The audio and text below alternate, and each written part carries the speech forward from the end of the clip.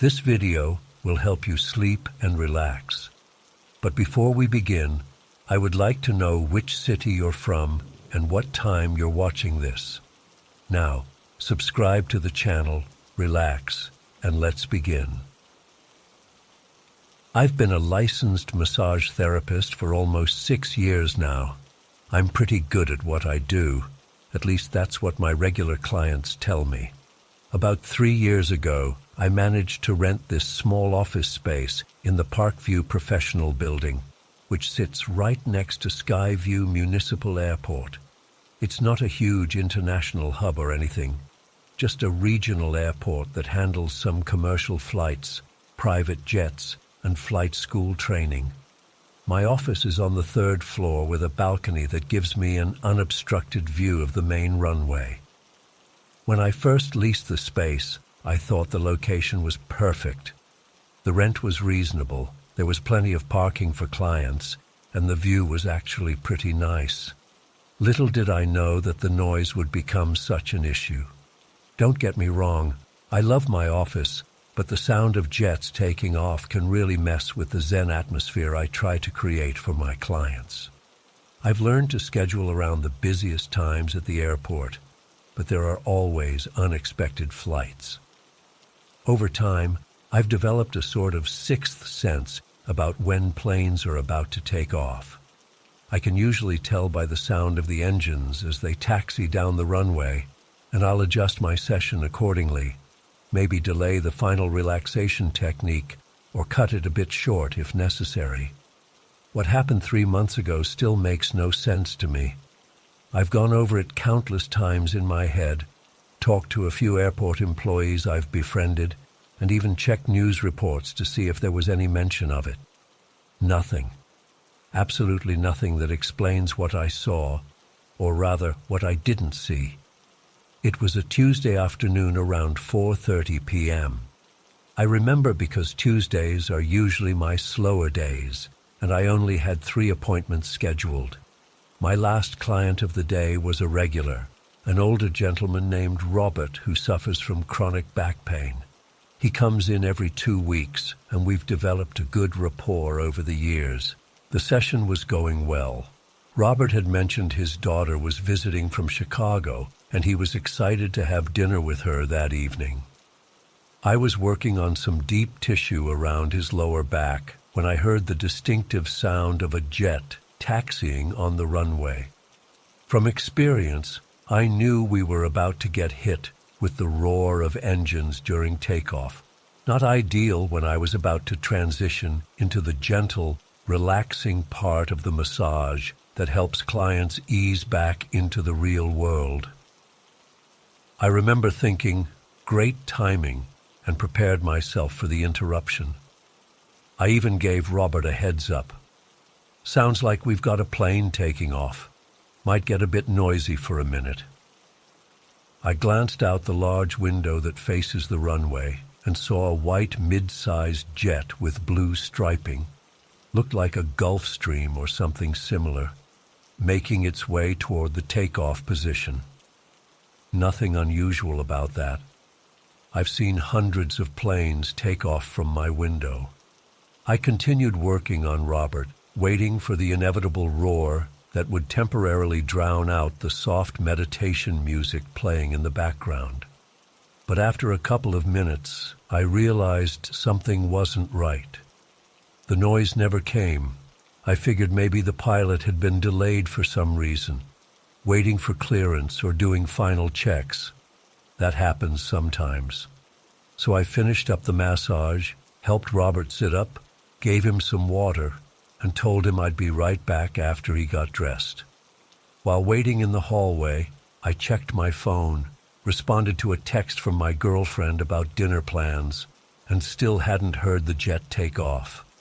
By this point, it had been at least 5 to 7 minutes since I first noticed the plane taxiing, which was unusual. Once Robert was dressed and had scheduled his next appointment, I walked him to the door, closed up for the day, and decided to step out onto the balcony to see what was happening with that plane. The runway was empty, completely empty. At first, I thought maybe the plane had taxied to another area while I was saying goodbye to Robert, but that didn't make sense. From my balcony, I can see the entire main runway and most of the taxi areas.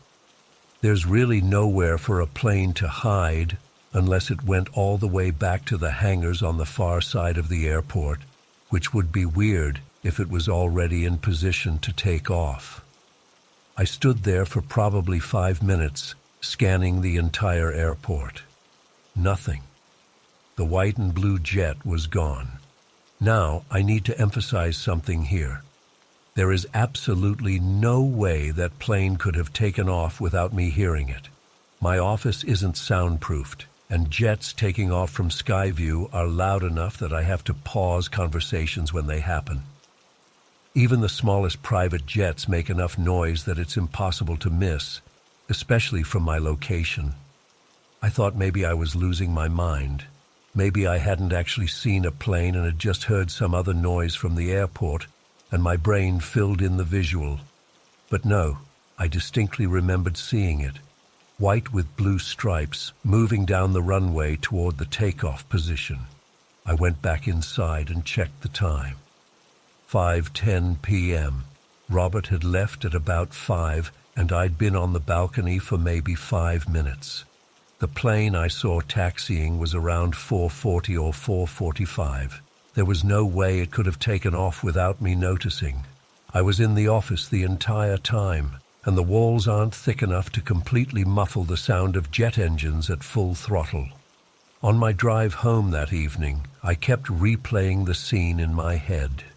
Had I somehow dozed off while standing at the window? Did I hallucinate the whole thing?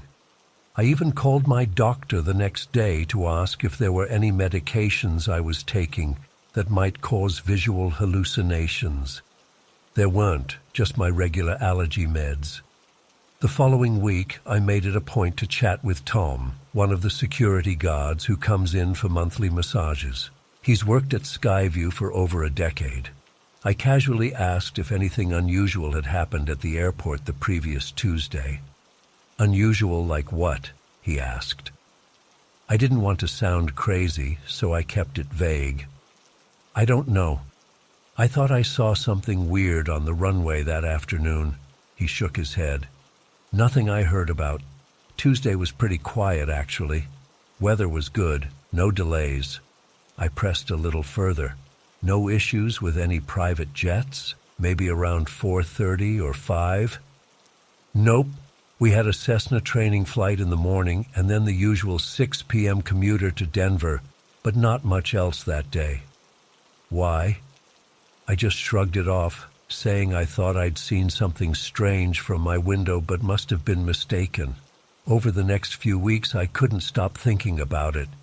I checked flight records for Skyview that I could find online. Nothing unusual. I even drove around to the other side of the airport one day during my lunch break to see if there was some area where a plane could taxi that wouldn't be visible from my office.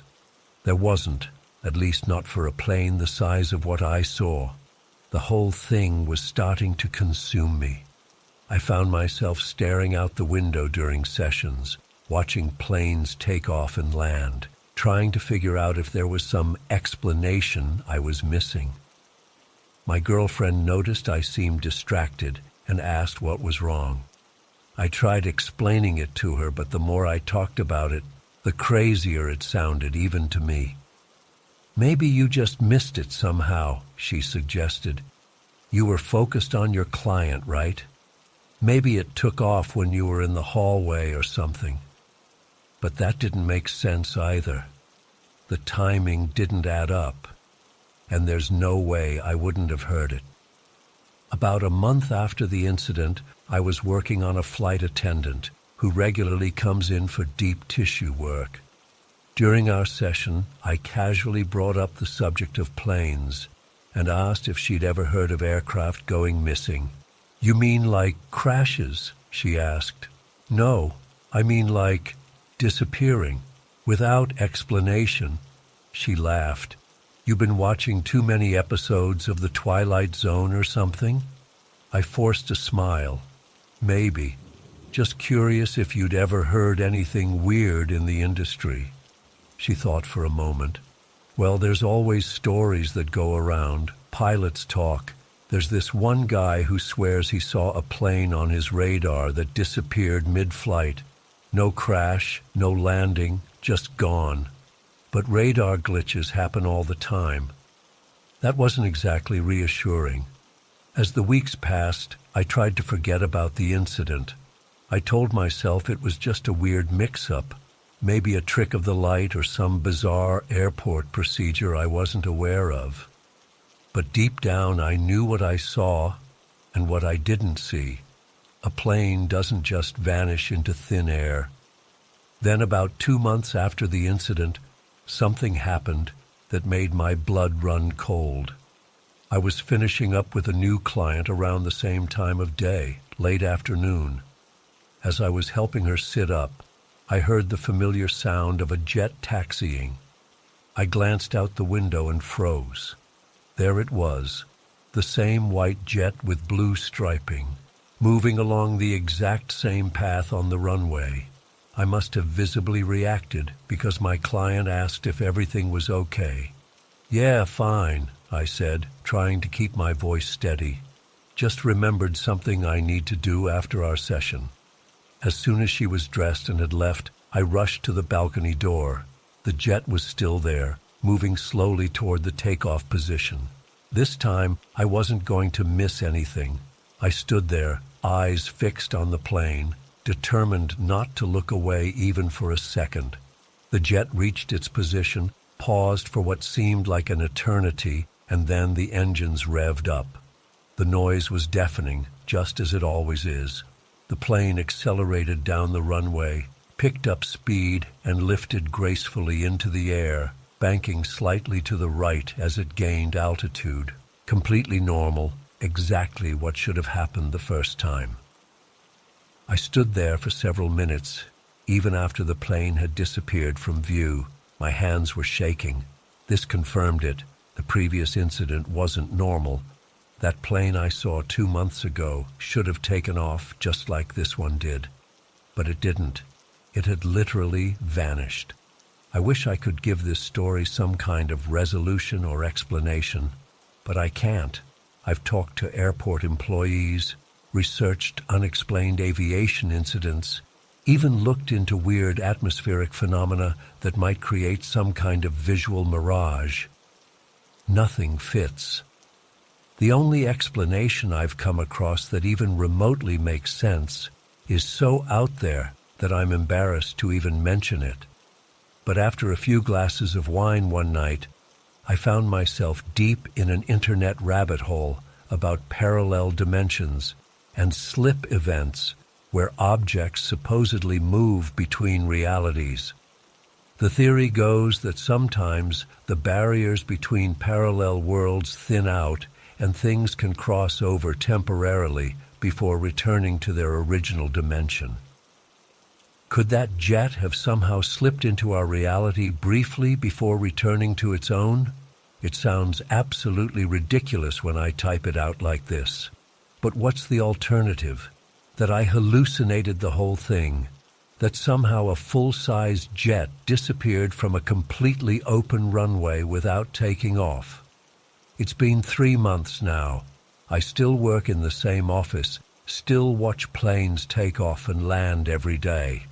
I've never seen anything like it happen again. Sometimes I almost convince myself that I imagined the whole thing or that there's some perfectly logical explanation I'm just not seeing. But then I'll wake up in the middle of the night, the image of that white and blue jet vivid in my mind, and I know what I saw, or rather what I didn't see. A plane disappeared in front of my eyes, and I have absolutely no idea how or why.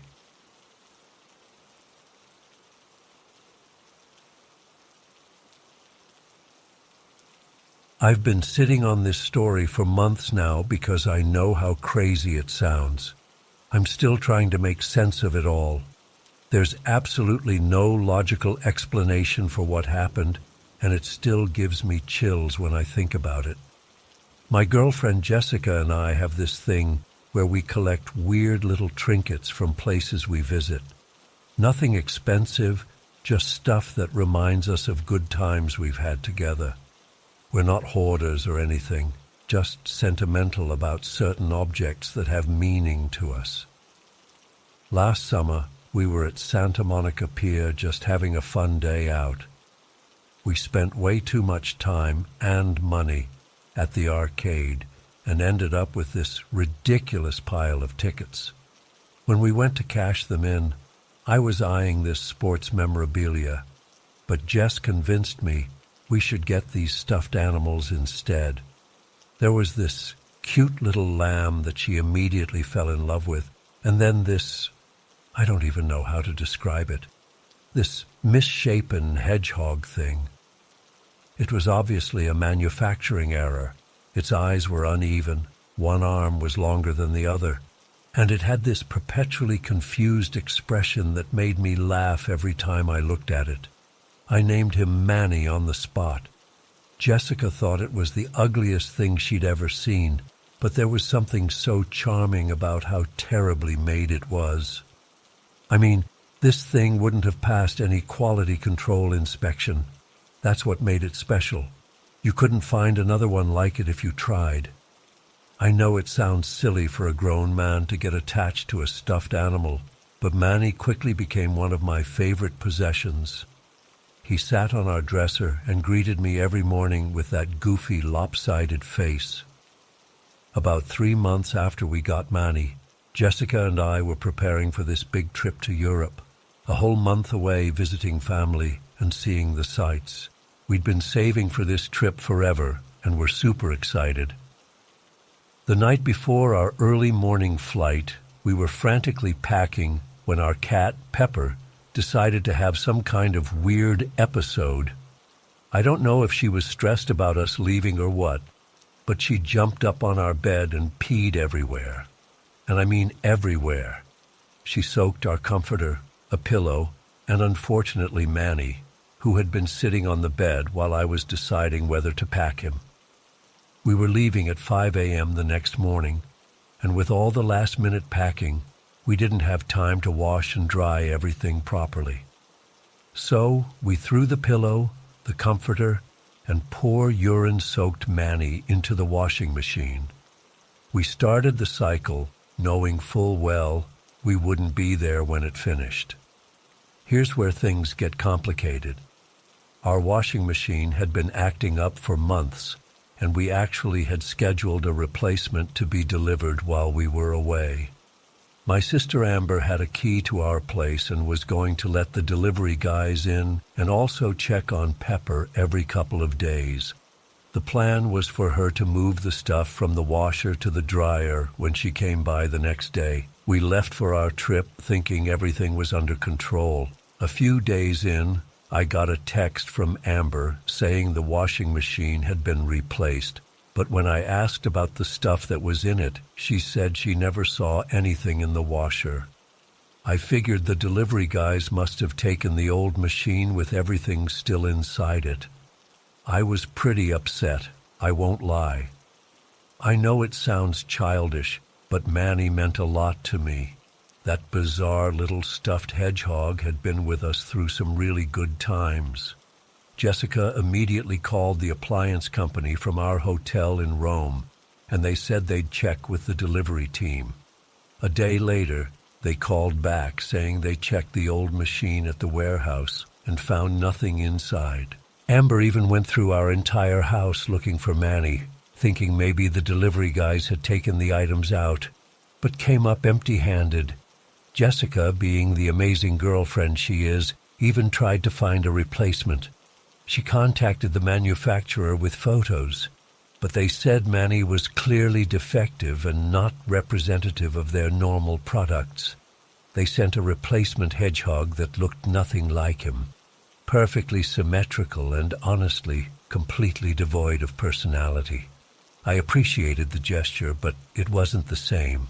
I put the new hedgehog in a drawer and kind of accepted that Manny was gone for good. Our trip was amazing, but I'd be lying if I said I didn't think about that stupid stuffed animal a few times. Jessica would catch me looking sad and say, "You're thinking about Manny again, aren't you?" And I'd laugh it off, but yeah, I was. We got back home, settled into our routine, and life went on. The new washing machine worked great. Pepper seemed happy to have us back. Everything was normal. Then came that night. It was exactly a month after we'd returned from our trip. We'd been home since June 23rd, and this happened on July 23rd. I remember the date clearly because it's seared into my brain. I woke up around 3:17 a.m. I remember checking my phone with this weird feeling, not scared, just aware, like when you sense someone watching you. I lay there for a minute, listening to the house, wondering if Pepper had knocked something over. Everything was quiet. Jessica was sound asleep next to me. I got up to use the bathroom, and as I was walking back to bed, I felt compelled to check the laundry room. I can't explain why. I hadn't been thinking about Manny much lately, but something pulled me toward that room. I opened the door, flicked on the light, and there he was, Manny, sitting perfectly upright on top of our new dryer, clean, dry, and looking exactly like he did the day we won him at the arcade. I stood there frozen, my heart racing. I'm not a superstitious person. I don't believe in ghosts or anything like that, but I could not comprehend what I was seeing. There was absolutely no logical explanation for how Manny could be sitting there. I slowly approached the dryer, half expecting the stuffed animal to move or disappear. But it just sat there with that same crooked smile and mismatched eyes. I reached out and touched it. It was completely real. I even smelled it, thinking maybe Amber or someone had found it and washed it. But there was no detergent smell, no cat pee smell either. It smelled like nothing, just fabric. I grabbed Manny and ran back to our bedroom, flipping on the light and shaking Jessica awake. "Jess! Jess, wake up!" I practically shouted. She groaned and squinted at me. "What time is it? What's wrong?" "Manny's back," I said, holding the stuffed hedgehog in front of her face. She sat up immediately, fully awake. "What? Where did you find him?" "He was just sitting on top of the dryer in the laundry room." Jessica took Manny from me and examined him. "That's impossible. Are you sure it's him, not the replacement?" "I'm positive. Look at his wonky eye and the long arm. It's definitely him." We sat there on the bed, passing Manny back and forth, trying to make sense of what was happening. The replacement hedgehog was still in the drawer where I'd left it. We checked. "Did Amber come over?" Jessica asked. "At 3 a.m? No way." But I texted my sister anyway. While waiting for a response, we checked the whole house. Nothing seemed disturbed. The doors were locked. The windows were closed. Pepper was asleep in her cat bed, undisturbed. Amber responded to my text the next morning, completely confused by my question. She hadn't been to our house in over 2 weeks. We asked everyone who had a key to our place. My parents, Jessica's brother, nobody had been there. The strangest part was that the pillow and comforter that had been in the washing machine with Manny never reappeared. Just him. And he was in perfect condition, not faded from washing, not damaged at all. We've come up with every possible explanation. Maybe the delivery guys did take the stuff out of the washing machine, and one of them returned Manny. But why wait a month? And how did they get in? Maybe Amber found him and forgot she brought him back, but she insisted she never saw him, and I believe her. Jessica jokes that maybe Manny followed us to Europe and came back when he was ready. She says it as a joke, but sometimes I catch her looking at him with this uneasy expression. We put Manny back on the dresser, but sometimes I swear he's in a slightly different position when I wake up. Jessica says it's just Pepper moving him, but our cat shows zero interest in the stuffed animal. It's been 6 months now, and I still have no explanation for how Manny returned. I've never believed in the supernatural, but I can't come up with a rational explanation for this. How does a stuffed animal that was lost inside a washing machine that was taken away while we were in another country suddenly appear, perfectly clean and dry, in our laundry room a month after we returned? The company that took our old washing machine swears they found nothing inside. We even went to their warehouse to check ourselves about a week after we got back from our trip. The machine had already been processed for parts recycling. I know how crazy all this sounds. If someone told me this story, I'd think they were making it up or misremembering something. But Jessica and I both experienced this, and we still talk about it regularly, trying to figure it out. I've never been so confused by something in my entire life. It's not scary in a traditional sense. Manny hasn't started talking or moving around, thank God. But the impossibility of what happened disturbs me on a fundamental level. Every time I look at that misshapen hedgehog sitting on our dresser, I'm reminded that something happened that I cannot explain. And it makes me wonder what else in this world might exist beyond our understanding. I still keep Manny. I couldn't bear to get rid of him now. Whatever journey he went on to find his way back to us, he's earned his spot in our home. But sometimes, late at night, I find myself staring at him, wondering where he was for those months and how he made his impossible journey back to us. I've been trying to make sense of what happened for weeks now. I've gone over it 1,000 times in my head, checked maps, calculated driving times, everything. I'm posting this because I need to know if anyone else has experienced something similar, or if I'm losing my damn mind. About a month ago, I went shooting with my son and my dad at the range out in Oak Ridge Valley. It was a perfect day for it. Clear skies, not too hot. We spent a few hours there, had a great time. Nothing unusual. My son, he's 21, drove me in my car while my dad followed in his truck. We'd done this plenty of times before. Around 4:30 p.m. we packed up and headed home. The drive back to our neighborhood is about 30 minutes, mostly interstate with a few local roads. There's literally only one way to get there from the range. You take Route 36 to the interstate, then exit at Monroe Boulevard and wind through a couple of residential streets to our neighborhood. As we were leaving the range, everything was normal. My son and I got in my car, and my dad got in his truck. We pulled out first, with my dad right behind us. I could see him in my side mirror as we drove down the access road toward the interstate on-ramp.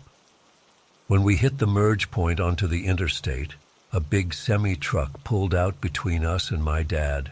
I remember looking back and seeing my dad stuck behind this massive truck. I even laughed and said to my son, "Looks like Grandpa's gonna be stuck behind that 18-wheeler for a while." The truck was moving slower than the regular traffic, maybe 55 in a 65 zone. My son maintained about 70, which is what everyone else was doing. Nothing crazy fast, just normal highway speed.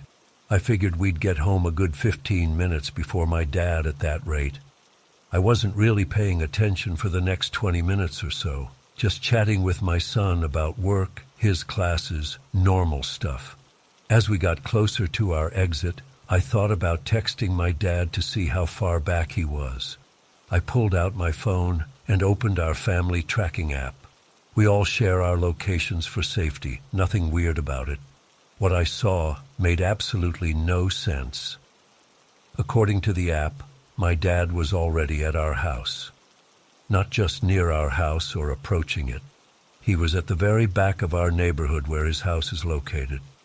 "That can't be right," I said out loud, staring at my phone. "What's wrong?" my son asked. "The app is showing Dad's already home," I said, refreshing it to make sure it wasn't some glitch. The blue dot representing my dad was still showing him at his house.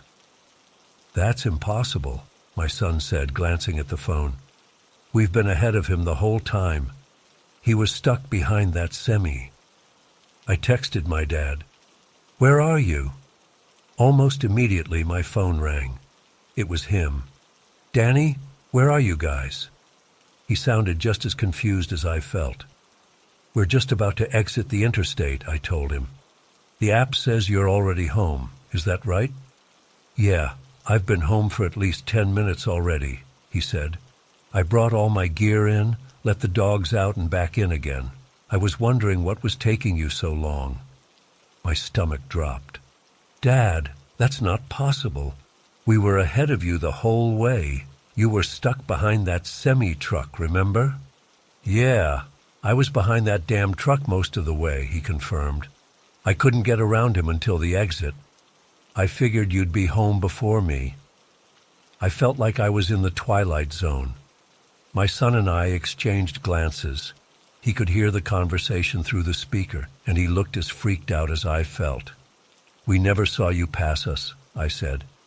"There's literally no way you could have gotten ahead of us." "Well, I'm home," my dad said, sounding increasingly unsettled. "I'm standing in my living room right now." We pulled into our neighborhood about 5 minutes later.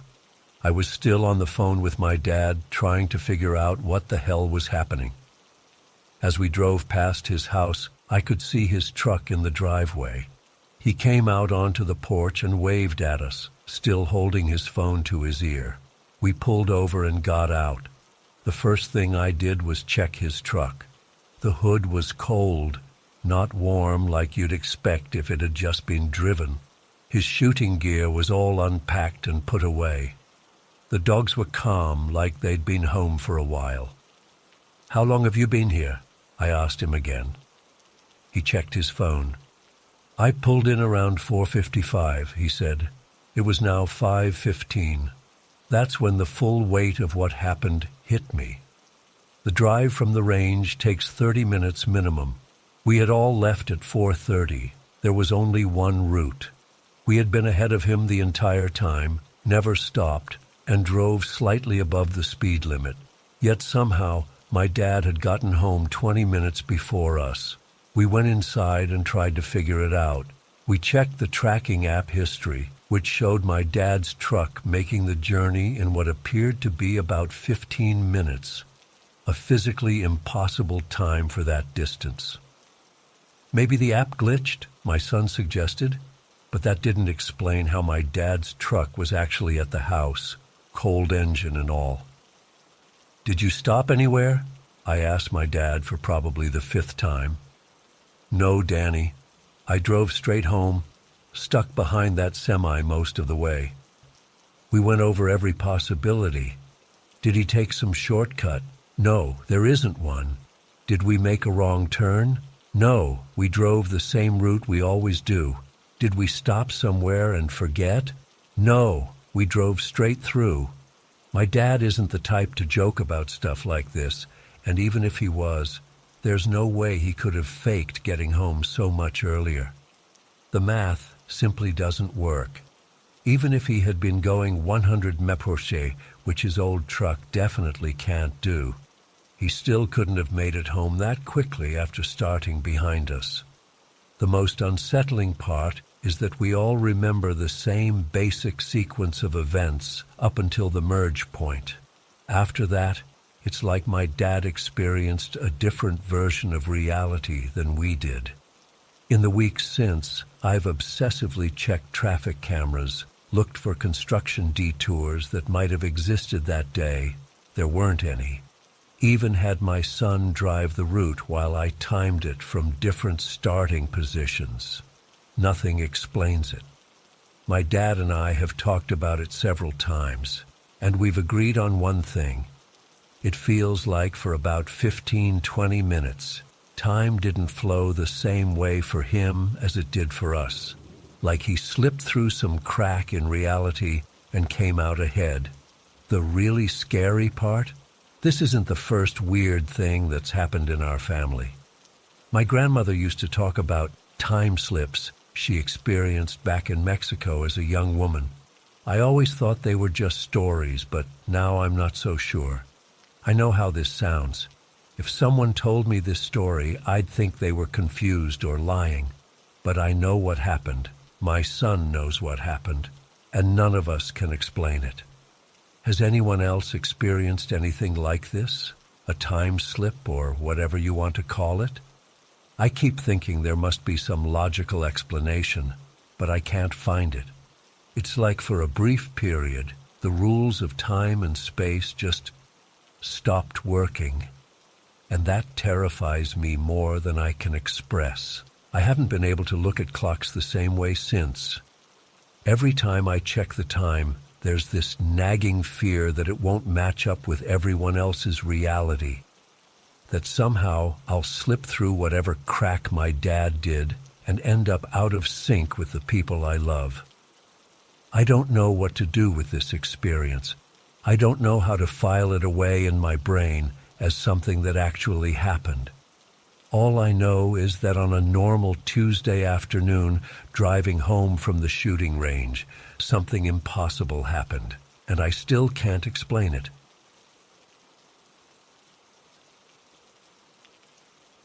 I've been trying to make sense of what happened last Tuesday for almost a week now. I still can't explain it, and honestly, I'm not sure I want to. Some things just don't add up, and this is definitely one of them. I've always considered myself a logical person. I don't buy into conspiracy theories or supernatural stuff. At least I didn't until last week. I work as an administrative assistant at a small financial services firm in Pinewood Creek. It's a pretty standard office job in a pretty standard small town. Nothing exciting ever happens here.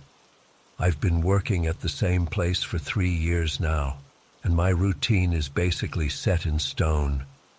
Every morning, I arrive at 7 a.m. sharp. I'm always the first one in because I handle the early morning prep work before we open to clients at 8 GAC. Part of my job is monitoring the lobby security cameras until 8 TAS when I open the service window. The building has a main entrance with glass doors that lead into a small inner lobby. You need a key fob to get through the second set of doors into the actual office. It's all very secure, very normal. My work bestie is Lauren.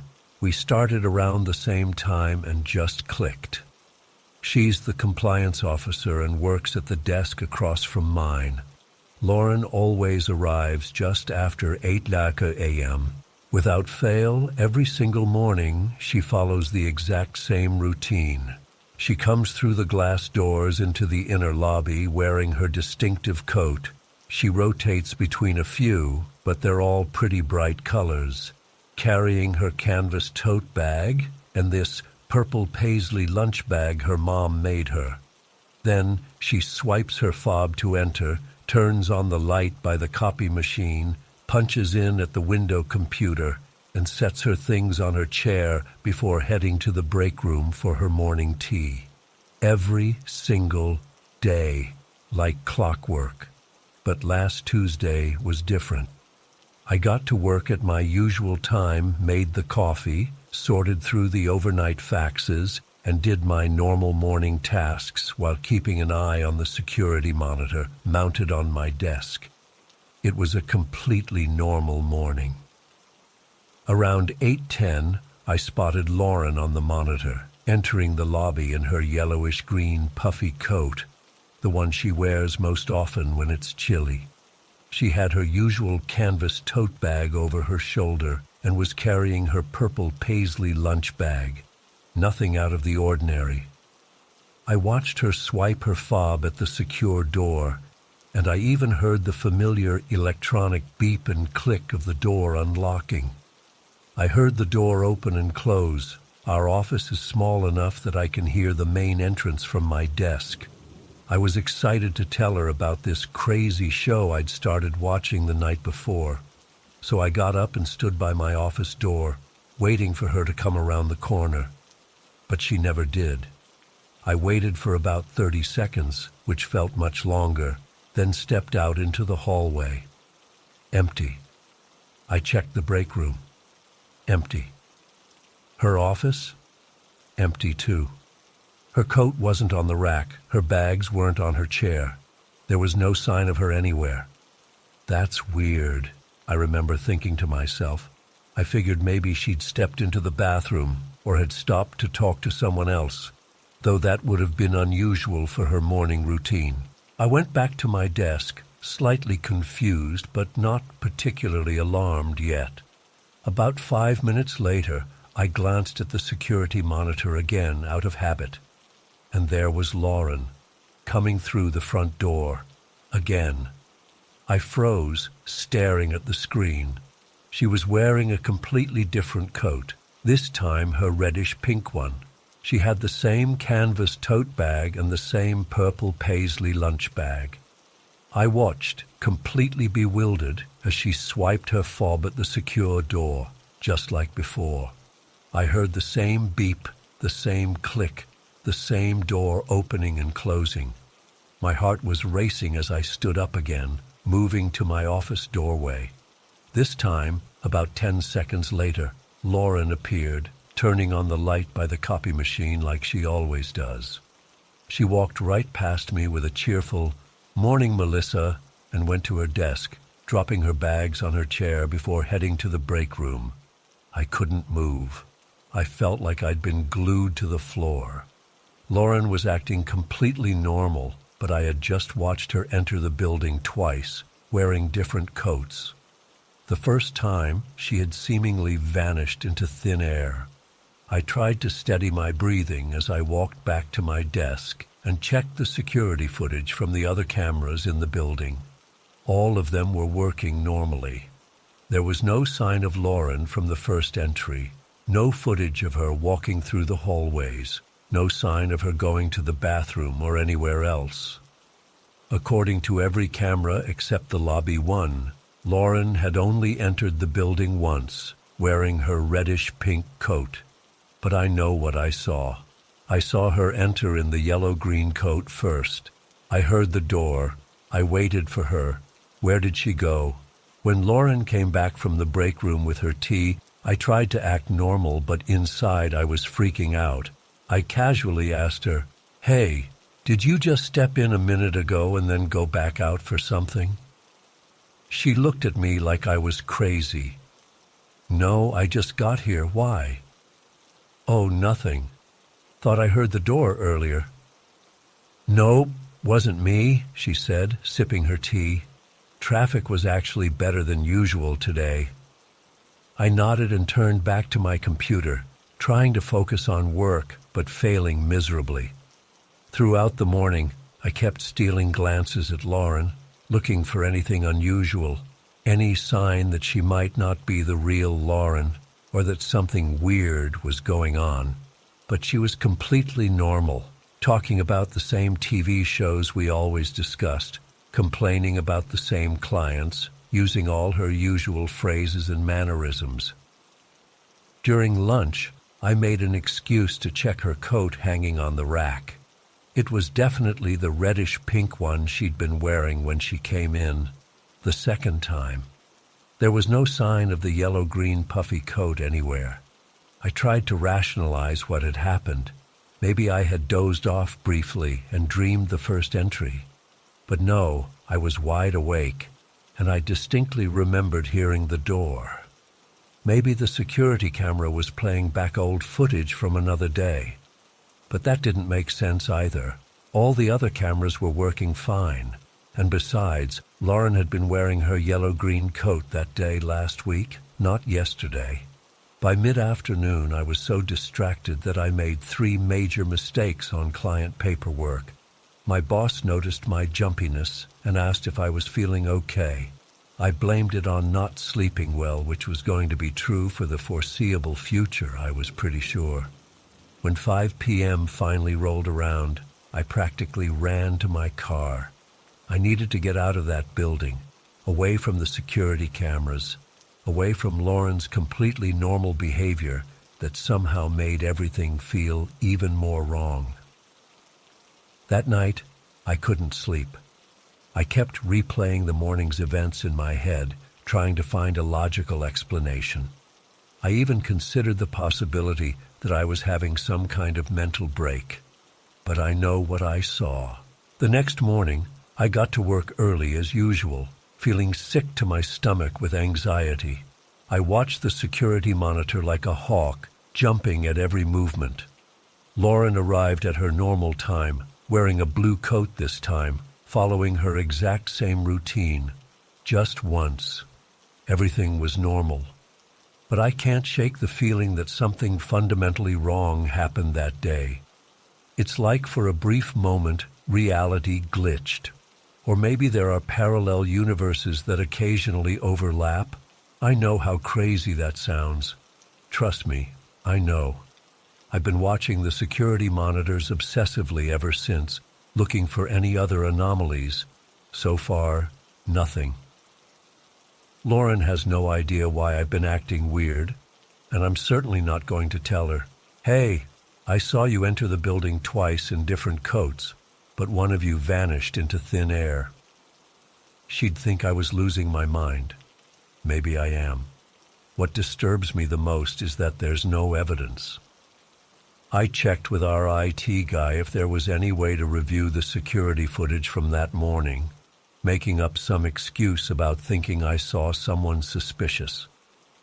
He told me our system only keeps footage for 24 hours before overwriting it due to storage limitations. Convenient, right? The only proof I had is gone. So I'm left with this impossible memory, watching my coworker enter our building twice within minutes of each other, wearing different clothes, with only one of her actually making it to the office. The other one just disappeared. Vanished between the front door and her desk, a distance of maybe 30 feet. I've researched glitches in reality, quantum physics, parallel universes, all sorts of bizarre theories trying to make sense of what I experienced. None of it has given me any real answers. Some people talk about glitches in the matrix or simulation theory, the idea that we're all living in some kind of computer program that occasionally malfunctions. A week ago, I would have laughed at those ideas. Now, I'm not so sure. The most logical explanation is that I hallucinated the whole thing or had some kind of minor stroke that affected my perception, but it felt so real. I heard the door. I saw her on the monitor. I waited for her to appear. I haven't told anyone about this in person. How could I? But I can't stop thinking about it. What if it happens again? What if next time it's not just seeing someone enter a building twice, but something more significant? What if reality is more fragile than we think? And the question that keeps me up at night, if Lauren entered the building twice, but only one Lauren made it to her desk, where did the other Lauren go? I've never shared this story with anyone other than my wife Sarah, because frankly it makes me sound insane. But I need to get this off my chest because it's been almost a year and I still can't explain what happened that day. I've always been the organized one in our household. Sarah teases me about my system for everything, where the car keys go, how the pantry is arranged, even how the damn throw pillows are supposed to be positioned on the couch. It's not OCD or anything clinical like that. I just like knowing where things are, especially the things I use regularly. The scissors were part of that system. Not just any scissors. These were a pair of Fiskars office scissors with orange handles that I'd had since college. Good quality, always sharp, perfect for everything from opening Amazon packages to cutting coupons. They lived in the top drawer of our kitchen island, always placed in the small wooden organizer at the front, orange handles facing right. That's where they'd been for the 7 years we'd lived in our house in Millfield, until one day they weren't. It was a Tuesday in October when I first noticed they were missing. I needed to cut open a package of chicken breasts for dinner and went to grab the scissors from their spot. They weren't there. No big deal. I figured Sarah had used them and put them somewhere else. She's not as particular about these things as I am. "Babe, have you seen the scissors?" I called out to her while she was folding laundry in the living room. "They should be in the drawer where they always are," she replied. "Well, they're not." Sarah came into the kitchen, looking slightly annoyed because I'd interrupted her folding rhythm. She pulled open the drawer and rummaged around. "Huh, that's weird. I used them yesterday to cut a tag off my new sweater, but I definitely put them back here." We spent about 20 minutes looking in all the obvious places. Other drawers, countertops, the dining table, Sarah's craft desk, even checking if they'd somehow fallen behind the island. Nothing. It was irritating, but not exactly earth-shattering. Things get misplaced. We'd find them eventually, except we didn't. Days turned into weeks. The scissors became something of a running joke between us. "Maybe the scissors eloped with the missing socks from the dryer," Sarah would say. Or I'd walk into a room and dramatically announce, "I've come for the scissors. I know you're hiding in here somewhere." But underneath the jokes was a genuine confusion. Those scissors were used almost daily. They weren't the kind of thing you'd accidentally throw away or put in some bizarre location. And our house isn't that big. A 3-bedroom suburban ranch with an open floor plan. There aren't that many places for things to hide. By the time December rolled around, I'd given up. I'd checked everywhere multiple times. I'd emptied that kitchen drawer completely at least 3 different occasions, removing the wooden organizer, checking if somehow the scissors had slipped underneath or behind it. I'd looked under all the furniture, in all the cabinets, in the garage, in my car, in Sarah's car. I'd even checked the garbage cans outside on multiple occasions, thinking maybe we'd tossed them by accident.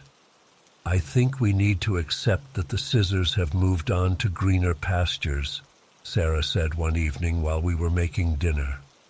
She was using a steak knife to awkwardly cut open a package of pasta. "Can we please just buy new ones already?" She was right. It was ridiculous to keep obsessing over a $12 pair of scissors. So that weekend we stopped at Target and bought a new pair. Same brand, same style, same orange handles. I felt a weird sense of defeat as I placed them in the cart, like I was giving up on a search and rescue mission. When we got home, Sarah started unpacking the groceries while I took the scissors out of their hard plastic packaging. I sliced through the package with a knife, ironically needing scissors to open scissors packaging, and walked over to the drawer where they belonged. I pulled open the drawer and was about to place the new scissors in their spot when my hand froze mid-air. There, in the wooden organizer, orange handles facing right, were my original scissors. I stood there, completely still, staring at them. My brain couldn't process what I was seeing. I blinked hard, thinking maybe I was hallucinating, but they were still there. "Sarah," I said, my voice coming out strangely quiet, "come here a second." She must have heard something in my tone, because she immediately stopped what she was doing and walked over. "What's wrong? You look like you've seen a—" She stopped mid-sentence when she looked into the drawer. "What the hell?" "Those are our scissors," I said unnecessarily. "That's not possible," she whispered. "We looked everywhere. We emptied that drawer completely just last week." I reached in with a shaky hand and picked them up. They were real. They were solid. They were unmistakably our original scissors. I could see the tiny nick in one of the blades from when I'd accidentally tried to cut through a staple years ago. Maybe they were behind something and got knocked loose, or fell out of something else we put in the drawer, Sarah suggested, but her voice lacked conviction. I shook my head slowly. "There's nothing else in this drawer but the organizer and some pens and notepads, and I took the organizer completely out multiple times." We stood there in silence, both staring at the drawer like it might provide some explanation. It didn't. "Okay, let's think about this logically," Sarah finally said, though her voice was still shaky. "Did anyone else have access to our house? Your mom? A friend with a key? No one's been here except us. And even if they had been, why would anyone secretly return scissors? And how would they have known exactly where they go and how I position them?" A cold feeling was spreading through my chest. The implications were making me feel sick. "Maybe we really did overlook them somehow," Sarah said, but she didn't sound convinced. "Sarah, I emptied this drawer completely, took everything out and ran my hand along the bottom. Multiple times. They weren't here. They could not have been here. We did the only thing we could think of. We searched the house again, this time looking for any explanation, any sign of intrusion, any indication that someone had been in our house. We checked doors, windows, the security system log. Nothing was amiss. No one had been here but us. "Should we call the police?" Sarah asked, sitting on the edge of our bed, looking pale. "And tell them what? That our scissors disappeared for 2 months and then reappeared in the exact drawer we looked in dozens of times? They'll think we're crazy. Hell, I think we're crazy. Here's the thing that really makes my skin crawl, the timing. Why that exact moment? Why did they reappear precisely when I was about to place the new scissors in the drawer? It wasn't a coincidence. It couldn't have been. It was like something was watching, waiting, like it knew. We eventually put both pairs of scissors in the drawer and tried to go on with our day, but things felt off, wrong. The house that had always been our safe space now felt slightly threatening, like it was hiding secrets from us. That night, we barely slept. We kept waking up at every little noise, convinced someone was in the house. I got up around 3 a.m. and checked the drawer again. Both pairs of scissors were still there, exactly as we'd left them. The next morning we tried to rationalize it. Maybe we were both going crazy.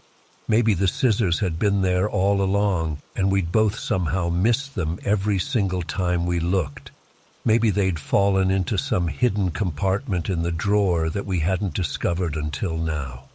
We cycled through every possible explanation, no matter how unlikely, but deep down we both knew there was no logical explanation. The scissors had been gone, completely, undeniably gone, and then they weren't. In the weeks that followed, we started noticing other strange things. A coffee mug that Sarah swore she'd broken months ago, suddenly intact on our shelf. A book I was certain I'd loaned to a coworker appearing on my nightstand. Small things, things that could be explained away by faulty memory or confusion. But we knew better.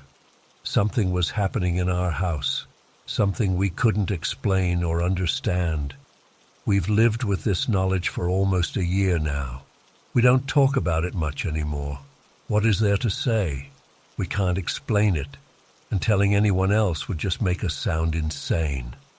Sometimes I'll catch Sarah staring at that drawer with a troubled expression. Sometimes she catches me doing the same thing. We've thought about moving, but would that even help? Would whatever inexplicable thing is happening follow us? Is it the house or is it us? I still use those original scissors almost every day. They still cut perfectly. They still live in that drawer, orange handles facing right. Everything seems normal. Except nothing is normal, and nothing will ever be normal again. Because now we know that the world doesn't work the way we thought it did. Objects can vanish completely and then return, defying all logic and reason. The boundaries we thought existed between possible and impossible aren't as solid as we believed. And the worst part, the part that keeps me up at night staring at the ceiling, if scissors can disappear and reappear, What else might be able to come and go as it pleases? What might walk through whatever doorway those scissors used? I don't have answers. All I know is that I check that drawer every morning now, just to make sure the scissors are still there. And every time I open it, there's this split second where my heart stops, and I wonder, will they be there today, or will they be gone again? And if they're gone, what else might be missing, or worse, what else might have returned? I still can't explain what happened last Wednesday night. I've spent hours going over it in my head, trying to find some rational explanation, but there isn't one. I know how this is going to sound. If someone told me this story, I'd think they were making it up or that they just hadn't looked hard enough. But I know what I saw, or rather, what I didn't see, and then suddenly saw again. It was around 8:30 p.m. I'd just gotten home from work and was exhausted. I didn't feel like cooking, so I stopped by Aladdin's, this Mediterranean place near my house in Riverdale that I order from at least once a week. I got my usual curry chicken with rice and a side of pita bread. They call it naan on the menu, but it's definitely pita. Nothing special about the night so far. Just a normal Wednesday. I set everything up on my kitchen counter. My apartment isn't fancy, but the kitchen has this nice island counter where I usually eat when I'm alone. I took the pita out of the bag. It was one big, round piece, and tore it in half. I put one half directly in front of me on the counter and stuffed the other half back in the takeout bag for later. Alex, my roommate, was in the living room playing some game on his PlayStation. I could hear the gunfire and explosions from where I stood. I remember thinking I should grab some paper towels because the curry always makes a mess. The paper towel roll was on a holder just off to my left, maybe 3 feet away. I turned, grabbed a couple sheets, and turned back. The half pita that I had placed in front of me was gone. At first, I wasn't alarmed. I figured maybe I'd accidentally knocked it off the counter when reaching for the paper towels. I looked down at the floor. Nothing there. I checked the other side of the counter. Nothing. I looked at my hands, thinking maybe I'd absent-mindedly picked it up. Nope. Weird, I said to myself. I was still calm at this point. I figured there had to be a simple explanation. I checked under the takeout containers. No pita. I moved the containers entirely. Still, no pita. I checked the floor again, getting down on my hands and knees to look under the counter overhang. Nothing. That's when the first real twinge of uneasiness hit me. I stood up and tried to replay what had happened in my mind. I had torn the pita in half. I had put one half right there on the counter. I had put the other half in the bag. I had turned to get paper towels. I had turned back, and the pita was gone. I opened the takeout bag to check if somehow both halves were in there. Nope, just the one half I'd put back. I opened the nearby drawer where we keep plastic wrap and aluminum foil, thinking maybe I'd put it away without realizing. Nothing. By now, about 5 minutes had passed, and I was getting genuinely confused and a little frustrated. It was just a piece of bread, but the fact that it had vanished was really bothering me. I started to question whether I'd actually torn the pita at all. Had I imagined doing it? No, I clearly remembered the sound and feel of tearing it. Plus, there was still only half a pita in the bag. I opened the cabinet doors below the counter. I checked the sink. I even opened the refrigerator, though I knew there was no way I would have put it in there. I was now fully invested in finding this missing piece of bread. It had become a matter of principle and sanity. About 15 minutes into my increasingly frantic search, Alex walked into the kitchen. "What are you doing?" he asked, watching me as I closed another cabinet door.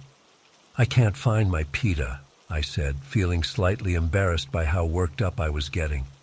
"Your what?" "My pita bread. Half of it is missing." Alex laughed. "Did you eat it?" "No, I didn't eat it. I tore it in half, Put one half here. I pointed to the spot on the counter. Put the other half in the bag. Turned to get paper towels. And when I turned back, it was gone. Maybe it fell on the floor. That's what I thought. But I've looked everywhere. Help me look.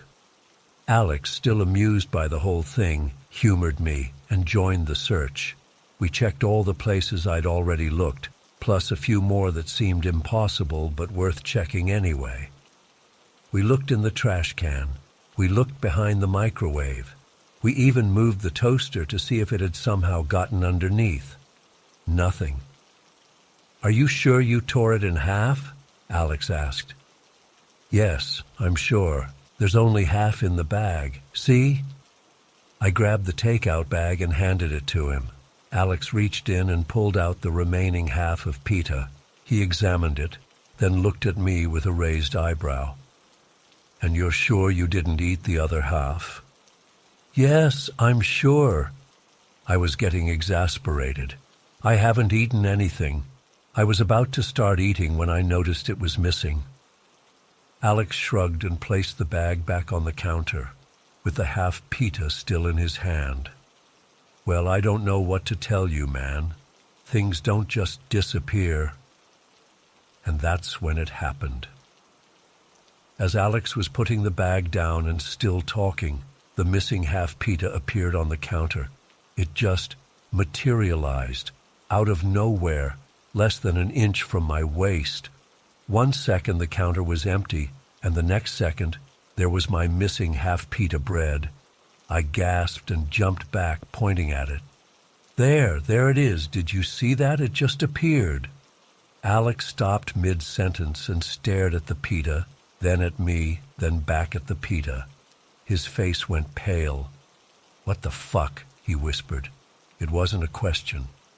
We both stood there, frozen, staring at this completely ordinary piece of flatbread that had just done something completely extraordinary.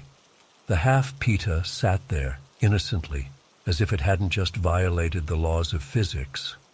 "Tell me you saw that," I said, my voice shaking slightly. Alex nodded slowly. Yeah, it wasn't there, and then it was." "Did you put it there?" I asked, desperately hoping for a rational explanation. "No," Alex said firmly. "I didn't have it. I only had the half from the bag, which is still in my hand." He held up the other half to prove his point. I tentatively reached out and touched the pita on the counter. It was real. It was slightly warm, just like fresh pita should be. It wasn't some hallucination or trick of the light. "Maybe it was stuck to something," Alex suggested, but his voice lacked conviction. We both knew that wasn't the case. There had been nothing on that part of the counter, nothing at all, and we'd both been looking right at the spot when the pita appeared. "This is freaking me out," I admitted. "Yeah," Alex agreed. Then, after a moment of uncomfortable silence, he added, "Look, it's just a piece of bread. Let's just eat dinner." I could tell he was trying to normalize the situation, to protect his sense of reality. I don't blame him. I wanted to do the same thing, but I couldn't. Something impossible had just happened right in front of us. We awkwardly went about eating our dinner. Alex retreated to the living room with his food, probably to escape the weirdness of what had just happened. I stayed at the counter, occasionally glancing at the half pita that had disappeared and reappeared. I didn't eat it. I couldn't bring myself to. It felt wrong somehow. After dinner, we briefly talked about what happened. Alex was already downplaying it, saying maybe it had been stuck to something, or one of us had moved it without realizing. I knew neither was true, but I didn't push it. By the next morning, Alex was acting like nothing unusual had happened at all, but I couldn't shake it. I kept replaying the scene in my head. The pita had vanished, and then, nearly 15 minutes later, it had reappeared in an instant, right before our eyes. Where had it gone? How had it come back? What makes this whole thing even more disturbing is what happened the very next day. I subscribe to this YouTube channel called Reality Checks that discusses weird phenomena and unexplained events. Not usually my thing, but a friend recommended it a while back, and I find the host's voice soothing. The day after the PETA incident, they uploaded a video titled Time Slips and Reality Glitches, Reports Increasing Worldwide. I clicked on it out of curiosity, and my blood ran cold as I listened. The host was talking about a recent surge in reports from people all over the world experiencing what they called glitches in time, or warps in the timeline, instances where objects disappeared and reappeared, or where people seemed to experience brief jumps in time. One account in particular stood out. A woman in Portland described placing her coffee mug on her desk, turning to answer her phone, and turning back to find the mug gone. She searched everywhere, only for the mug to reappear in the exact same spot 20 minutes later, while she was on a video call with a colleague who also witnessed the mug's sudden appearance. It was almost identical to what had happened with my pita bread. The video went on to speculate about tears in the fabric of reality, about objects temporarily slipping into parallel dimensions or getting caught in time loops. I'm not usually one for this kind of stuff. I've always been pretty grounded. But after what I experienced, I don't know what to believe anymore. The coincidence of that video coming out just one day after my own inexplicable experience feels significant somehow, like maybe whatever is happening is getting more common. I've tried to research similar incidents since then. There are plenty of stories online, but it's hard to separate the credible accounts from the fiction. All I know for sure is what happened in my kitchen last Wednesday. A piece of pita bread vanished into thin air and then materialized again right before my eyes, and I have no explanation for it. I still have the half pita. I wrapped it in plastic and put it in the freezer. I don't know why I kept it. As evidence, maybe? Evidence of what? That reality can break? That the laws of physics can be suspended for a piece of flatbread? Sometimes I wake up in the middle of the night wondering what would have happened if I had been the one to disappear instead of the pita. Would I have reappeared 15 minutes later? Would I have been aware of where I was during those missing minutes? Or would I have ceased to exist entirely?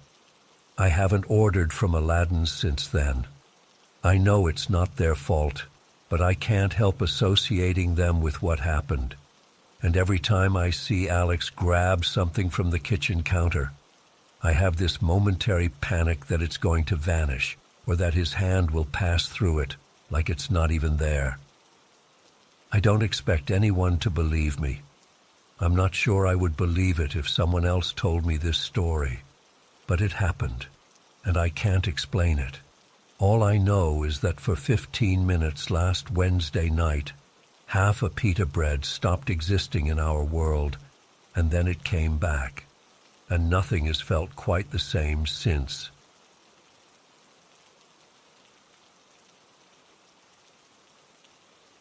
I never thought I'd be the person posting something like this. I'm not into paranormal stuff or conspiracy theories. I'm actually pretty logical and practical. My friends always tease me about my color-coded planner and the fact that I make lists for literally everything. But something happened last Saturday that I can't explain, and it's been freaking me out ever since. For context, I'm 16 and I live in Pineview, one of those small towns where everyone knows everyone. Nothing interesting ever happens here. The biggest event is when the grocery store gets a new flavor of ice cream. I've lived here my whole life with my parents and my younger sister Lily, who's 13. Anyway, last Saturday I was supposed to go to my boyfriend Jake's family reunion. Their family always makes a big deal out of these reunions. They rent out the park, have a massive barbecue, and play these super competitive soccer games. Jake had been talking about it for weeks, and I promised I'd be there by 1 p.m. I woke up early that morning to get ready, like I always do for important events. My parents had left for a day trip to visit my aunt, so it was just me and Lily at home. I had laid out my outfit the night before, blue shorts, my favorite t-shirt, and I was planning to wear my black sports bra underneath since I knew we'd be playing soccer. After breakfast, I went upstairs to shower and get dressed. I had plenty of time, so I wasn't rushing. I remember checking the time. It was around 11:30 a.m. when I started getting ready. I showered, did my hair, and went to my room to get dressed. That's when things got weird. I couldn't find my sports bra anywhere, the one I wear all the time. It's nothing fancy, just a plain black Nike one that fits perfectly. I distinctly remember washing it 2 days before and putting it away in my drawer. But when I opened my drawer, it wasn't there. I thought maybe I'd put it somewhere else, so I checked all my other drawers. Nothing. I looked in my laundry hamper thinking maybe I was mistaken about washing it. Not there either. I started getting a little frantic at this point because this sports bra is the only comfortable one I have for activities like soccer. I looked under my bed, in my closet, even in the bathroom, thinking maybe I'd brought it in there. I remember checking my bed specifically because sometimes I fold laundry there. My bed was made just like I'd left it that morning. Light blue comforter pulled up, 2 white pillows at the top, and nothing else on it. I even lifted the comforter and checked under the pillows. Nothing. Time was passing, and I was getting more frustrated. By 12:20 p.m., I had searched every inch of my room at least twice. I was standing in the middle of my room, hands on my hips, trying to figure out where else to look. My room isn't even that big, maybe 12 by 14 feet, with a twin bed, a desk, a dresser, and a small closet.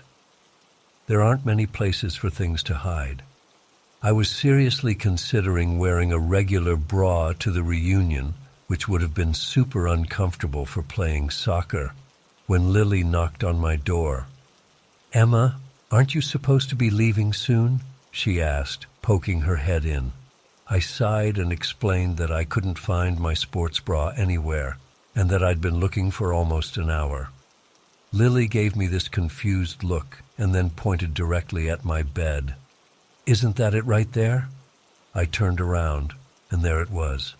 My black Nike sports bra was sitting right in the middle of my pillow, folded neatly like I normally store it.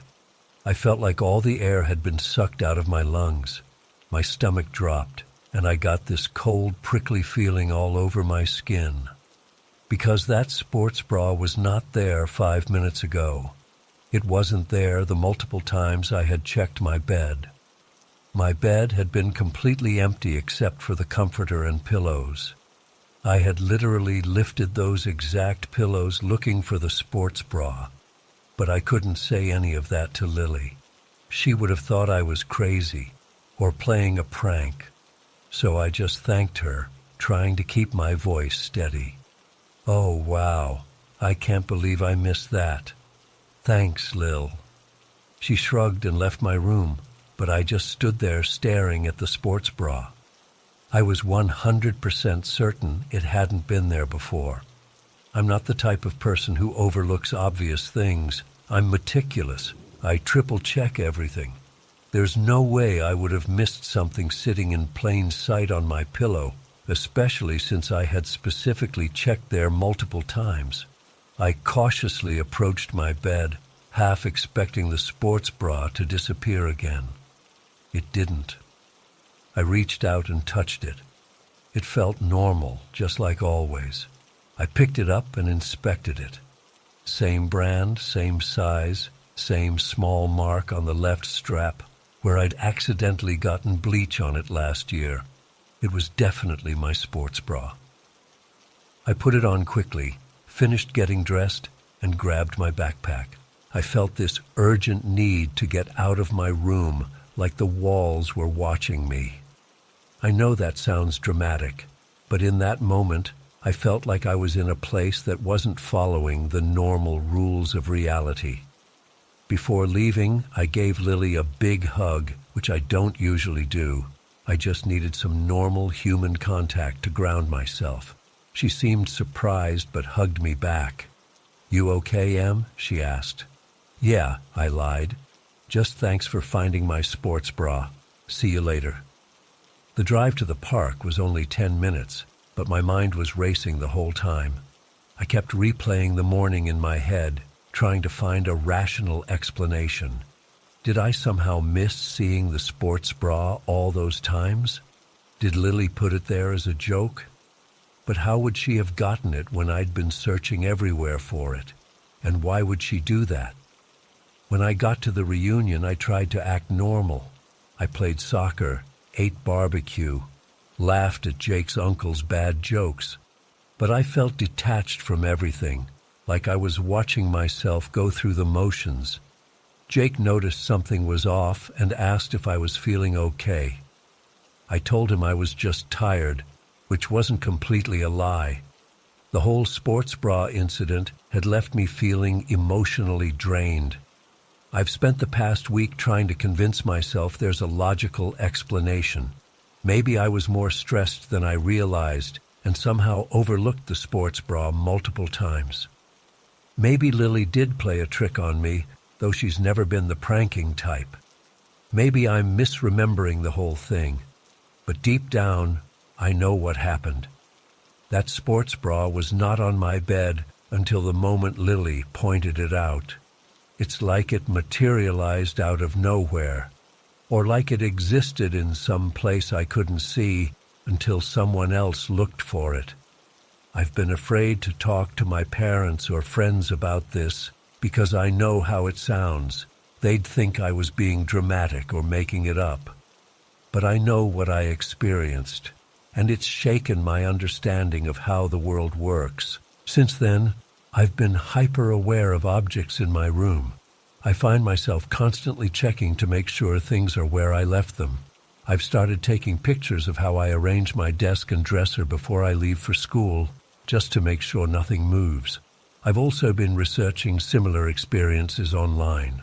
Some people call them glitches in the matrix or reality shifts. Most scientists would probably say it's just a case of inattentional blindness, not seeing something that's right in front of you because your attention is focused elsewhere. But that doesn't explain how I could have searched so thoroughly multiple times and not seen something that was in plain sight on my pillow. The most unsettling part is the implication. If objects can disappear and reappear like that, what does it mean about the nature of reality? Are there alternate dimensions where our things occasionally slip into? Is reality itself unstable in some way we don't understand? Or is there something about perception that science hasn't figured out yet? I keep thinking about quantum physics theories I've read about, how particles can exist in multiple states until they're observed. Was my sports bra somehow in a state of non-existence until Lily observed it? That sounds ridiculous, but so does what happened. I haven't told Lily about any of this. She probably wouldn't remember the incident. To her, it was just helping her sister find something obvious. But to me, it was the moment my understanding of reality fractured. It's been 7 days, and nothing similar has happened since. But I can't shake the feeling that the world isn't as solid and dependable as I always thought. That small, everyday objects might not stay where we put them. That reality might be more fluid than we realize. I keep my sports bra in a Ziploc bag now, inside my backpack where I can check on it easily. I know that sounds crazy, but I can't help it. I don't want it disappearing again. And honestly, I'm scared of what else might vanish or appear when I'm not looking. Has anyone else experienced something like this? Am I going crazy? Or is there something more to reality than what we see? I just needed to tell someone, even if no one believes me. because I know what I experienced and I can't explain it, and that terrifies me more than anything.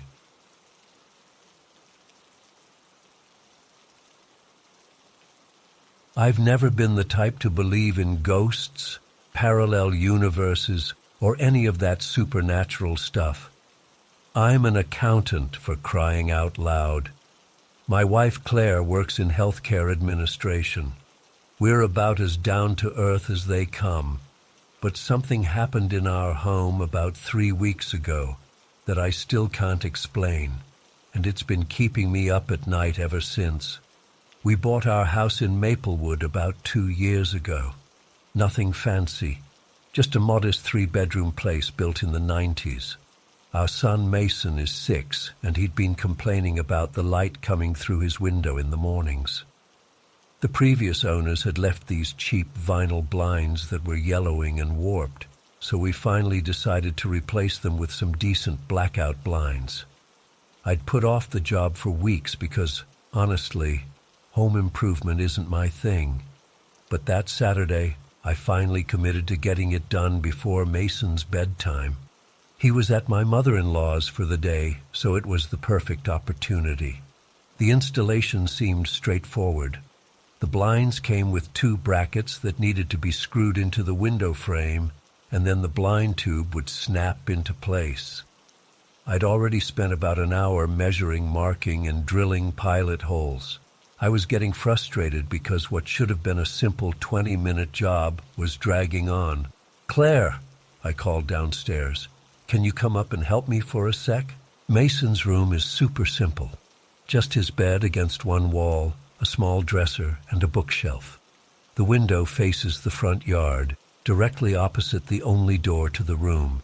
The walls are light blue, but the carpet is this dark charcoal color that shows every bit of dust and debris. Claire came upstairs, looking slightly annoyed. She had been in the middle of prepping dinner. "I just need you to hold this level while I mark these spots," I said. She held the level while I marked the drill points for the brackets. Then I drilled the holes and screwed in both brackets. I distinctly remember installing both brackets because I had to go back and forth between them to make sure they were level with each other. After the brackets were in, I grabbed the blind tube. Each end of the tube had a plastic cap that was supposed to snap into the brackets. I had both plastic caps in my hand, ready to put them on the ends of the tube. This is where things get weird. I put one plastic cap on the left end of the blind tube, then reached for the second cap for the right side. But it wasn't in my hand anymore. I looked down, thinking I'd dropped it, but didn't see it on the dark carpet. "Did you see where that other cap went?" I asked Claire. She shook her head. "You had it in your hand a second ago." I know I did. I patted my pockets, checked my shirt pocket, looked around my feet. Nothing. "Maybe it fell under the bed," Claire suggested. The bed was only about 2 feet away from where I was standing, so it seemed possible. I got down on my hands and knees and looked under the bed. Nothing there except a few dust bunnies. "This is ridiculous," I muttered. "I literally just had it." Claire joined in the search. We checked every inch of the carpet, moved the bed completely, looked behind the curtains, checked my toolbox, even went through my pockets again. The bracket cap was simply gone. The room isn't big, maybe 12 by 14 feet. There wasn't much furniture, no clutter, nowhere for this bright white plastic bracket to hide on a dark gray carpet. And it's not like it could have rolled far. The caps are these chunky plastic things with flat sides. After about 20 minutes of increasingly frustrated searching, we both gave up. "I don't understand how it just disappeared," I said, genuinely confused. "I had both of them in my hand. I put one on, and the other one vanished." Claire sighed. "Maybe it somehow got kicked out into the hallway." We checked the hallway. Nothing. "I guess I'll have to see if we can get a replacement part," I said. No way we can finish this today. Claire went back downstairs to check on dinner, clearly annoyed at the wasted time. I was annoyed too, but more confused than anything. I packed up my drill, gathered my screws and other tools, and set the toolbox outside Mason's bedroom door in the hallway. I turned back into the room to grab the stepladder, and that's when I saw it. Right there, in the middle of the floor, the white plastic bracket cap sitting perfectly upright on the dark charcoal carpet. I froze. My blood ran cold. I'm not exaggerating when I say I felt a physical chill run through my entire body. It was impossible, absolutely impossible. The cap was sitting in the most visible spot in the room, in the center of the floor space, about 3 feet from the window. There's no way that both Claire and I could have missed it during our thorough search. We had moved the bed. We had been on our hands and knees. We had checked every square inch of that room. "Claire!" I shouted, my voice cracking. "Claire, come up here now!" She must have heard the panic in my voice because she came running up the stairs. "What? What's wrong?" I just pointed at the bracket cap on the floor, unable to speak. "Oh, you found it," she said, relief in her voice. Then she saw my face. "What's wrong?" "I didn't find it," I said, my voice barely above a whisper. "It found us." "What are you talking about?" "Claire, it wasn't there. You know it wasn't there. We looked everywhere. We moved the bed. We checked the entire floor. It wasn't there, and now it is." She stared at the bracket, then at me, then back at the bracket. I could see her trying to rationalize it. "We must have missed it somehow," she said, but her voice lacked conviction. "How? It's white on a dark gray carpet. It's sitting in the middle of the room. There's nowhere it could have been hiding." We both stood there staring at this innocent piece of plastic that had seemingly materialized out of nowhere. "Maybe it was stuck to your clothes and fell off just now," she suggested weakly. I shook my head. I was wearing shorts and a t-shirt. We checked my pockets multiple times. There's nowhere it could have been hiding on me. Claire walked over and picked up the bracket cap. She turned it over in her hand, examining it as if expecting to find some explanation written on it. "This is the one? You're sure?" "Yes, that's the one that disappeared, the one we spent 20 minutes looking for." She put it back down exactly where it had been. We both stared at it. "I don't like this," she said quietly. I didn't either. The room suddenly felt different, colder, alien somehow, like we were being watched, or like the rules of reality had momentarily been suspended. "Let's just finish installing the blinds," Claire finally said, trying to sound practical. "Mason will be home in a couple of hours." I nodded, not trusting myself to speak. I picked up the bracket cap. It felt normal, solid, real, and attached it to the end of the blind tube. Then I snapped the tube into the brackets I'd installed earlier. The blinds went up without any further issues, but neither of us could shake off the uneasiness. For the rest of the day, we barely talked about what happened. It was like we both silently agreed to pretend it was just a mistake, that somehow, impossibly, we'd both overlooked a bright white object on a dark floor despite searching thoroughly. But that night, after Mason was asleep, Claire finally brought it up. "Nathan," she said, her voice low even though Mason's room was on the other side of the house, "what do you think really happened with that bracket today?" I'd been thinking about it all day, running through every possible explanation. "I don't know," I admitted. "But I know what didn't happen. We didn't miss it. It wasn't there, and then suddenly it was."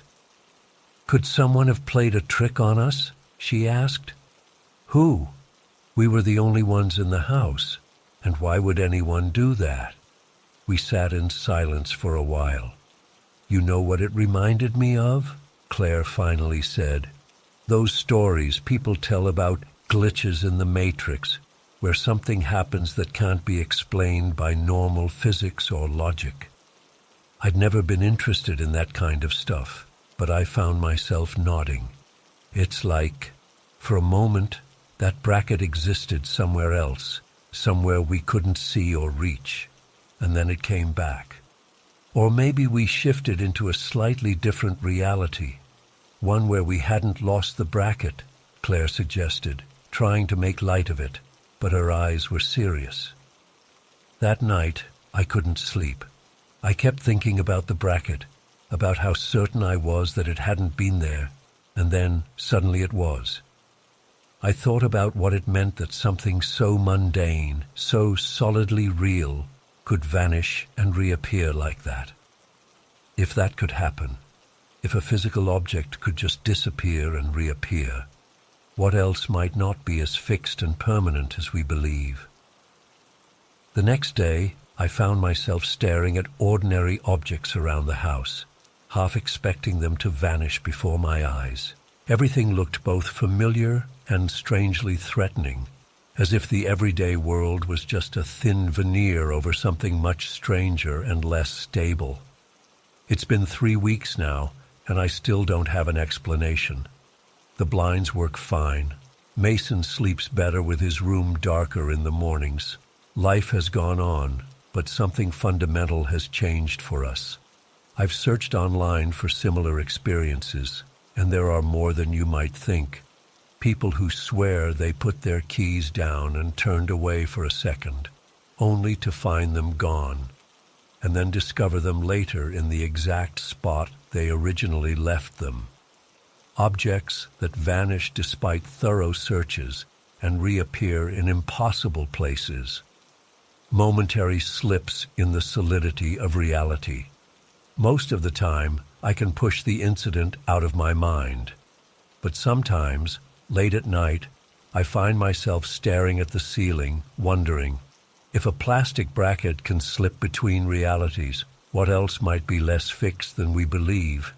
Our memories, our identities, the very structure of the world around us? I know how this sounds. If someone had told me this story a month ago, I'd have thought they were exaggerating or misremembering. But Claire and I both experienced it. We both know what we saw, or rather what we didn't see, and then suddenly did. The bracket sits in our son's window now, doing its job, looking completely ordinary. But every time I look at it, I feel a chill.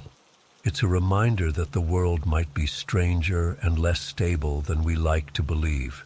A reminder that sometimes things can slip away and come back without explanation. And I can't help wondering, what if next time it's something more important than a plastic bracket that slips between the cracks in reality?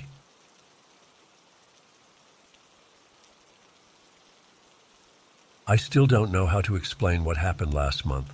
I'm not the type of person who believes in paranormal stuff or even watches those ghost hunting shows.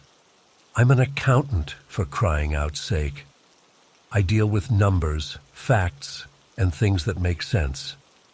But what happened in my house, it just doesn't add up, and it's been keeping me up at night.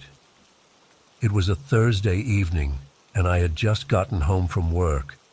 Tax season had been brutal, and I'd been pulling 12-hour days for weeks. All I wanted was to kick back on the couch, maybe watch some mindless TV, and recover a bit. My wife, Jennifer, was making dinner, and our son, Ethan, who's 11, was supposed to be doing homework in his room. I had barely settled into my recliner when I heard the familiar thump, thump, thump of Ethan kicking his soccer ball against the wall inside the house. This wasn't the first time. It wasn't even the 20th time. We'd had the no soccer in the house conversation so many times I could recite it in my sleep. "Ethan!" I called out. "Take that outside, buddy!" The thumping stopped for maybe 30 seconds before starting up again, this time against a different wall. I sighed and tried to focus on the TV, but after a particularly loud thud that actually rattled a picture frame, I got up.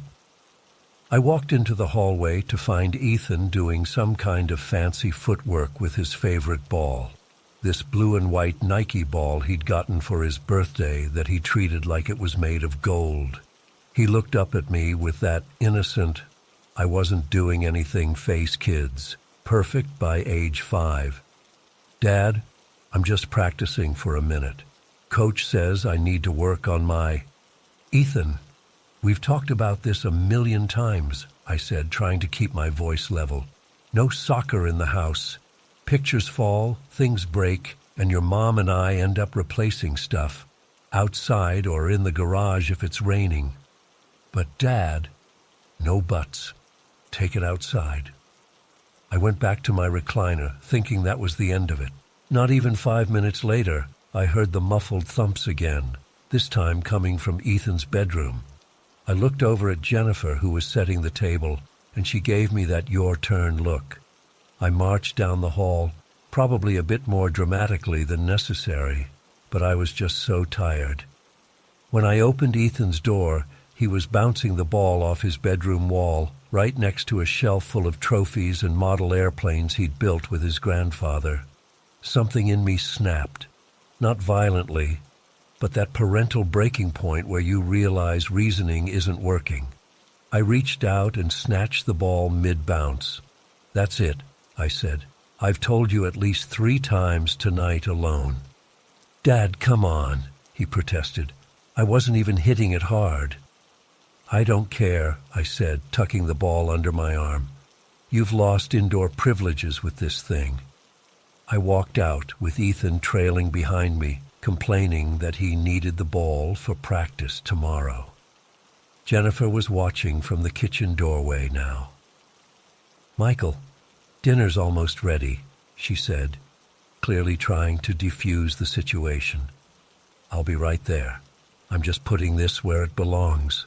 I walked through the living room, through the kitchen, and to the door that connected to our garage. I opened it, flipped on the light, and literally threw the ball into the garage in frustration. It bounced off the back wall, hit my car, and rolled somewhere underneath Jennifer's SUV. I distinctly remember the sound it made, that hollow bounce on concrete, then the softer thud against the car's tire.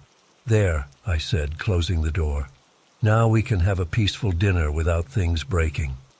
Ethan was pouting, of course, but Jennifer had witnessed the whole thing. She gave me a little nod that said, "Good job standing your ground," and we all sat down to eat. After dinner, Ethan apologized for not listening, and I told him he could get his ball in the morning for practice. By bedtime, the whole incident was forgotten, at least as far as I was concerned. The next morning was the usual rush of getting ready for work and school. Ethan needed his soccer ball for after-school practice, so he went to retrieve it from the garage while I packed his lunch. "Dad, I can't find my ball," he called from the garage after a few minutes.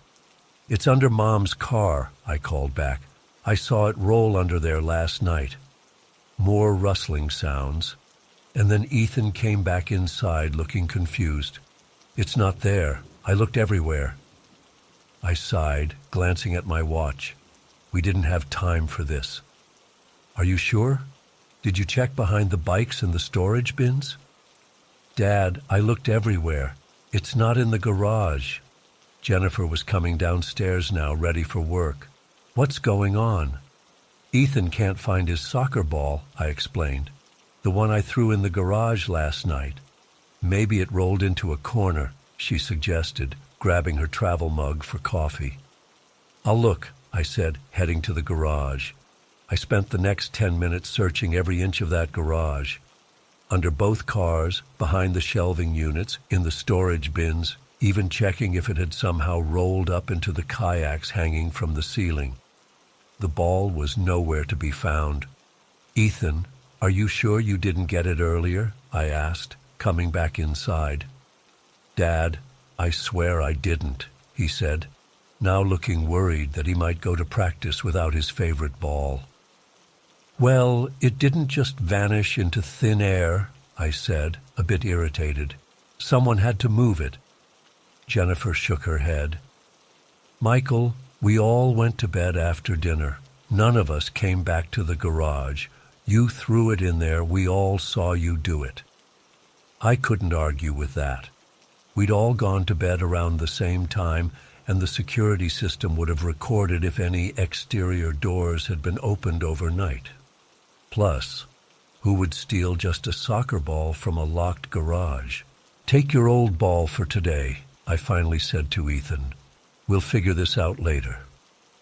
We all left for the day, and honestly, I forgot about the missing ball while dealing with work. I got home first that afternoon, around 4:30. Jennifer was picking Ethan up from soccer practice, so I had the house to myself for an hour or so. I decided to use the time to take another look in the garage in daylight. I spent another 20 minutes searching the garage again, this time moving boxes and checking more thoroughly behind shelves. Still nothing. It was genuinely puzzling. I knew, without any doubt, that I had thrown that ball into the garage last night. Jennifer and Ethan both saw me do it. We all heard it bounce.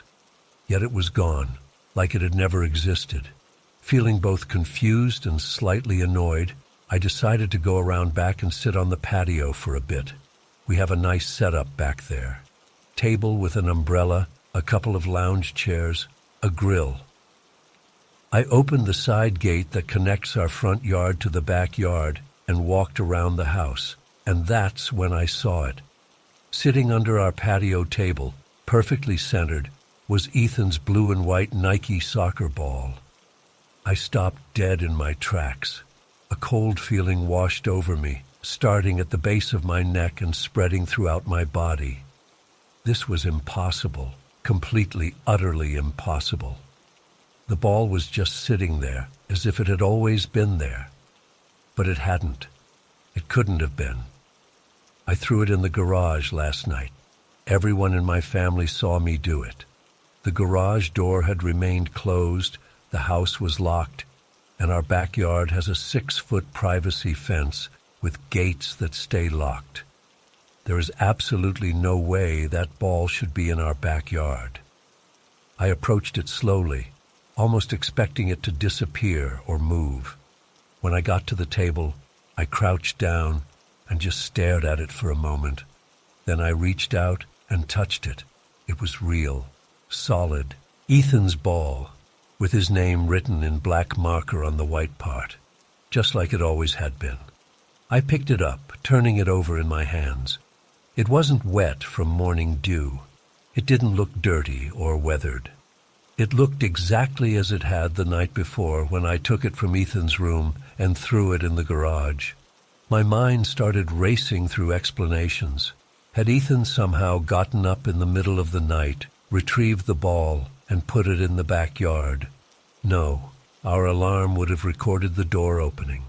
Did Jennifer move it for some reason? Again, impossible without setting off the alarm. And why would she deny it? Could someone have broken into our garage, taken only a soccer ball, and then placed it in our backyard? That made even less sense. I stood there holding the ball, feeling like I was losing my mind. I walked the entire perimeter of our yard, looking for any sign of how the ball could have gotten there. The gates were locked from the inside. The fence had no holes or damage. There was no logical explanation for how this ball traveled from the secured garage, through the locked house, or around the exterior of the building, and into our backyard overnight. When Jennifer and Ethan got home, I was sitting at the patio table, the ball in front of me, still trying to make sense of what had happened. "Dad, you found my ball!" Ethan exclaimed, running over. "Where was it?" Jennifer asked, setting down her purse. I looked at her, then at Ethan, then back at the ball. "It was here, under the patio table." "Under the table?" Jennifer repeated, her eyebrows furrowing. "That doesn't make any sense. You threw it in the garage last night. We all saw you." "I know," I said quietly. "I have no idea how it got here." Ethan shrugged, grabbing the ball. "Maybe you forgot and left it out here yesterday." "No, Ethan," I said firmly. I distinctly remember throwing it in the garage last night, after you were playing with it in your room. Jennifer and I exchanged a look. She knew I wasn't making this up. Could someone have taken it out of the garage and left it here? She suggested, but her tone made it clear she didn't really believe that was possible. The alarm didn't go off, I said. And why would someone break in just to move a soccer ball? We all stood there in uncomfortable silence. Ethan, being a kid, quickly lost interest in the mystery and took his ball to the side yard to practice. Jennifer sat down across from me. "It had to get here somehow," she said quietly. "I know," I replied, "but how? It's like it teleported or something." As soon as I said it out loud, I felt ridiculous. Objects don't teleport. They don't pass through walls or travel on their own. The laws of physics don't just stop working because it's convenient for a soccer ball to relocate itself. And yet, there was no other explanation that fit the facts. That night, I couldn't sleep. I kept going over every detail, every possible explanation. Could I have been sleepwalking? No. The alarm would have recorded me opening the door to the garage or the backyard. Could Jennifer or Ethan be playing some elaborate prank? That didn't make sense either. They seemed just as confused as I was. The next day, I conducted a little experiment. I placed the ball in the exact same spot in the garage where I'd thrown it originally. I even took pictures with my phone to document its location. The next morning, the ball was still exactly where I'd left it. No mysterious teleportation. No impossible journey.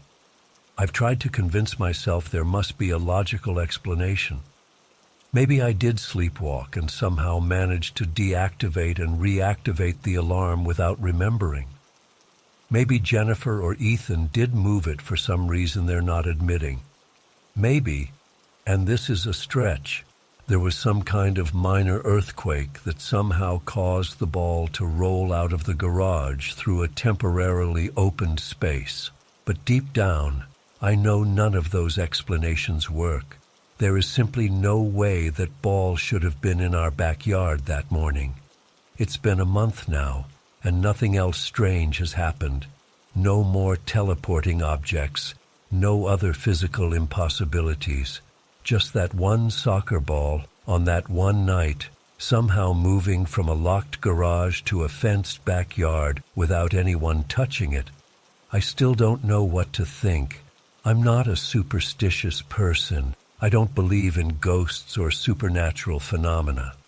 I'm an accountant who believes in things that can be counted, measured, and verified. But this incident has shaken me in ways I can't really explain. Sometimes when I'm alone in the house, I find myself looking at ordinary objects, coffee mugs, books, shoes, and wondering if they're really as stable and predictable as I've always believed. I wonder if reality itself is less solid than we think, if the physical laws I've always taken for granted are more like suggestions than rules. And I find myself watching that soccer ball, now sitting innocently in our garage storage bin, wondering what exactly happened that night and whether it could happen again. I still look up at the night sky differently now. I think all of us do. It's been 3 months since that night in Riverside, and I still can't make sense of what the four of us saw. I'm not someone who believes in UFOs or ghosts or any of that stuff. I'm an accountant, for God's sake. My life revolves around concrete numbers and provable facts. But what happened that night in the parking lot doesn't fit into any logical framework I've ever known. I hadn't seen my friends in almost 2 years. I flew in from Boston for my younger brother's college graduation at UC Riverside. James, Marcus, and Devin all still live in Southern California, so we planned to meet up for dinner the night before the ceremony. We decided on this Korean BBQ place at a shopping center off Magnolia Avenue that James wouldn't stop raving about. Dinner was great, just like old times. We stuffed ourselves with bulgogi and galbi, caught up on each other's lives, and fell right back into our old dynamic like no time had passed. I think that's why what happened later hit us so hard. We were in such a normal, grounded moment. It was around 10:30 p.m. when we left the restaurant. The parking lot was about half full, mostly people going to the bars or the late movie at the theater on the other end of the shopping center. We stood by our cars, still talking, nobody really wanting the night to end. You know how it is when you haven't seen good friends in a while. You stretch out those last moments. Marcus was telling us about his new job when he suddenly stopped mid-sentence. "What the hell is that?" he said, pointing up at the sky behind me. I turned around, and that's when I saw it. About 200 to 300 feet up in the air was what looked exactly like a small campfire, just floating there. I'm not talking about a light or a glow. I mean, it literally looked like flames, orange and yellow, flickering and dancing, just like a fire would. But it was in the sky, moving. "Is that a drone on fire?" James asked. The four of us just stood there, completely frozen, watching this thing. The flame was moving horizontally across the sky, but at this weirdly slow pace. It was drifting almost, but then it would suddenly shift left or right in these quick, jerky movements that didn't seem natural. The movements weren't smooth transitions like you'd expect from something mechanical. They were abrupt, like the flame was being carried by something that kept changing its mind about which direction to go. "That's not a drone," said Devon, who actually builds and flies drones as a hobby. "If a drone's battery caught fire, it would be a violent, really bright, white-hot lithium fire. That thing would drop like a rock, and it wouldn't look like that." He was right. This thing looked exactly like a campfire, the kind of gentle, warm flame you'd see in a fire pit. It had that same soft orange glow at the center, with yellower flames at the edges. And it was flickering and wavering just like a real fire does. But it was suspended in the air, moving slowly across the night sky. "Could it be a paper lantern?" I suggested, desperately trying to find some explanation. But we all knew it wasn't. Paper lanterns don't move like that, making those sudden lateral shifts. And we could clearly see it was an actual flame, not just a light inside a paper container. "Firework?" Marcus offered, but his voice made it clear he didn't believe it himself. James shook his head. "It's moving too slow, and fireworks don't just cruise along like that." We stood there, watching it for what must have been 3 to 4 minutes. Nobody pulled out their phones to record it, which seems crazy now, but we were all just completely transfixed. It was like our brains couldn't process what we were seeing and went into some kind of shock mode. The flame never got bigger or smaller. It never fell from the sky. It never extinguished. It just kept floating along with those bizarre, jerky movements until it passed behind the roof of the Target store, on the edge of the shopping center, and then beyond the tree line. We couldn't see it anymore. For a solid 30 seconds after it disappeared, none of us said anything. I remember my heart was pounding, and I felt weirdly cold despite the warm evening. "Did we all just see that?" Marcus finally asked, his voice slightly higher than normal. We all nodded. There was no question. We had all witnessed exactly the same thing. "That was not normal," Devon said. "That was not anything that should exist." James had gone really pale. "I don't know what the fuck that was, but it wasn't anything natural." We tried to rationalize it for the next hour, standing there in the parking lot as other shoppers walked past us to their cars, completely unaware of what we'd just witnessed. We went through every possible explanation.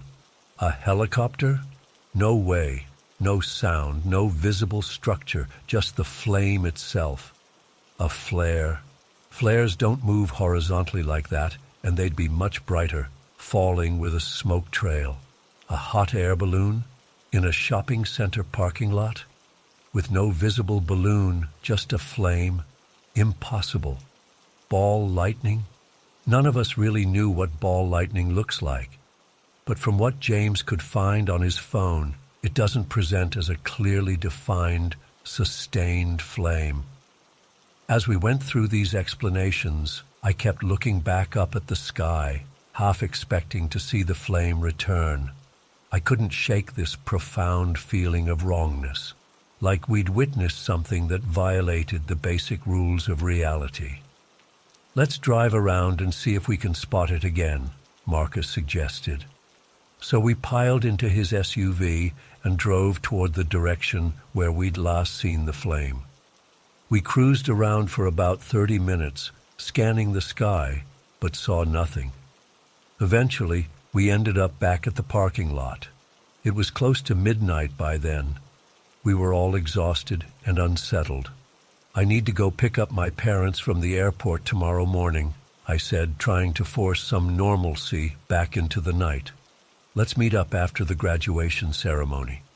We said our goodbyes, but it felt strange and tense. None of us wanted to be the one to say out loud how deeply disturbing the experience had been. We did the usual bro hugs, made vague plans to meet the next day, and got in our separate cars. The drive back to my brother's apartment was the longest 15 minutes of my life. I kept checking the sky at every stoplight, my eyes darting to the rearview mirror constantly. When I got back to the apartment, my brother was already asleep. I sat on the couch in the dark living room for almost an hour, unable to process what I'd seen. I finally went to bed around 1:30 a.m., but couldn't sleep. Every time I closed my eyes, I saw that flame floating in the darkness. What bothered me most wasn't just that we saw something impossible, it was the way it moved. Those jerky, sudden shifts in direction suggested something deliberate, something controlled. This wasn't just a strange, natural phenomenon. It felt intentional. The next morning, I picked up my parents from LAX. I was running on maybe 2 hours of sleep. My mom immediately asked if I was feeling okay, said I looked tired. I made up some excuse about staying up late catching up with friends. I couldn't bring myself to tell them what happened. What would I even say? "Hey Mom, Dad, I saw an impossible floating flame in the sky last night that defied all laws of physics." They'd think I was losing it. Throughout the graduation ceremony, I kept scanning the sky. I couldn't help it. It was like some new instinct had been activated in me, a constant awareness of what might be moving up there. James, Marcus, and Devon were all at the ceremony too, and I noticed them doing the same thing. Our eyes met across the crowd a couple times, and there was this unspoken acknowledgement between us. We had experienced something that had fundamentally shifted our perception of reality. After the ceremony, we met up briefly. My parents were there, and Marcus's wife had come with their kids, so we couldn't really talk about what happened. But James pulled me aside at one point and said, "I didn't sleep at all last night." "Me neither," I admitted. "I keep thinking about how it moved," he said quietly. "It wasn't random. It wasn't natural." "I know," I replied, feeling that same cold sensation I'd felt the night before. Since that night, the four of us have talked about it several times over group text. Devon did some deep diving into research about atmospheric phenomena, experimental aircraft, even paranormal reports. Nothing matches what we saw. Marcus actually reached out to a local news station to see if anyone else had reported something similar that night. They hadn't. James told us last week that he's installed a security camera on his roof pointed at the sky. I didn't tell him that I've been doing the same thing with my phone every night before bed, setting it up on my windowsill to record the night sky while I sleep. It's been 3 months now, and that night has fundamentally changed me. I find myself staring up at the night sky constantly. Every flicker of light, every airplane, every star catches my attention in a way it never did before. I've become hyper-aware of the space above us. This vast, unknown territory that we take for granted is safe and understood. What scares me most is that the four of us, four completely rational, level-headed guys, saw something that simply shouldn't exist according to everything we understand about the world. And if that one thing exists outside our understanding, what else might be out there? The flame never got explained. We never saw it again, but I know it was real because four of us witnessed the exact same thing. And sometimes, when I'm driving home late at night and the roads are empty, I pull over just to look up at the sky for a while, wondering if I'll see that impossible flickering flame again, and terrified of what it might mean if I do.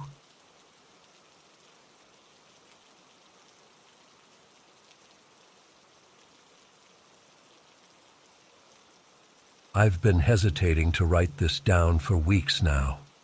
Not because I'm worried people won't believe me. I honestly don't care about that. But because putting it into words makes me confront how much this incident has genuinely messed with my head. This happened about a month ago. I live alone in a one-bedroom apartment in Milwaukee. Nothing fancy, just your standard cookie-cutter place with beige walls and carpet that's seen better days. I'm pretty meticulous about my stuff, which makes what happened even more frustrating. So that Thursday evening, I was doing what I always do after work, unwinding on my love seat watching some mind-numbing Netflix documentary. I wear glasses, have since I was 12, and I'm blind as a bat without them. Like, seriously can't see the biggie on the eye chart blind. I remember feeling tired around 8:30 p.m., my eyes getting heavy. The last thing I remember was taking off my glasses and setting them on the arm of the love seat before nodding off. When I woke up around 11 p.m., my neck was stiff from the awkward angle, and the TV was still playing. I reached for my glasses on the armrest, but they weren't there. No big deal. I figured they must have slipped off while I was sleeping.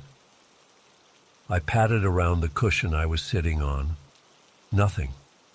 I stood up, squinting hard at the love seat, trying to make out the shape of my glasses against the dark blue fabric. Nothing.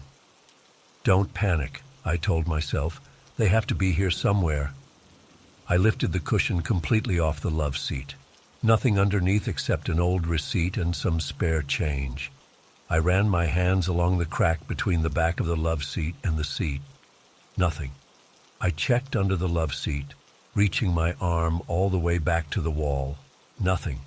At this point, I was getting annoyed. I went to the bathroom and grabbed my spare pair, an old prescription with a broken bow that I'd been meaning to replace. The broken part dug painfully into the bridge of my nose, but at least I could see. Back to the search. I pulled out the bed mechanism in the love seat, thinking maybe my glasses had somehow fallen into the folding bed. Nothing there either. I checked behind the love seat, moved it away from the wall, looked underneath it again. I felt along the carpet, thinking maybe they'd bounced or slid somewhere unexpected. Nothing. Absolutely nothing. I spent a solid hour searching my entire living room. I checked under the coffee table, behind the TV stand, inside the nearby trash can, even in ridiculous places like inside the DVD player and behind picture frames. I retraced my steps from earlier in the evening. Had I gone to the kitchen, the bathroom? I checked those places too. My glasses had vanished. By 1 a.m. I gave up and went to bed, figuring I'd find them in the daylight. The whole thing was weird, but I assumed there had to be a logical explanation. Maybe I hadn't put them on the armrest like I remembered. Friday morning, I woke up and immediately resumed my search with fresh eyes and daylight on my side. I repeated the entire process, checked the love seat again, lifted the cushion again, checked behind and under it again. I even got down on all fours with a flashlight to search under every piece of furniture in the living room. I moved the love seat completely away from the wall. Nothing. The search expanded to places I knew they couldn't possibly be. Kitchen cabinets, the refrigerator, the shower, my desk at the far end of the room. I checked coat pockets, drawers, even the freezer, because why not at this point? Nothing. My glasses had disappeared into thin air. By Friday night, I was beyond frustrated and frankly a little freaked out. I lived alone. Nobody had been in my apartment. The windows were closed. I hadn't left the apartment since getting home from work on Thursday. There was literally nowhere else they could be. The uncomfortable spare glasses were giving me a headache from the way they pressed against my nose, and I had to keep adjusting them every few minutes. I needed my regular pair. Saturday came, and I became obsessive. I emptied every drawer, checked every pocket of every article of clothing, looked inside shoes, emptied the trash and sifted through it. I checked the bathroom again, behind the toilet, inside the tank, under the sink. I looked inside the oven, for Christ's sake. I even checked the pockets of the clothes I'd worn Thursday, even though I was sure I'd been wearing my glasses up until I fell asleep. Nothing. By Sunday, I was in a weird headspace. I sat in the middle of my living room floor, surrounded by the evidence of my increasingly desperate search, moved furniture, emptied drawers, cushions tossed aside, and had what I can only describe as an existential crisis. I started wondering if reality itself was broken. Had my glasses somehow phased out of existence, fallen through a tear in the space-time continuum? Was some fifth-dimensional helium being looking at my glasses floating in their alien fish tank? I actually laughed out loud at that thought, but it wasn't a happy laugh. It was the kind of laugh that borders on hysteria. I've never been a superstitious person. I don't believe in ghosts or alternate dimensions or any of that crap. But after 3 days of searching every conceivable inch of my apartment for something that should have been right where I left it, I was starting to question everything I thought I knew about how the world worked. Sunday afternoon, approaching the 72-hour mark of this ridiculous saga, I decided to make one final methodical search of the love seat before ordering a new pair of glasses online. I approached it like a crime scene investigator. I removed the single cushion completely, setting it aside. I felt along every inch of the exposed frame. I checked the mechanism of the pull-out bed again. I ran my fingers along every seam and crack. Nothing. I picked up the cushion to put it back, and as I was about to set it down, something made me pause. I decided to inspect the cushion itself one more time. I felt along the edges, squeezing it, wondering if somehow there was a tear in the fabric my glasses could have slipped into. And then I turned it slightly, and there they were. My glasses were wedged perfectly between where the cushion would sit and the armrest of the love seat, right there. Perfectly visible, perfectly accessible. The lenses were facing the cushion, with the frames sticking out slightly. I froze. This was impossible. This spot, this exact spot, was the first place I had checked Thursday night, and Friday morning, and Friday evening, and Saturday. I had removed this cushion, the only cushion on the love seat, 3 or 4 separate times during my searches. Each time, I had explicitly checked the area where the cushion meets the armrest. There was no way, absolutely no way, my glasses could have been there the whole time. If they had been there during any of my previous searches, I would have seen them immediately. If they had been stuck to the edge of the cushion somehow, they would have moved when I removed the cushion, but they weren't. The smooth lenses were facing the cushion, so they couldn't have been stuck to anything. I stood there, glasses in hand, trying to process what was happening. I hadn't left the apartment. No one had come in. There were no homeless people living in my attic or practical jokers with spare keys. It was just me, my apartment, and my glasses that had seemingly phased out of existence for 3 days before reappearing in a spot I had thoroughly checked multiple times. I put them on, relieved to be free of the painful spare pair, but deeply unsettled. The only explanation I could come up with was that reality itself had glitched. My glasses had somehow stopped existing for 3 days, then popped back into existence as if they'd been there all along. It's been a month and I still can't explain it. I've gone over every possible explanation. Could I have missed them every single time? No. Could they have been somewhere else and someone moved them? No. I live alone, and no one entered my apartment. Could I have sleepwalked and hidden them somewhere? Maybe. But why would I have put them back in such an obvious spot after 3 days? The most unsettling thing isn't losing the glasses.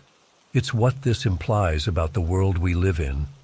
If something as solid and real as my glasses can just disappear and reappear, what else isn't as permanent as we think? What other rules of reality can just break? I keep my glasses on a chain now, like some kind of paranoid old librarian. I'm not taking any chances. But sometimes when I'm alone in my apartment, I look around and wonder what else might suddenly decide to stop existing. Or worse, what might suddenly appear that wasn't there before. I don't expect anyone to believe this story. Hell, I'm not sure I would believe it if someone else told it to me, but I know what happened. My glasses disappeared for 3 days, then reappeared in a spot that had been empty, and I have no explanation for it other than that reality itself briefly broke down around me, and if it happened once, it can happen again.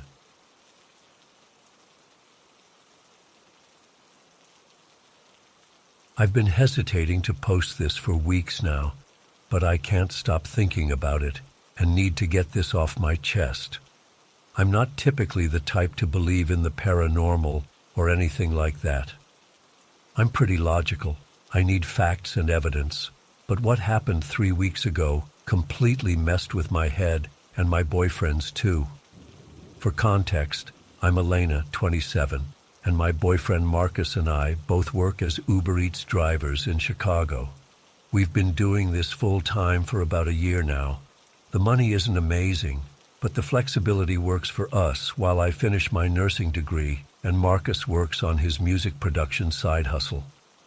We usually work different areas of the city to maximize our earnings, and we've gotten to know certain neighborhoods really well. It was a Tuesday, not particularly busy but steady enough. Around 7:30 p.m., I got a ping for a McDonald's pickup on North Clark Street. Nothing unusual. I do these runs all the time. The restaurant was moderately busy when I arrived, and I had to wait about 5 minutes for the order to be ready. While waiting near the pickup counter, I noticed a man walk in with 2 young kids, probably around 6 and 8 years old. I immediately recognized him as the guy who works at Green and Grain, this salad bar place I frequent for lunch sometimes. He's pretty distinctive looking, tall, maybe 6'2", with this really unique silvery white patch in his otherwise dark beard. He wears thick black-rimmed glasses, and that day he had on a navy Chicago Cubs hoodie.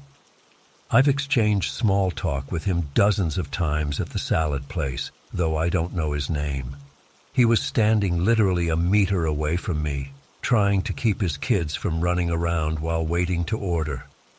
The younger kid was whining about wanting a toy, and the man kept saying, "Just a minute, Ellie. We need to decide what to eat first." I noticed he had a small tattoo on his wrist, some kind of geometric design that was visible when he reached up to adjust his glasses. Nothing about this encounter seemed weird or noteworthy at the time. Just a random guy I recognized from somewhere else. My order came up, I grabbed it, and headed out to my car. The delivery was only about 10 minutes away, to an apartment building on Belmont. After dropping it off, I checked my app and saw another order coming in from a Thai place nearby. Pretty standard evening. About 20 minutes later, so this would be around 8:10 p.m. or so, my phone rang. It was Marcus. This wasn't unusual. We often check in with each other during shifts, but when I answered, he sounded really confused. "Babe, you're not going to believe this," he said. "I just delivered to that salad bar guy." I didn't immediately understand why this was significant. What salad bar guy? You know, the tall dude with the white patch in his beard. Works at Green and Grain. I just dropped off food to his house in Beverly. For context, Beverly is way south of the city, a good 45-minute drive from North Clark Street, where I had just seen this same man, and Marcus was telling me he had just delivered food to him. Not just to his house, to him personally. The man had answered the door. "That's impossible," I said. "I literally just saw him at McDonald's on North Clark like half an hour ago. He was with his kids." Marcus got quiet for a moment. "Elena, I'm dead serious. I handed this guy his food personally. He even thanked me by name because he recognized me from the salad place. We've both been there enough times." A weird feeling crept over me. "Are you absolutely sure it was him?" "Positive. White patch in his beard, black glasses, blue Cubs hoodie. He even had his kids there, a boy and a girl. The little girl was holding onto his leg when he opened the door." My stomach dropped. "The girl's name is Ellie," I said, remembering what I'd heard at McDonald's. "How do you know that?" Marcus asked. "Because I heard him call her that at McDonald's, just half an hour ago, North Clark Street." We both fell silent, trying to process this. It was physically impossible for this man to be in both places. North Clark to Beverly would take at least 45 minutes by car in evening traffic, probably closer to an hour.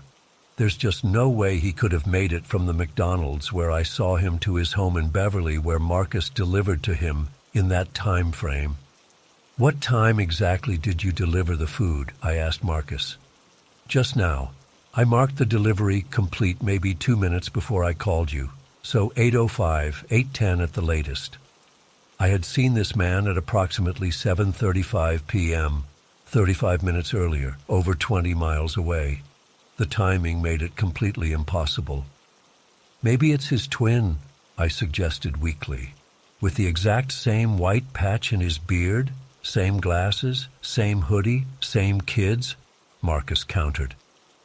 We both knew this wasn't a case of similar-looking people. We had both become familiar with this guy over months of visits to the salad place. His distinctive appearance made him impossible to confuse with someone else, and the coincidence of both of us encountering him on the same night, within minutes of each other, in completely different parts of the city, it was beyond any rational explanation. "Let's talk when we get home," I said finally. My next order was ready for pickup, and I needed time to think. For the rest of my shift, I couldn't focus properly. I kept replaying the McDonald's encounter in my head, looking for any detail that might suggest it wasn't the same person. But there was nothing. I clearly remembered his face, his beard, with that distinctive white patch, the glasses, the hoodie, the kids. It was definitely him.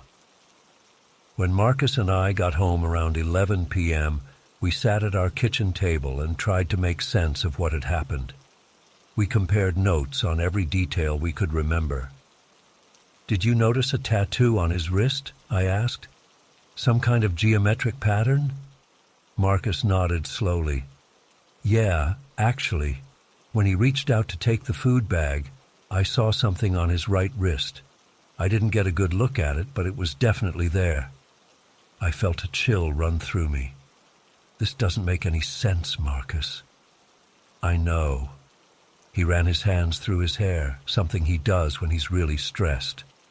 Look, maybe we should go to Green and Grain tomorrow, see if he's working, ask him where he was tonight. And say what? Hey, were you in 2 places at once last night? He'd think we're insane. Marcus shook his head. I don't know. I just need to make sense of this somehow. We agreed to visit the salad place the next day. I barely slept that night, running through various explanations in my head. Twins, doppelgangers, time slips. Each theory sounded more ridiculous than the last. The next day, we both took the afternoon off and headed to Green and Grain around 1 p.m. when it would typically be busy with the lunch crowd. My heart was pounding as we walked in, and there he was, behind the counter, making salads like nothing strange had happened. Same white patch in his beard, same glasses, same tattoo visible on his wrist as he worked. We ordered our usual salads, and when we got to the register, Marcus casually said, Hey man, didn't I deliver some food to your place last night, down in Beverly? The man looked at Marcus curiously. Beverly? No, I live in Ravenswood. Must have been someone else. I felt a cold sensation spreading through my body. Ravenswood is on the north side, much closer to the McDonald's where I had seen him. My mistake, Marcus mumbled. You just look really similar to someone else. We paid and sat at a table in the corner, both of us too disturbed to eat. Ravenswood, I whispered. That's like 10 minutes from that McDonald's. He could easily have been there with his kids and then gone home. But who the hell did I deliver to in Beverly? Marcus asked, his voice tense. Someone who looks identical to him? Has the same kids, wears the same clothes, has the same tattoo? As we were sitting there, I noticed a business card holder near the register. I walked over and took one. It had the salad shop's info and the names of the owners. None of them matched what we knew of the beard guy. He was clearly an employee, not an owner. On an impulse, I approached him again. Sorry to bother you, but I was wondering, do you have a twin brother or someone who looks a lot like you? My boyfriend is convinced he met your double yesterday. The man laughed. No twins. I've got a brother, but he lives in Michigan and looks nothing like me. I get that a lot, though. People saying I remind them of someone. I guess I have one of those faces. But he doesn't. That's the thing. His appearance is distinctive enough that you wouldn't confuse him with someone else. We left shortly after, both feeling increasingly disturbed. Over the next few days, we tried to investigate further. Marcus drove by the address in Beverly where he had made the delivery, but it was just a normal house with no sign of the man or his family. We considered the possibility that the delivery app had glitched somehow and sent Marcus to the wrong address, but that wouldn't explain why the person who answered matched our salad guy's description exactly. I even went so far as to search social media for the salad shop, finding their Instagram page, where they occasionally posted photos of staff. In one group photo from a few months back, there he was, our bearded salad guy identified in the caption as Kevin. Just one Kevin, no mention of a twin or a look-alike. It's been 3 weeks now and we still have no explanation. I've gone back to the McDonald's on North Clark several times, at the same time of evening, hoping to see him again, but no luck. Marcus refuses to accept delivery orders to Beverly now. The rational part of my brain keeps searching for logical explanations. Maybe Kevin has a secret family in Beverly, Maybe there's an elaborate prank happening. Maybe one of us is misremembering details. But deep down, I know what we saw. I know that Kevin, or someone identical to Kevin, down to the smallest detail, was in two places at once that night. And when I think about the implications of that, what it means about reality, about the world we think we understand, I feel a kind of existential terror I've never experienced before. Sometimes I catch myself staring at strangers on the street a bit too long, wondering if I might see them again somewhere else, somewhere they couldn't possibly be. I find myself questioning if people are truly unique individuals, or if there are copies of us walking around that we don't know about. Are they aware of each other? Was the Kevin at McDonald's the real one, and the one Marcus delivered to was some kind of duplicate, or vice versa? I don't know if I want answers anymore. Some days, I try to convince myself it was all a strange coincidence, a trick of memory or perception. But then I remember the specific details, the white patch in the beard, the tattoo, the little girl named Ellie, and I know it wasn't imagination. Whatever happened that night shattered something in my understanding of the world. And the most terrifying part is walking around knowing that reality isn't as solid as we think it is. That impossible things can happen on an ordinary Tuesday night while delivering fast food, and no one else would ever know or believe you if you told them. Has anyone else experienced something like this? Something that defies any logical explanation? I need to know I'm not going crazy.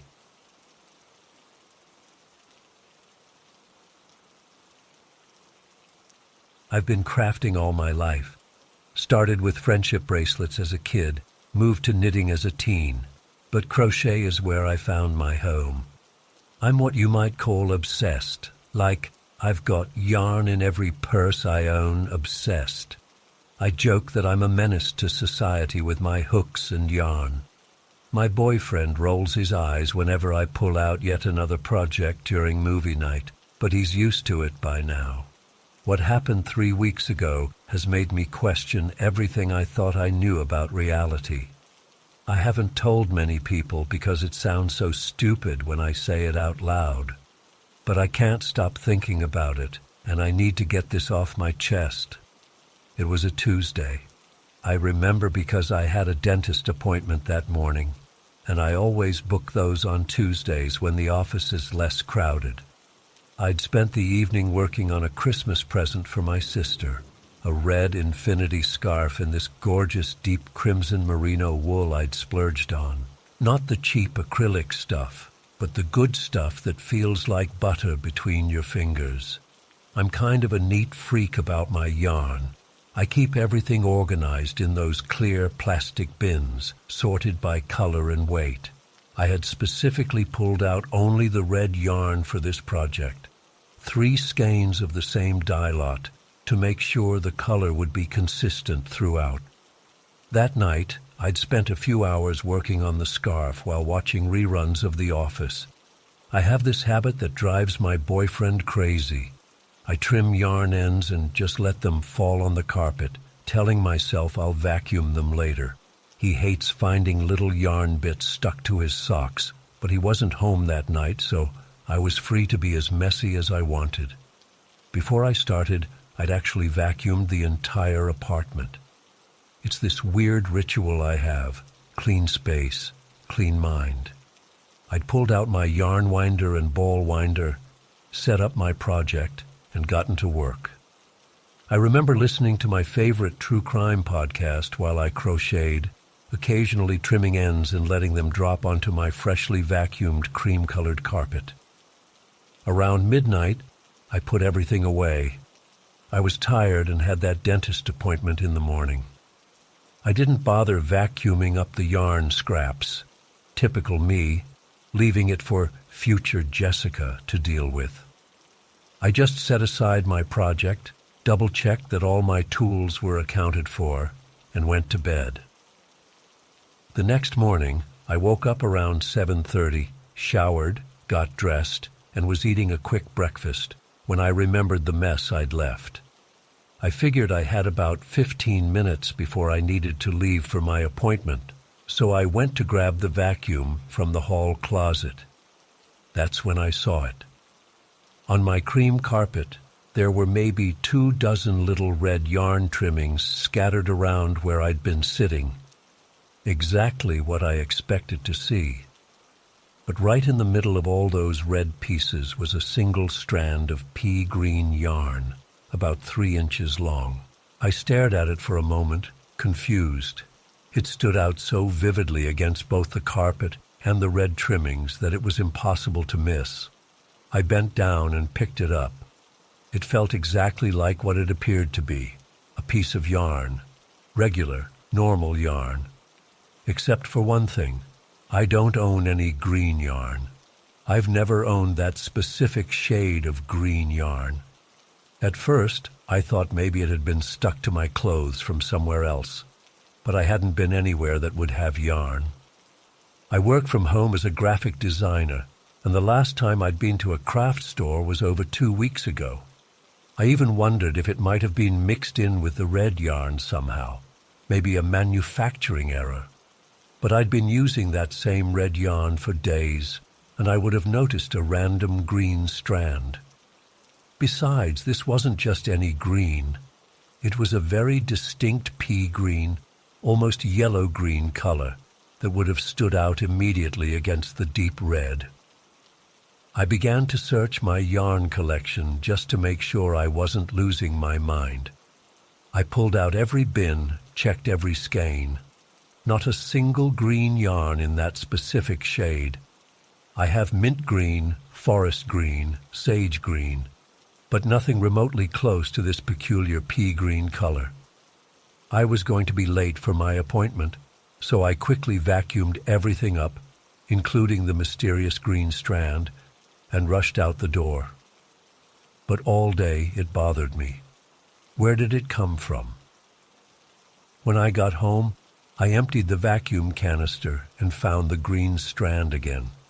I took a picture of it next to some of the red trimmings for comparison. I even held it up to my computer screen and searched for matching yarns online, thinking maybe I could identify the brand. The closest match I found was a Lion brand yarn called Kiwi, but even that wasn't quite right. I called my mom, who's also a crafter.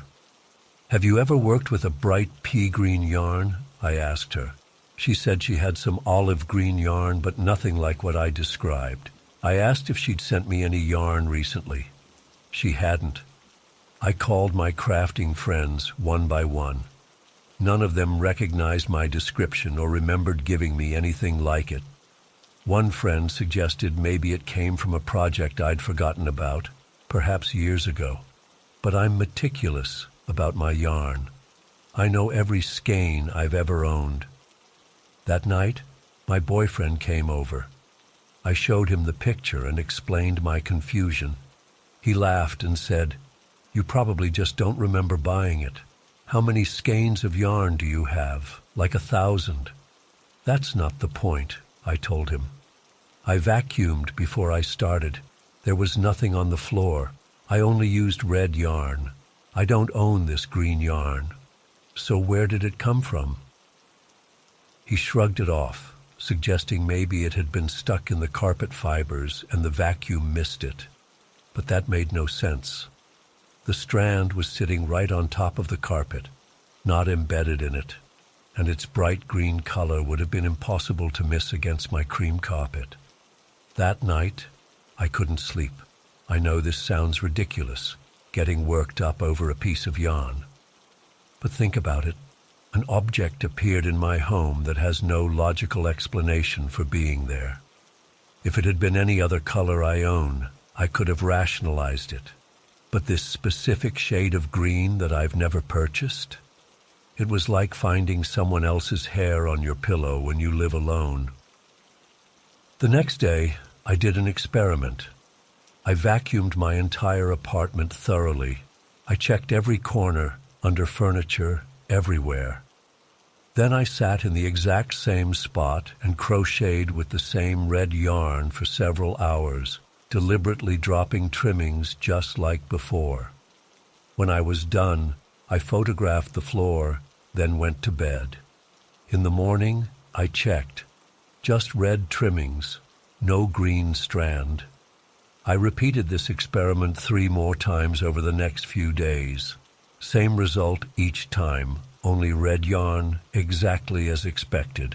A week later, I was working on a completely different project, a baby blanket in pale yellow. Same routine, clean floor, crochet for hours, let the trimmings fall. The next morning, among the pale yellow strands, was a single piece of that same pea-green yarn. My heart nearly stopped. I hadn't imagined it. It wasn't a one-time thing. Somehow this green yarn was appearing in my home without explanation. I began keeping a journal, date, time, what yarn I was using, and whether the green strand appeared. Over 2 weeks, it showed up 4 more times, always overnight, always a single strand of the same length and color. Never when I was watching, always when I wasn't looking. I started wondering if someone was messing with me. I installed a small camera aimed at my crafting area. For 3 nights, nothing unusual happened, and no green yarn appeared. On the 4th night, the camera's battery died around 3 a.m. When I woke up, there was a green strand among my purple yarn trimmings. I considered other explanations. Could it be coming from my clothes, from the vacuum, from the air vents? I checked everything. Nothing made sense. I even started wondering if there was some kind of psychological explanation. Was I placing the green yarn there myself and then forgetting about it? Some kind of sleepwalking or dissociative episode? That scared me more than the yarn itself. I saw my doctor and casually mentioned having some memory issues without bringing up the yarn situation. She ran some basic tests and found nothing concerning. Stress can cause minor memory lapses, she told me. Are you under any unusual stress lately? Other than questioning my sanity and the fundamental nature of reality? No, not really. I decided to try one more experiment. I asked my boyfriend to stay over. I showed him that there was no green yarn anywhere in the apartment. We vacuumed together, checking every inch of the floor. Then I crocheted for a while with blue yarn, dropping trimmings as usual. We both verified that only blue yarn was on the floor. Then we went to bed. In the morning, he was the first one up. I heard him call my name from the living room, his voice strange and tight. When I walked in, he was staring at the floor where I'd been crocheting. Among the blue trimmings was a single strand of pea-green yarn. He looked at me, his face pale. "I believe you now," he said quietly. We talked for hours that day. We came up with and discarded dozens of theories. Someone breaking in? The apartment was locked with no signs of entry. A prank by a friend with a key? No one else has a key except the landlord who lives 3 hours away. Something stuck in the carpet fibers. We'd checked thoroughly. The only rational explanation we could come up with was that one of us was doing it unconsciously. Either I was placing the yarn while sleepwalking, or he was doing it to mess with me and had somehow maintained the lie. Neither felt right. That was 3 weeks ago. The green yarn still appears occasionally. Not every night, not with any pattern I can discern, but regularly enough that I know it's real. I've started keeping the strands in a small jar. I now have 11 of them. I've researched everything from quantum physics to paranormal phenomena trying to find an explanation. The closest I've come is the concept of apports, objects that supposedly materialize during spiritual events. But I'm not conducting seances. I'm just crocheting in my living room. What bothers me most isn't the yarn itself. It's what it means. If an object can appear from nowhere, even something as insignificant as a strand of yarn, then what does that say about our reality? What else might appear or disappear without explanation? Are the physical laws I've taken for granted my entire life not as solid as I thought? Every time I find another green strand, my sense of security in the world erodes a little more. I find myself constantly checking my surroundings, wondering what might change when I'm not looking. I've started taking pictures of rooms before I leave them, just to see if anything's different when I return. My boyfriend thinks we should move. I'm not convinced that would help. If the yarn can materialize here, why not somewhere else? Last night I had a thought that made my blood run cold. What if the yarn isn't appearing? What if it's always been there and I'm slipping between different realities? Sometimes one where I own green yarn, sometimes one where I don't. I still crochet every day. I can't stop doing something I love because of this inexplicable thing. But each time I sit down with my hook and yarn, I feel a mixture of dread and anticipation. Will it happen again tonight? And if it does, will it just be yarn this time, or will it be something else? I don't know if I'll ever have an answer. Maybe someday the green strands will stop appearing as mysteriously as they started. Or maybe I'll eventually discover some ordinary explanation that makes me feel foolish for having been so frightened. But until then, I live with the unsettling knowledge that something impossible is happening in my home. And if this one impossible thing can happen, what else might be possible that we just haven't noticed yet?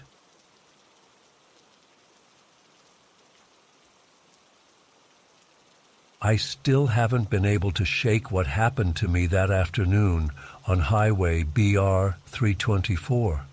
It's been 3 years now, but every time I see a cargo truck on the road, my stomach knots up. I know what I saw. I know it was real, even if it doesn't make any sense. It was a Wednesday in March, hot as hell like most days in Salvador. Our school bus was taking us home after a long day of classes. I remember being tired. We'd had a physics test that morning that I stayed up late studying for.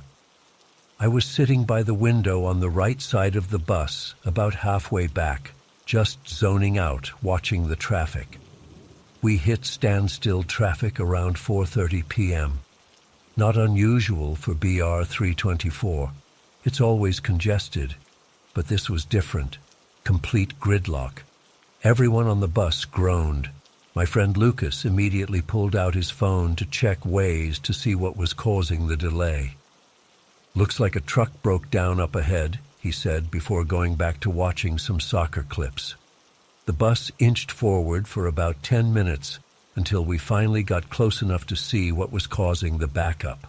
A massive cargo truck had stalled out and was blocking 3 of the 4 lanes. It was one of those huge shipping trucks with the rectangular cargo container on the back, white with blue trim. I can't remember the company name, but it was written in blue letters on the side. We ended up stopped about 15 meters from the truck.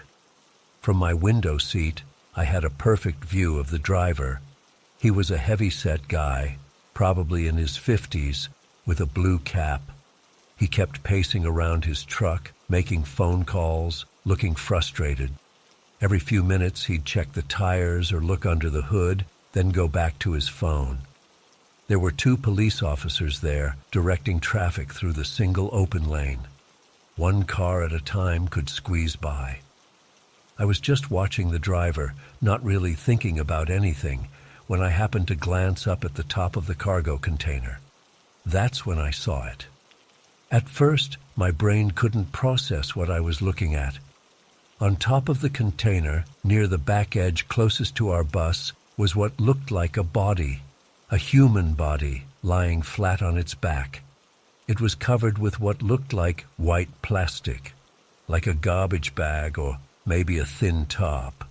But the plastic only covered the upper part. The legs were sticking out. I could clearly see white socks. No shoes, just white socks. I blinked hard, thinking maybe it was just some cargo or equipment covered in plastic. But the shape was unmistakably human. The outline of a head, shoulders, torso, and those legs with the white socks, completely motionless. My blood went cold. I leaned closer to the window, squinting to make sure I wasn't seeing things. The body didn't move, not even a slight rise and fall of breathing. It was just there, lying exposed on top of this truck in broad daylight with police officers standing nearby. I wanted to say something, to point it out to someone else, but I couldn't find my voice. Everyone around me was lost in their phones or talking about weekend plans. Our driver had the radio on. Some students in the back were laughing about something. And there I was, staring at what looked like a dead body that nobody else seemed to notice. I kept waiting for someone to do something about it. Surely the truck driver would check the top of his vehicle, or the police would spot it. But nobody looked up there. They all just focused on the traffic situation. Minutes passed, 5, then 10. We weren't moving at all. I couldn't take my eyes off that body. The white plastic fluttered slightly in the breeze, but the form underneath remained completely still. Those white socks haunted me. They looked so ordinary, so human, like the person had just been going about their normal day before. Whatever happened. I started to feel sick. My hands were sweating. Was I really seeing a dead person? Should I tell someone?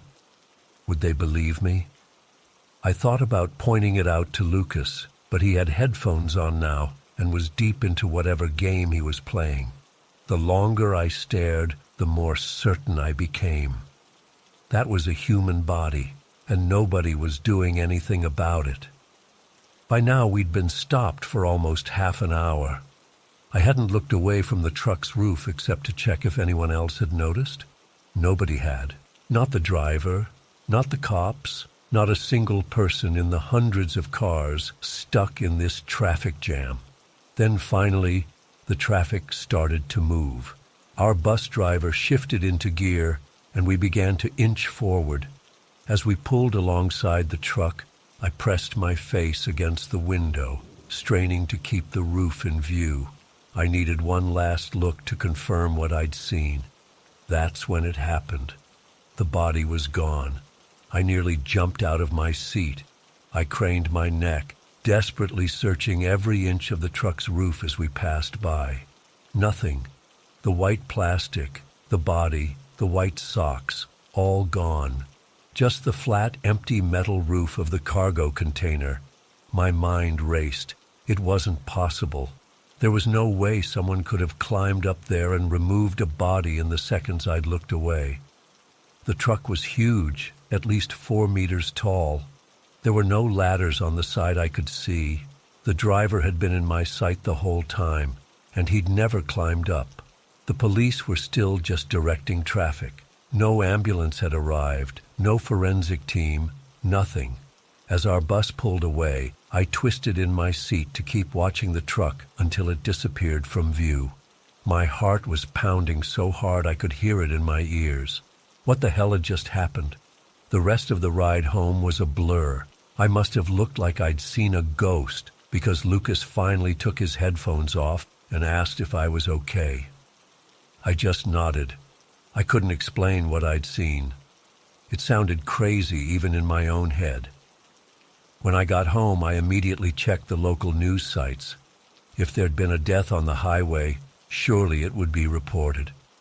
I checked Salvador Jorge, Atarde, everything I could think of. Nothing. Just a brief mention of traffic delays due to a broken-down truck. I couldn't sleep that night. Every time I closed my eyes, I saw those white socks sticking out from under the plastic. I kept replaying the scene, questioning if I'd actually seen what I thought I saw. But I know what I saw. I stared at it for 30 minutes straight. The next day at school, I finally told Lucas. He laughed it off, said I must have dozed off and dreamed it, but I wasn't asleep. I was wide awake, staring right at it. Over the next few days I became obsessed. I searched online for any accidents involving that trucking company. I looked for reports of missing persons. I even asked my dad, who works in city administration, if he'd heard about any unusual incidents on BR 324 that day. Nothing. What haunts me most is the impossibility of it all. That body was there, and then it wasn't. There was no logical explanation. The truck driver never acknowledged it. The police never saw it. No one came to investigate or remove it. It's like it existed only for me to see. Sometimes I wonder if I glimpsed something from another timeline. Like maybe in some parallel reality, there was an accident involving that truck, and someone did die, and somehow I saw through to that reality for those 30 minutes. Or maybe it was some kind of premonition of something that hasn't happened yet. The rational part of my brain tries to convince me it was just my imagination, or a trick of the light, or some cargo that resembled a human form. But I know better. The shape was too distinct, those white socks too clear, the complete stillness too unnatural. I've never told my parents about this. They'd probably think I need therapy or something. Maybe I do, but therapy can't explain what happened that day. It's been 3 years, and I still think about it at least once a day. I've become hyper-aware of trucks on the highway. I scan their roofs automatically now. I hold my breath whenever I pass a broken-down vehicle. Part of me is terrified I'll see something like that again. Another part of me almost wants to, just to prove to myself I wasn't crazy. The strangest thing is how normal everything else was that day. The usual traffic, the usual school bus chatter, the usual frustration of a highway delay, and in the middle of all that ordinary life, something impossible happened that only I witnessed. Sometimes when I'm falling asleep, I think about who that person might have been. Did they have a family? Were they on their way somewhere important? Did anyone miss them in that other reality? And why was I the only one who could see them? Last year, I finally drove past that exact spot on BR 324 again. It looked completely normal, just an ordinary stretch of highway. But my hands shook on the steering wheel the entire time. I wish I had some kind of conclusion to this story, some explanation that would make sense of what I saw, but I don't. All I know is that on a completely normal Wednesday afternoon, while stuck in traffic on a congested highway outside Salvador, I saw what appeared to be a dead body on top of a cargo truck.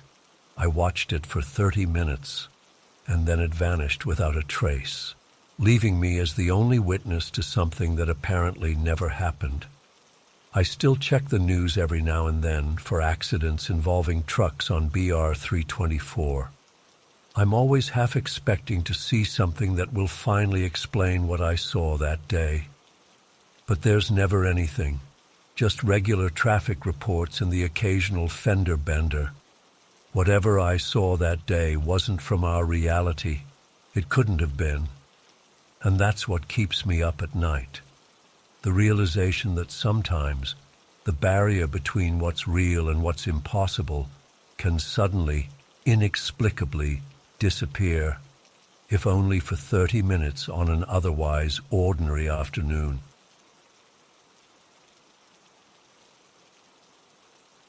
I don't even know why I'm typing this out. Maybe to convince myself I'm not losing my mind. Maybe because I need someone else to tell me they've experienced something similar. Either way, I can't stop thinking about what happened last week, and I haven't been able to sleep properly since. I work from home as a freelance graphic designer, which gives me plenty of time to game and listen to podcasts or watch shows in the background. It's my normal routine, nothing special about it. Last Tuesday started like any other day. I woke up around 8, made coffee, answered some client emails, and settled in for some light gaming while a rerun of Moonlighting played on my second monitor. I wasn't really paying attention to the show.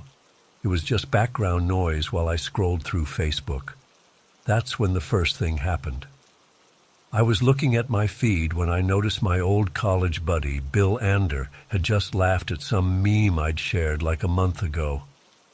The notification popped up, and at the exact same moment, and I mean the exact same second, the character on Moonlighting said, "We could have been in charge of all the security for all the chicken-licking stores in California." I remember freezing for a second. It was such a specific, weird sentence, and the timing was so perfect it made me do a double take. But then I shrugged it off. Coincidences happen, right? I got back to work for a couple hours, then took a break to play Planet Crafter, this survival crafting game I've been into lately. I had a YouTube video playing on my other screen. This show called The Y-Files that dives into conspiracy theories. I was just gathering resources in the game, not really focusing on either thing too intensely, when I extracted silicon from a rock deposit. The exact moment, and I mean down to the millisecond, that the silicon appeared in my inventory, the host on the Y-Files said the word silicon. I actually paused the game. That was weird enough to make me look up. 2 coincidences in one day? Okay, still possible, but definitely strange. I tried to shake it off and went to make lunch. While I ate, I convinced myself it was just my brain playing tricks on me. Maybe I was subconsciously hearing the words and then noticing the corresponding actions. That made sense, right? After lunch, I decided to take a real break and play this visual novel I'd downloaded recently. One of those Ren'Py games with different storylines depending on your choices. I put on some music, a playlist of songs I hadn't listened to in ages. The song Vanilla Tears came on, and as I was clicking through dialogue in the game, the character asked me, "Come on, what are you waiting for? Tell me what's on your mind."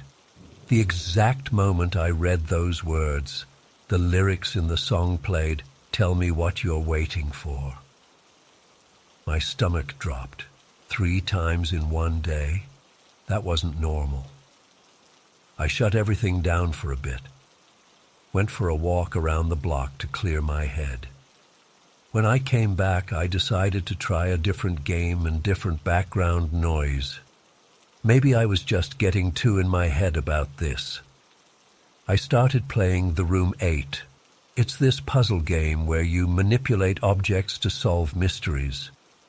I put on a documentary series called The Dark Side of the 2000s that I'd been meaning to watch. I wasn't even 10 minutes into both when I found a Maxim magazine in the game, just as the documentary started talking about the rise and fall of Maxim magazine. I literally yelled, "What the fuck?" and stood up from my chair. I hadn't thought about Maxim magazine in years, probably not since college, so at least 12 years ago. How was this happening? But it didn't stop there. Throughout the entire day, these synchronicities kept happening. I'm not talking about vague coincidences like thinking of someone and then they text you.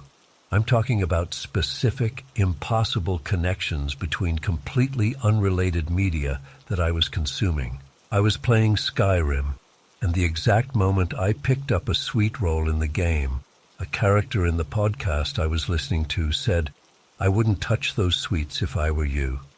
This podcast was recorded in 2021. Skyrim came out in 2011. I switched to watching a documentary about deep-sea creatures while playing Tetris, and the instant I cleared 4 lines for a Tetris, the narrator said, "And just like that, they vanish into the darkness." I started keeping track after the 7th or 8th time. By the end of the day, I had documented 50 of these impossible coincidences. 50 times where the exact thing I was doing in a game lined up perfectly with something being said in completely unrelated media playing in the background. I tried experimenting. I would pause a video, then restart it at a random point while doing something specific in a game. Somehow, the synchronicities still happened. I tried playing games I'd never played before while watching shows I'd never seen. Same result. At one point, I was playing this indie horror game where you explore an abandoned hospital. I turned a corner and found a nurse's station with a clipboard. At the exact moment I picked up the clipboard, the character in the 90s sitcom I had running said, "Let me just check your chart here." The sitcom was from 1994. The game came out last year. I started to feel like I was trapped in some kind of bizarre experiment, or like reality was glitching around me. I called my brother around 8 p.m., trying to sound casual while asking if he'd ever experienced anything similar. He just laughed and asked if I was high. I wasn't high. I was terrified. The thing is, these weren't just audio coincidences. Some were visual. I'd click on a red door in a game at the exact moment a red door would appear in whatever was playing on my other screen. I'd pick up a gun in an FPS game, right as a gun appeared in the movie I was half watching. Around 10 p.m., I was so freaked out, I turned everything off. No games, no TV, no podcasts, just silence. I sat on my couch in the dark, trying to make sense of what was happening. Was I having some kind of breakdown? Was this a weird neurological thing where my brain was creating patterns that weren't really there? But I knew what I had experienced. These weren't vague patterns.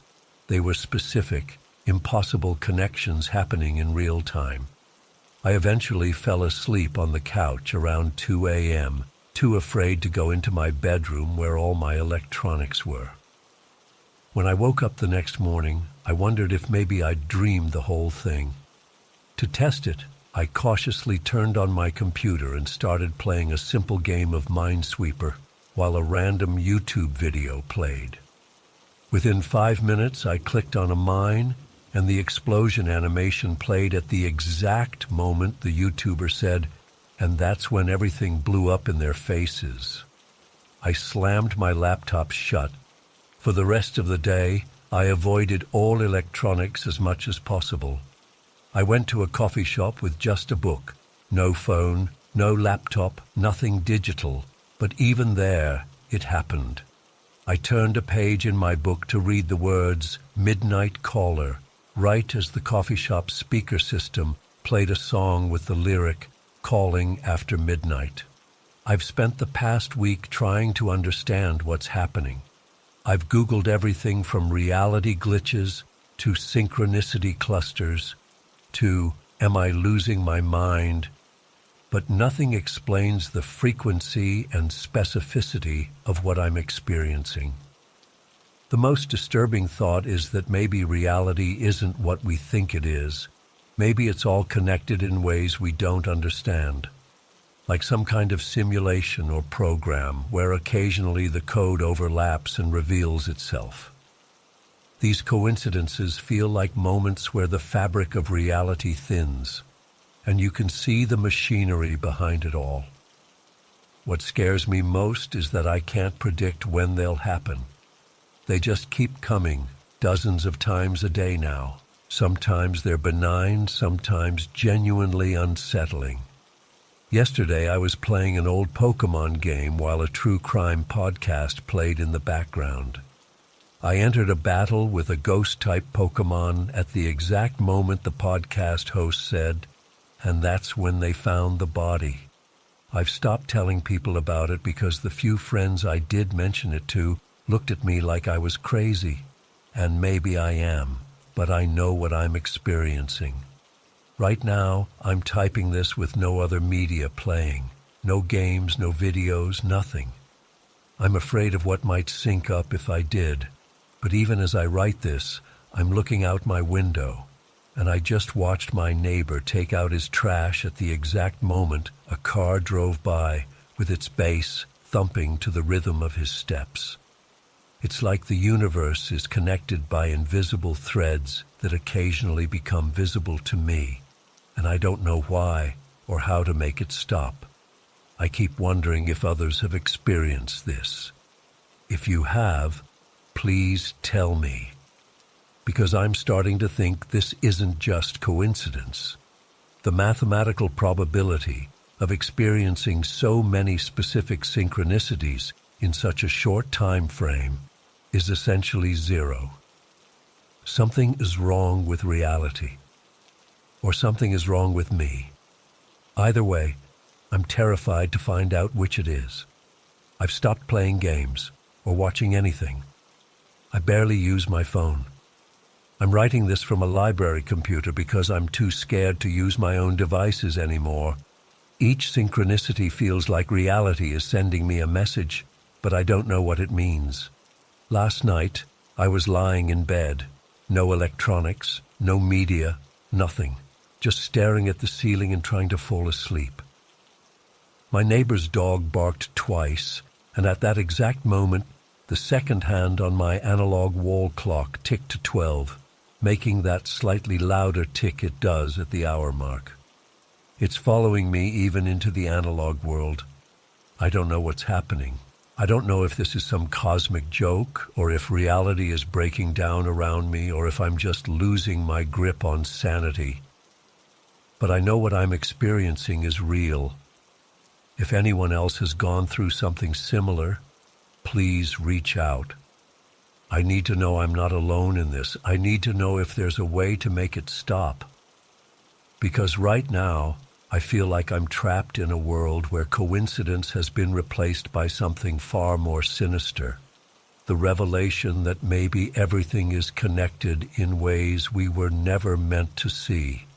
And as I'm writing these final words, the library's PA system just announced the library will be closing in 15 minutes. At the exact moment, the person next to me closed their book with a thud that perfectly matched the cadence of the announcement. It's still happening, and I don't know how to escape it.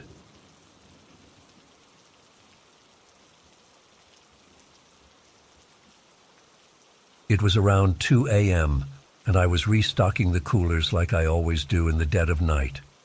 The fluorescent lights hummed overhead, casting a harsh glow over the empty store.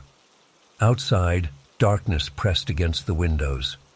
We're pretty far from town, surrounded by farmland and woods, so nighttime here feels especially eerie and isolating. I heard the bell chime as the door opened, which was unusual for that hour. Normally, we don't get many customers after midnight. I walked to the front ready to greet whoever had come in. That's when I saw him. A man, probably in his 40s, but it was hard to tell. His clothes were filthy and tattered, his hair matted and wild. But it was his eyes that really got to me. They were wide and feverish, darting around manically. He had this desperate, unhinged energy about him that immediately set me on edge. "Evening," I said cautiously.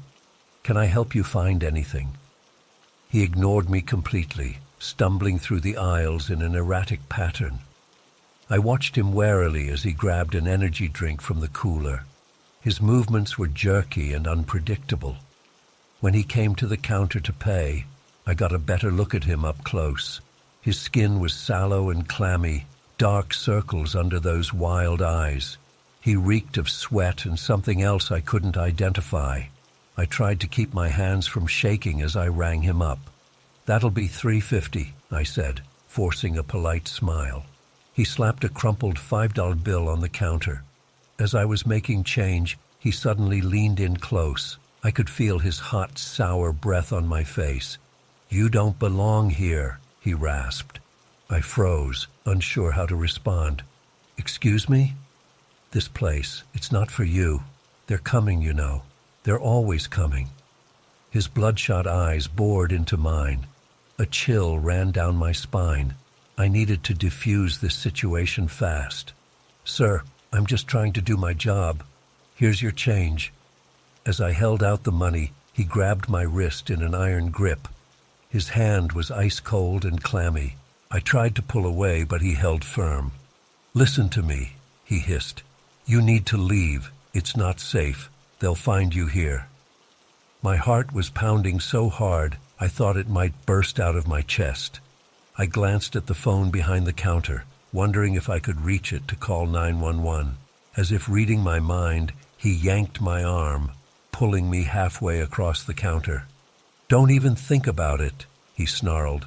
"You call anyone and it's over for you. You understand?" I nodded frantically, willing to say anything to get him to let go. Okay, I understand. Please, just take your drink and go." He held my gaze for what felt like an eternity, his grip painfully tight. Then, without warning, he released me and I stumbled backwards.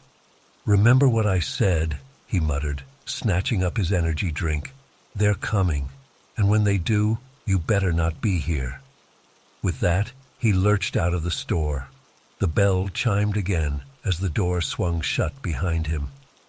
I stood there frozen, my wrist throbbing where he'd grabbed me. Through the windows, I watched him disappear into the darkness beyond the fuel pumps. As soon as he was out of sight, I ran to lock the door. My hands were shaking so badly I could barely turn the key. I grabbed the phone and dialed 911, my finger hovering over the call button. But something stopped me. What would I even say? That a creepy guy had come in and scared me?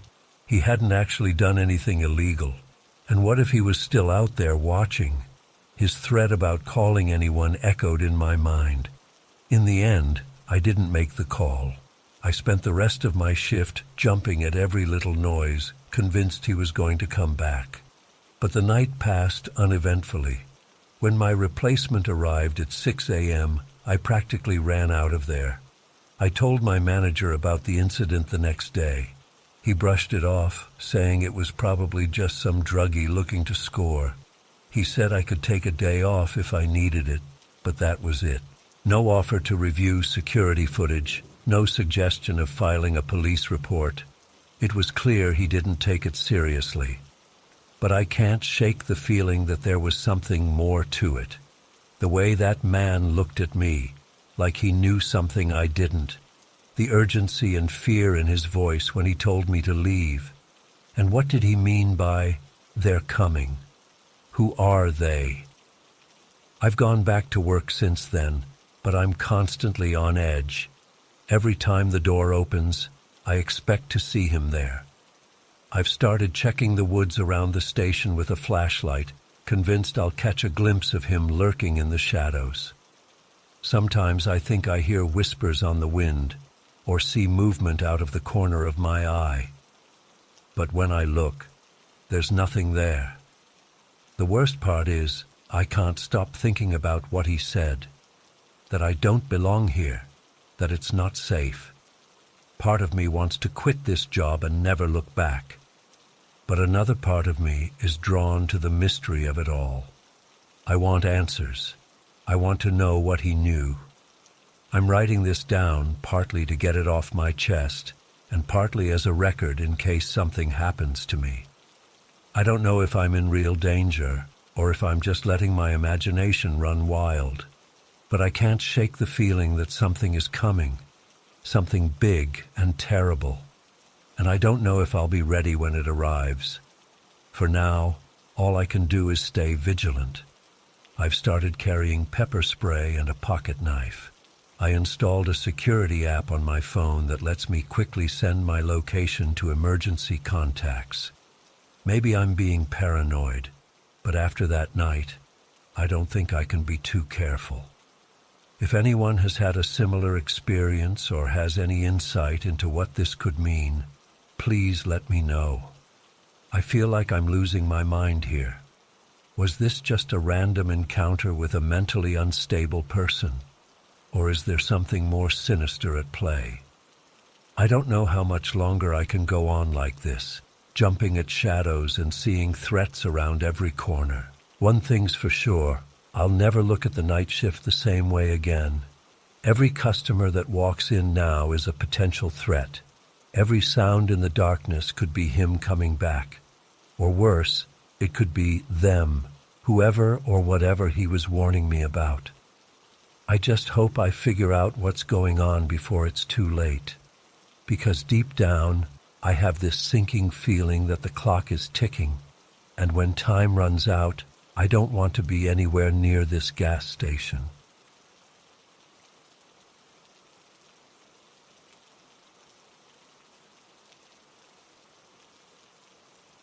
It was supposed to be a fun weekend getaway with my 3 closest friends, Ethan, Avery, and Thomas.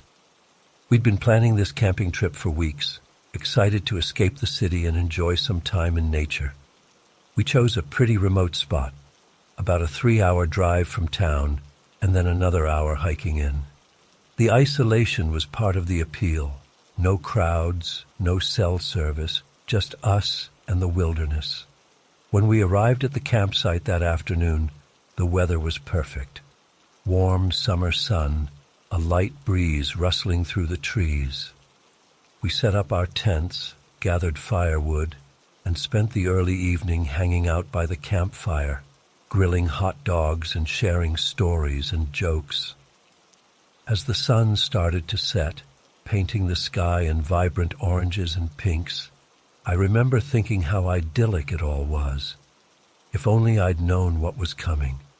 It was fully dark by the time we crawled into our tents for the night. I was sharing with Ethan, while Avery and Thomas took the other tent.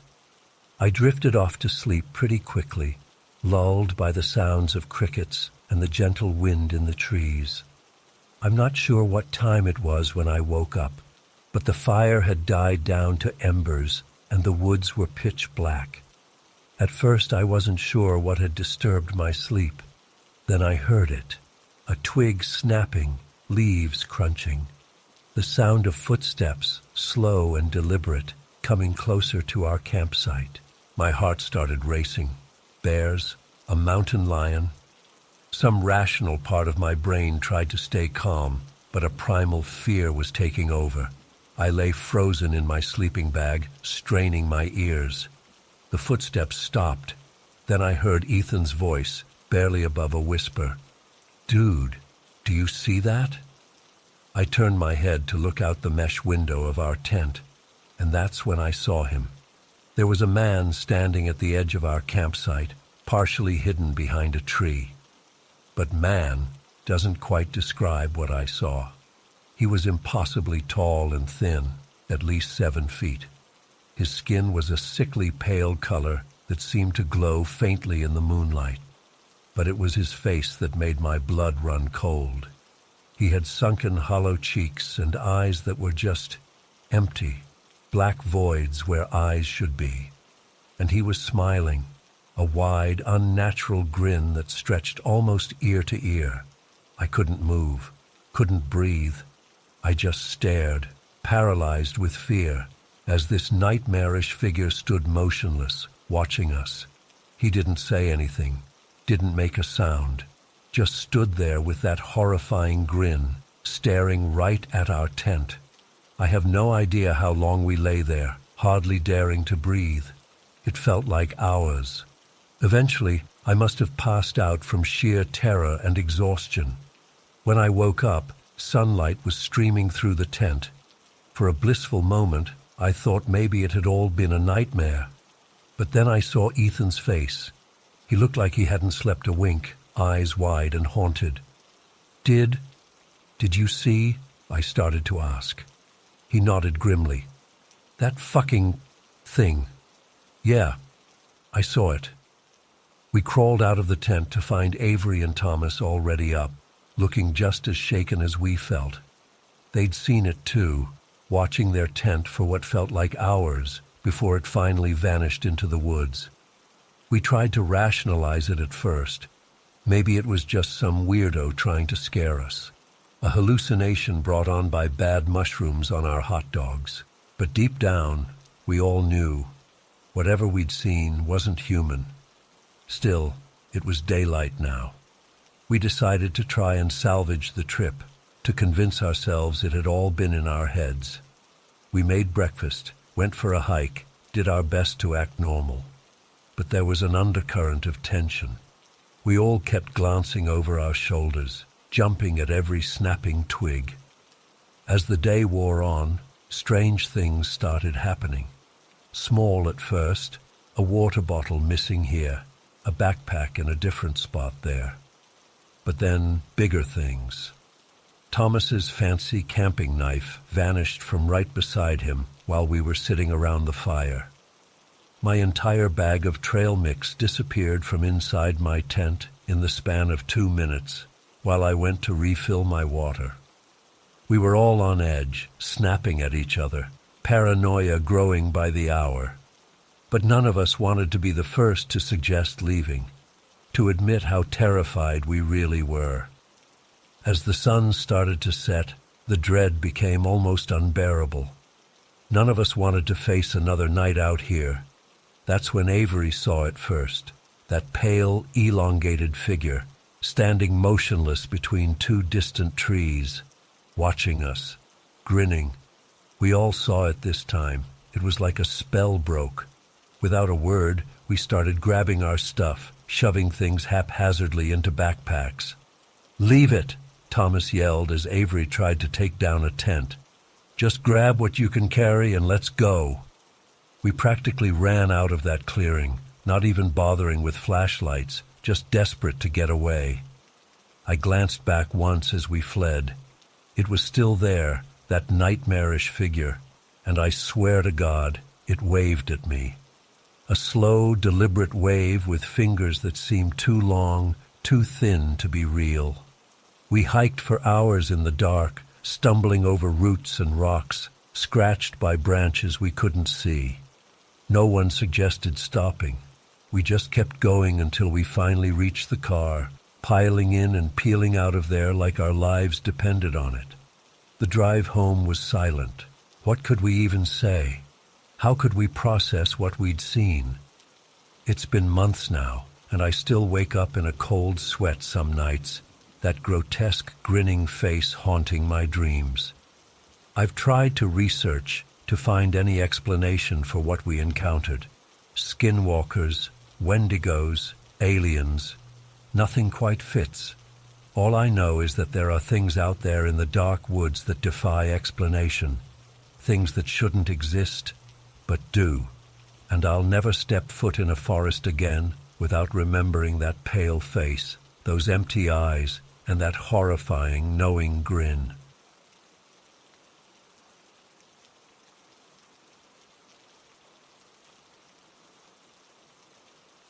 It was supposed to be a fun getaway. Just me, my girlfriend Sarah, and our friends Mark and Emily. We were all feeling burnt out from work and wanted to disconnect from the world for a few days. Mark had heard about this remote lake deep in the national forest, completely off the grid with no cell service. It sounded perfect. We packed up Mark's SUV early Friday morning and hit the road, spirits high as we left the city behind.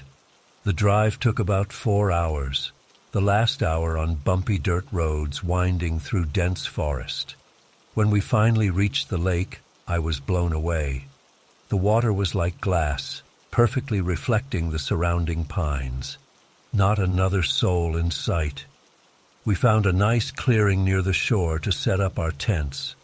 Mark and I gathered firewood while the girls got the camp organized. As the sun started to set, we cracked open some beers and grilled hot dogs over the fire, laughing and enjoying the peacefulness of nature. Everything was great that first night. We stayed up late stargazing. I'd never seen the Milky Way so clearly before. Eventually we turned in, Sarah and I in one tent, Mark and Emily in the other about 20 feet away. I'm not sure what time it was when I woke up to Sarah shaking me. "Do you hear that?" she whispered. I listened, still groggy. At first I didn't hear anything, but then I caught it, a rhythmic thumping sound coming from outside. Thump, thump, thump. It sounded like it was moving around the campsite. Sarah clutched my arm tightly. "What is that?" she hissed. "Probably just a deer or something," I said, trying to sound more confident than I felt. but something about the sound felt off, too regular, too deliberate for an animal. The thumping circled around to the far side of Mark and Emily's tent. Then I heard Mark's voice, muffled but clearly alarmed. "Hey, who's out there?" Suddenly there was a commotion, shouts of surprise, the sound of a tent unzipping, running footsteps. Sarah and I scrambled out of our tent. In the dim moonlight, I could see two figures dash into the woods, Mark and Emily. But why would they run off like that? "Mark, Emily?" I called out. No response. Sarah and I searched around the campsite with our flashlights, calling for our friends. Their tent was empty, sleeping bags still inside. We found no sign of a struggle, no clues to explain their sudden disappearance. We waited by the fire for hours, hoping they'd come back. As the sky began to lighten, we knew we had to do something. I suggested we drive to the ranger station we'd passed on the way in to report them missing. But when we tried to start the SUV, the engine wouldn't turn over. Panic started to set in then. We were miles from civilization with no phone signal, and our friends were missing. Sarah was on the verge of tears. I tried to stay calm and think logically. The ranger station was about 10 miles back the way we came. If we started walking now, we could make it there before dark. We packed some supplies and water and set off down the bumpy dirt road. Every snapping twig and rustle in the underbrush made us jump. I couldn't shake the feeling we were being watched. After what felt like an eternity of walking, we finally reached the ranger station. The head ranger, a gruff older man named Bill, listened to our story with a furrowed brow. He radioed for backup, and soon a search and rescue team was mobilized. Over the next few days, they scoured the area around the lake. Cadaver dogs, helicopters, the works. But they found nothing, no tracks, no scraps of clothing, nothing to indicate where Mark and Emily had gone. It was like they'd vanished into thin air. The police got involved, suspecting foul play. Sarah and I were interrogated for hours. They clearly thought we might have had something to do with our friend's disappearance, but eventually they had to admit there was no evidence of a crime. The case went cold. Mark and Emily's families were devastated. Sarah fell into a deep depression. I had trouble sleeping, plagued by nightmares. We both started seeing a therapist to deal with the trauma. It's been 3 years now, and I still have no explanation for what happened that night.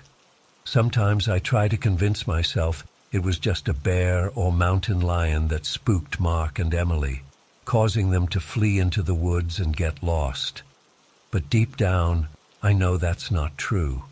The rhythmic thumping, the way they vanished without a trace, it was something else, something unnatural. I've researched other strange disappearances in national forests. The number of cases is shocking. Some talk about interdimensional portals, others about cryptids or alien abductions. I don't know what to believe anymore. All I know is that something horrifying happened at Blackwater Lake, something beyond normal explanation, and I'll never set foot in those woods again.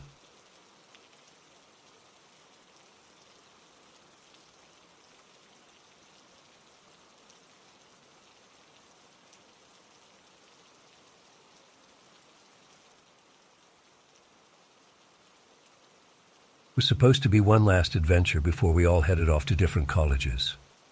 Ryan, Jess, Matt, and I had been best friends since middle school, and we wanted to do something memorable before going our separate ways.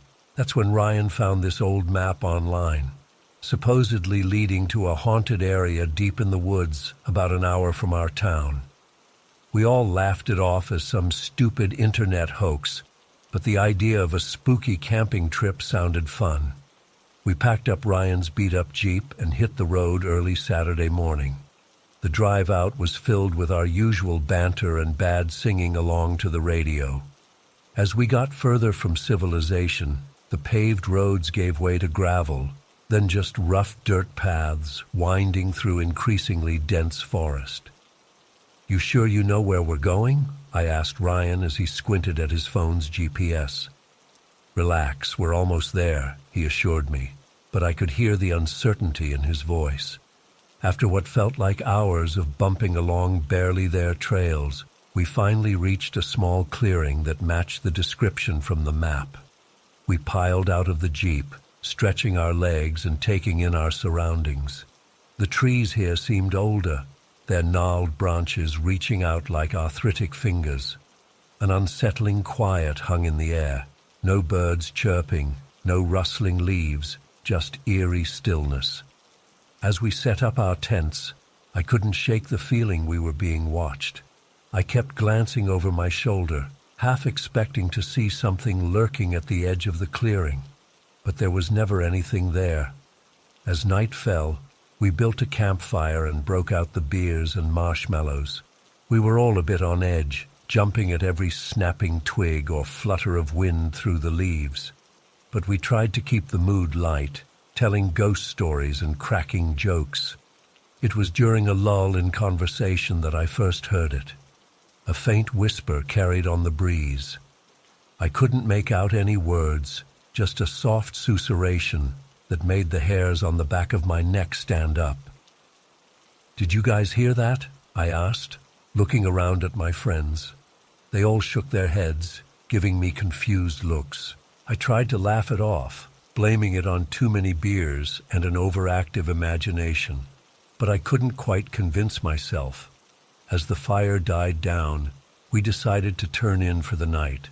I crawled into my tent, zipping it up tight as if that flimsy nylon could protect me from whatever was out there. I tossed and turned for what felt like hours, unable to shake the feeling of unease. I must have eventually drifted off, because the next thing I knew, I was jolting awake in a cold sweat. Something had woken me up, but I couldn't remember what. Then I heard it again, that same whisper, but closer now, right outside my tent. My heart was pounding so hard I thought it might burst out of my chest. I fumbled for my flashlight with trembling hands, afraid to even breathe. When I finally clicked it on, the beam cut through the darkness to reveal nothing. Just the side of my tent, gently swaying in the breeze. I let out a shaky laugh, feeling ridiculous, but as I went to turn off the flashlight, something caught my eye. A shadow, moving just beyond the tent wall. I froze, watching as it seemed to grow larger, looming over me. In a panic, I scrambled out of my sleeping bag and unzipped the tent, stumbling out into the clearing. The full moon cast everything in an eerie, silvery glow. My eyes darted around, searching for whatever had cast that shadow, and then I saw it. At the edge of the clearing stood a figure, tall and unnaturally thin, with limbs that seemed too long for its body. But it was the face that made my blood run cold.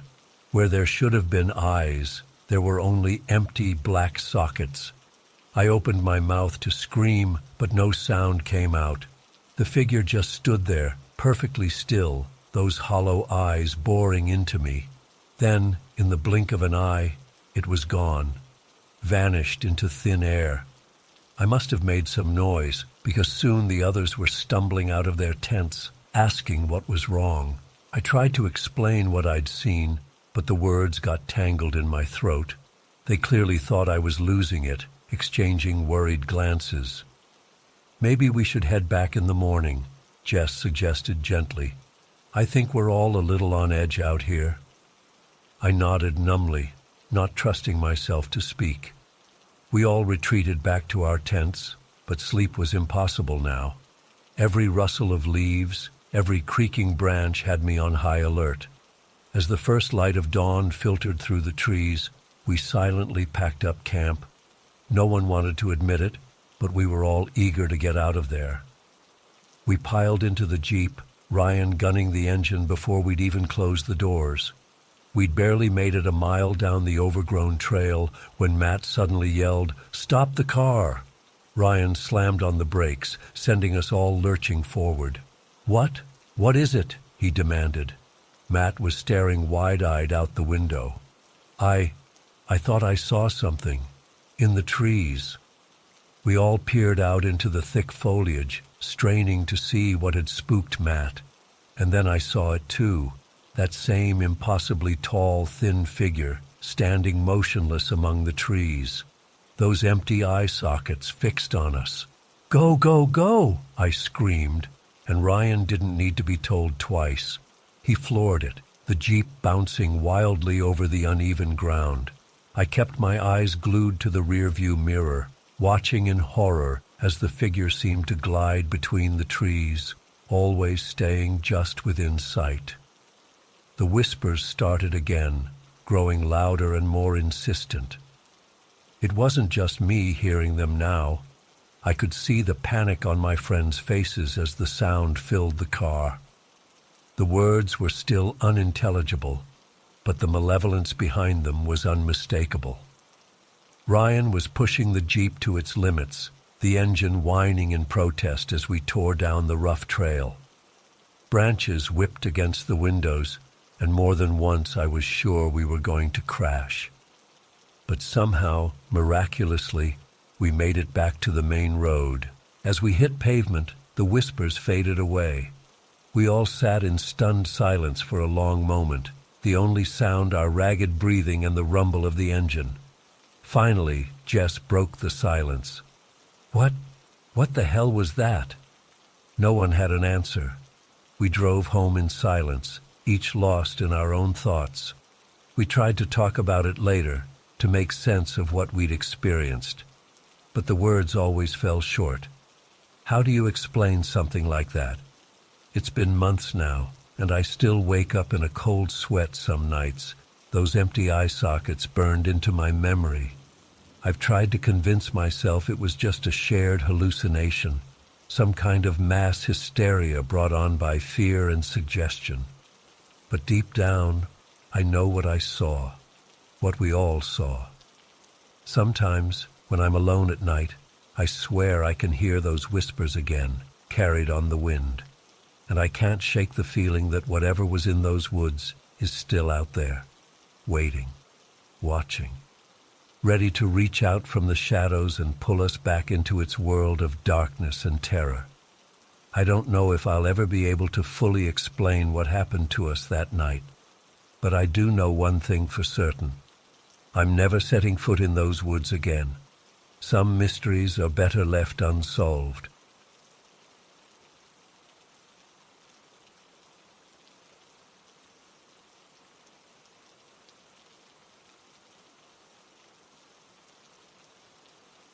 It was a Friday night, and my parents had gone out of town for the weekend, leaving me alone at our house.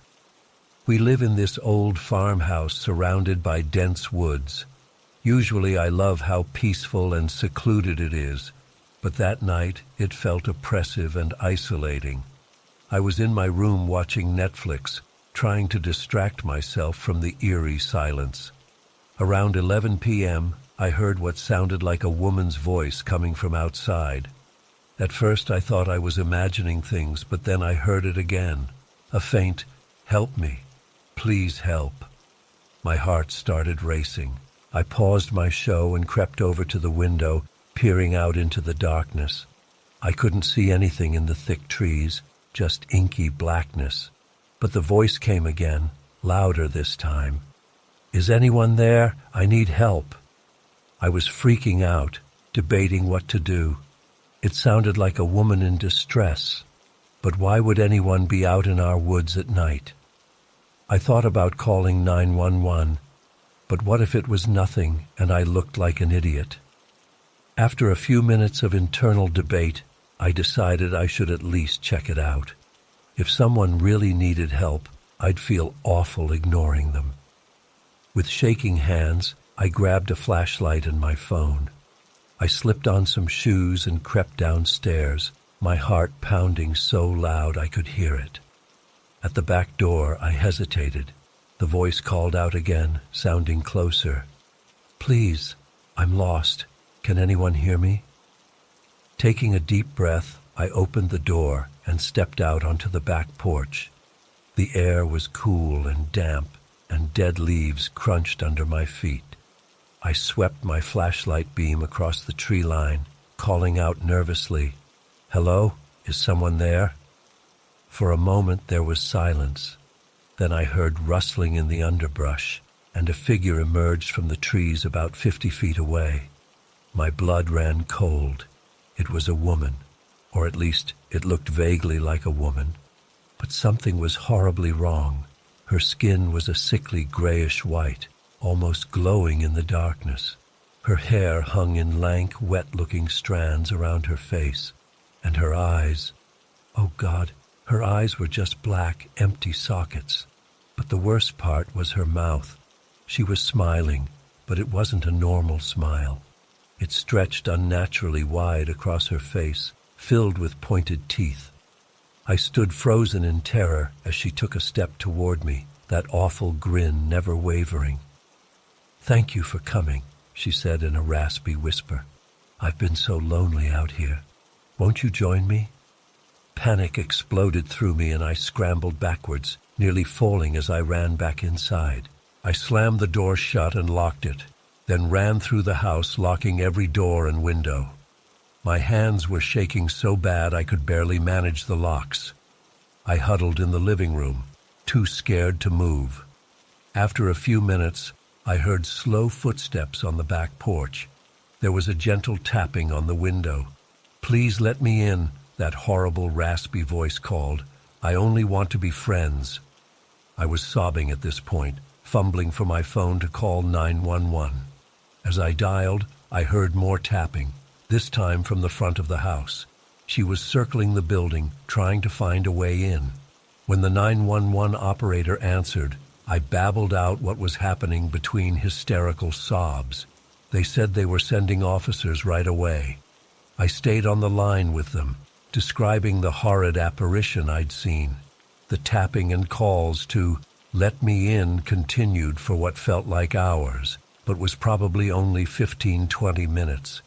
Then suddenly, everything went silent. A few minutes later, I heard sirens approaching. 2 officers arrived and did a thorough search of the property. They didn't find any sign of an intruder, and no footprints or disturbances in the woods. They were kind, but I could tell they thought I was just a hysterical teenager who'd scared herself with an overactive imagination. They offered to stay for a while to make me feel safe, but I was too embarrassed. I assured them I was fine now, and they finally left. I spent the rest of the night huddled on the couch with all the lights on, jumping at every little sound. When my parents got home the next day, I tried to tell them what happened. They exchanged worried looks and suggested maybe I'd had some kind of stress-induced hallucination. They even made me see a therapist who said it was likely sleep paralysis or a vivid nightmare. But I know what I saw. That thing was real, whatever it was. Sometimes at night I still hear faint tapping at my window and a raspy voice calling for me to let her in. I don't know if she's really there or if it's all in my head now. Either way, I don't think I'll ever feel truly safe in this house again. Those haunting empty eyes and that twisted smile are burned into my memory forever. I'm writing this because I need to get it out, to tell someone who might believe me. Has anyone else encountered something like this? I feel like I'm losing my mind. That night changed me, and now I'm always looking over my shoulder, wondering if she's still out there in the woods, waiting.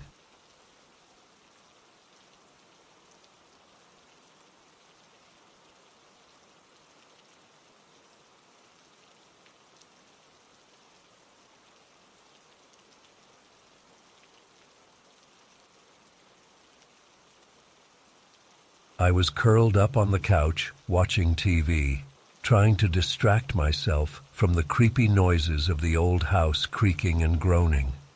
Around 10 p.m., I heard a loud thump coming from the basement. My heart started racing immediately. I tried to tell myself it was just something falling over because of the wind, but then I heard it again and again. I sat there frozen, straining my ears. The thumping continued, along with what sounded like scratching, scraping. I couldn't quite place it, but it definitely wasn't normal house-settling noises. Part of me wanted to just ignore it and pretend I hadn't heard anything, but a bigger part of me knew I had to check it out, or I'd be up all night imagining the worst. With shaking hands, I grabbed my phone and turned on the flashlight. I crept towards the basement door, willing myself to be brave. The sounds got louder as I approached. My palms were sweating as I reached for the doorknob. I took a deep breath and yanked it open, shining my light down the stairs. At first, I didn't see anything out of the ordinary, just our dimly lit, cluttered basement. But then I noticed some of the boxes and junk had been moved around, creating a sort of makeshift fort in the corner. And poking out from under a ratty old blanket was a foot, a human foot. I let out a strangled gasp and almost dropped my phone. There was someone down there, someone who wasn't supposed to be there. My mind raced with possibilities: a burglar, a serial killer. I wanted to run, to call the police, but I was rooted to the spot in terror. Suddenly, the foot twitched and withdrew under the blanket. There was a rustling sound, and then a face emerged. It was a man, probably in his 30s, with wild, matted hair and a scraggly beard. His eyes were huge and unfocused, darting around frantically. His skin was sallow and waxy, like he hadn't seen sunlight in weeks. For a moment, we just stared at each other in shock. Then his face contorted into a snarl, and he lunged at me with inhuman speed. I screamed and tried to slam the door, but he was already halfway up the stairs. His hand shot out and grabbed my ankle, yanking me off balance. I tumbled down the stairs, my head smacking against the steps. I was dazed, vision blurry, as I felt myself being dragged across the cold concrete floor. The man was muttering incoherently, his breath hot and rancid on my face. I thrashed and kicked, trying desperately to get away, but he was unbelievably strong. He pinned me down, his hands wrapping around my throat. I clawed at his face, gasping for air. Black spots danced in front of my eyes as I felt consciousness slipping away. In that moment, I was sure I was going to die. I thought of my parents coming home to find my lifeless body in the basement. I thought of all the things I'd never get to do or experience. Just as I was about to pass out, there was a thunderous crash from upstairs. The man's grip loosened slightly as he cocked his head, listening. Then came the sound of heavy footsteps and shouting. The cavalry had arrived. The man panicked, releasing me and scrambling back to his makeshift nest. I gulped in huge lungfuls of air, coughing and spluttering. My vision cleared just in time to see 2 police officers tackling the intruder to the ground. He thrashed and howled like a wild animal as they struggled to handcuff him. Everything after that was a blur. Paramedics checked me over, wrapping a blanket around my shoulders as I shivered uncontrollably. More police arrived, along with my frantic parents who had been called by the neighbors. Apparently, they'd heard my screams and called 911. I learned later that the man was severely mentally ill and had escaped from a nearby psychiatric facility weeks earlier. He'd been living in our basement for days, sneaking out at night to steal food. The thought of him being down there while I slept, potentially watching me, made me physically ill. The physical bruises and cuts healed relatively quickly, but the mental and emotional scars ran much deeper. For months afterwards, I couldn't sleep without the lights on. Every little noise made me jump out of my skin. I had vivid nightmares of being choked, of dying alone in that dark basement. My parents tried to help, but they couldn't truly understand the terror I'd experienced. I started seeing a therapist, which helped somewhat. but I still felt on edge all the time, like danger was lurking around every corner. I withdrew from my friends, stopped participating in activities I used to love. The carefree, happy teenager I'd been was gone, replaced by a constantly anxious, paranoid shell of my former self. It took years of therapy and hard work to process the trauma of that night. Even now, over a decade later, I still get panicky in basements or dark, enclosed spaces. Thunderstorms make my heart race, and I'm always hyper-aware of my surroundings, constantly on guard for potential threats. Sometimes I wonder how different my life would be if I hadn't gone to investigate those noises that night, if I'd just stayed upstairs and called the police right away. But then I remember that the man could have come up at any time. At least I was awake and somewhat prepared when it happened. I've come to accept that this experience will always be a part of me. It shaped who I am in many ways, some good, some bad. I'm more cautious now, but also more appreciative of life and safety. I have a deep empathy for others who've experienced trauma, and I never ever take my loved ones or my sense of security for granted. If there's one thing I've learned from all of this, it's that you never know what might be lurking in the shadows. Trust your instincts. Be aware of your surroundings. And don't be afraid to ask for help when you need it. You never know when an ordinary night at home might turn into a fight for survival.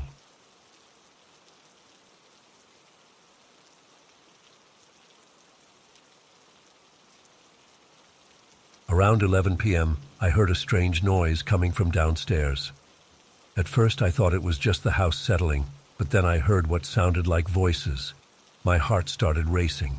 I tiptoed to the top of the stairs and peeked down. To my horror, I saw two men in dark clothes creeping through our living room. Panic gripped me. I ran back to my room as quietly as I could, desperately trying to figure out what to do. Should I call the police? Try to escape? I was paralyzed with fear. Then I heard footsteps coming up the stairs and knew I had to hide. I squeezed myself into my cramped bedroom closet, pushing aside hanging clothes to wedge myself into the corner. I could barely breathe as I heard the intruders enter my room.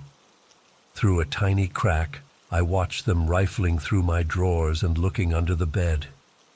"It's gotta be here somewhere," one of them muttered. "Keep looking," the other replied gruffly. "The boss said it would be in this house." My mind raced, trying to figure out what they could be searching for. We didn't have much of value, just some old jewelry and electronics. But these guys seemed to be after something specific. I held my breath as one of them approached the closet. He yanked the door open and I squeezed my eyes shut, certain I'd be discovered.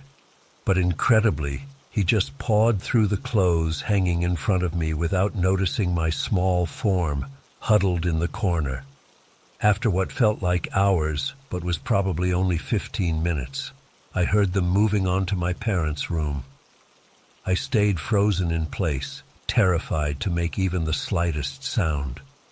The house creaked and groaned as they tore it apart, looking for whatever mysterious item they sought. Eventually, I heard them go back downstairs.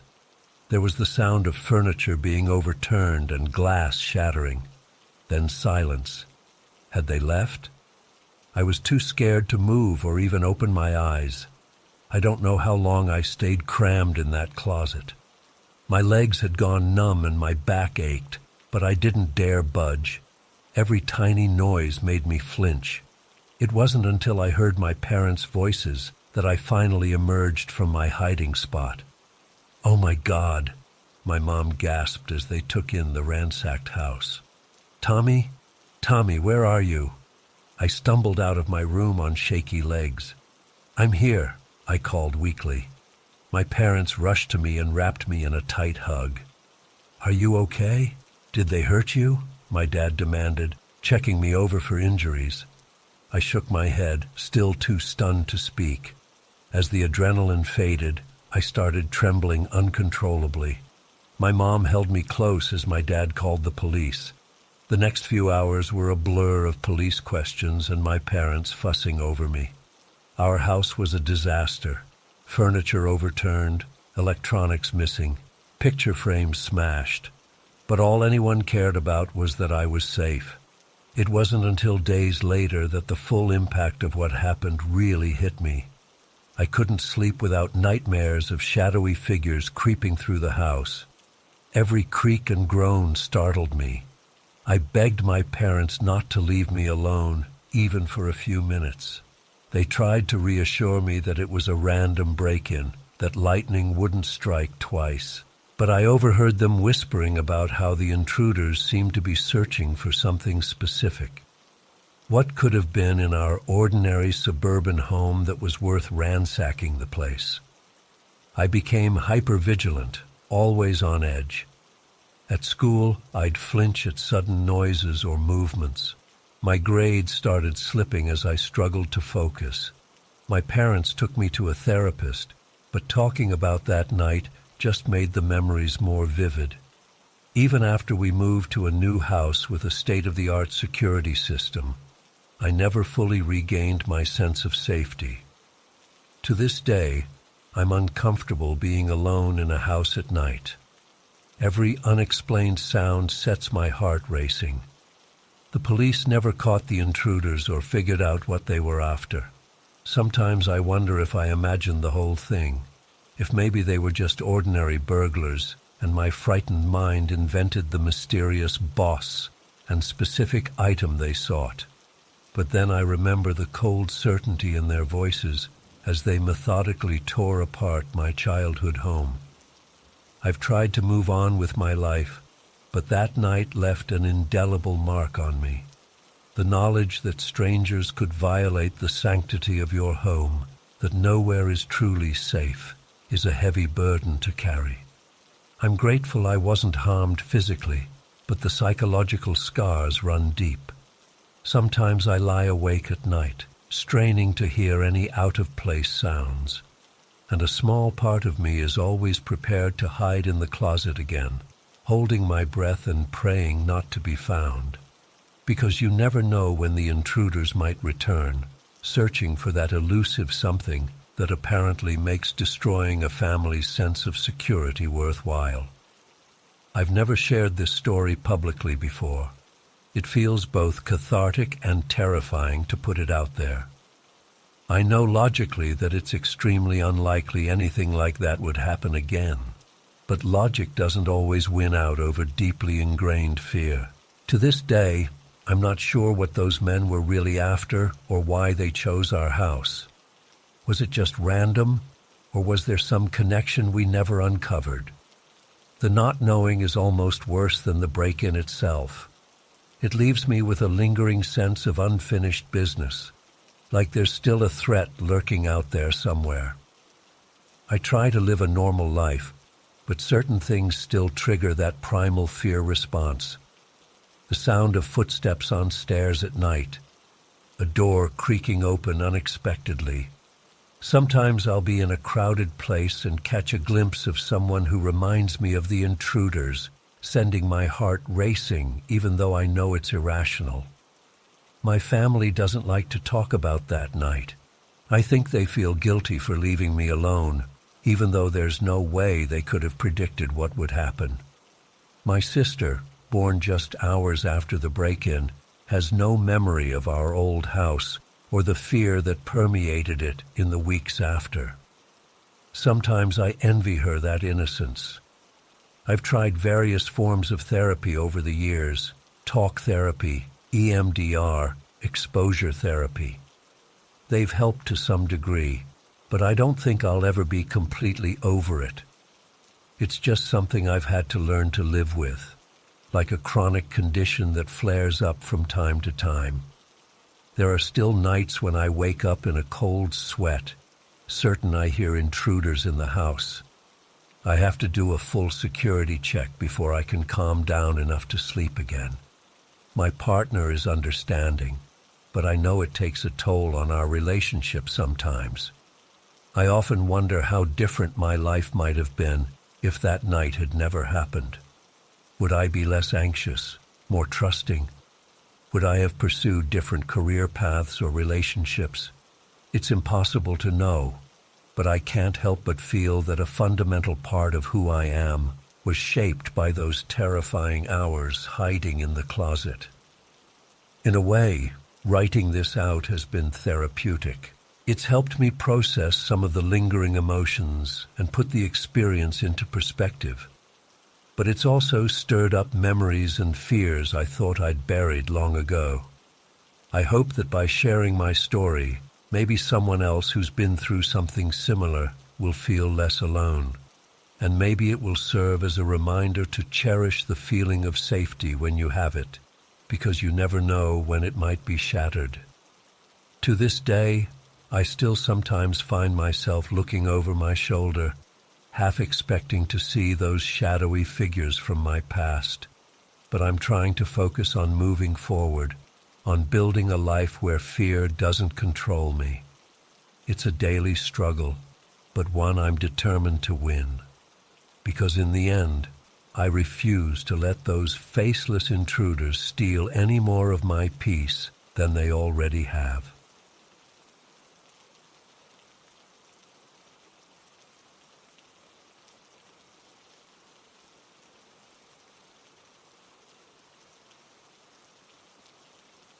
I was in the living room watching TV and scrolling through my phone, just killing time until they got back. It was dark outside, probably around 9 p.m. I remember glancing up at the sliding glass door that led out to our back deck and freezing in absolute terror. There was a man sitting out there, just staring directly at me through the glass. My heart started pounding so hard I thought it might burst out of my chest. I blinked a few times, hoping I was just seeing things, but he was still there. He looked to be in his 40s, wearing a dark hoodie with the hood pulled up. But what really got me was his face. He had this wide, creepy grin and was silently laughing to himself as he watched me. I was completely paralyzed with fear for what felt like forever, just locked in this staring contest with this stranger on our deck. My mind was racing, trying to figure out what to do. Should I run?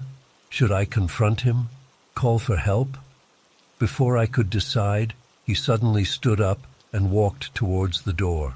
That snapped me out of my daze and I leapt into action.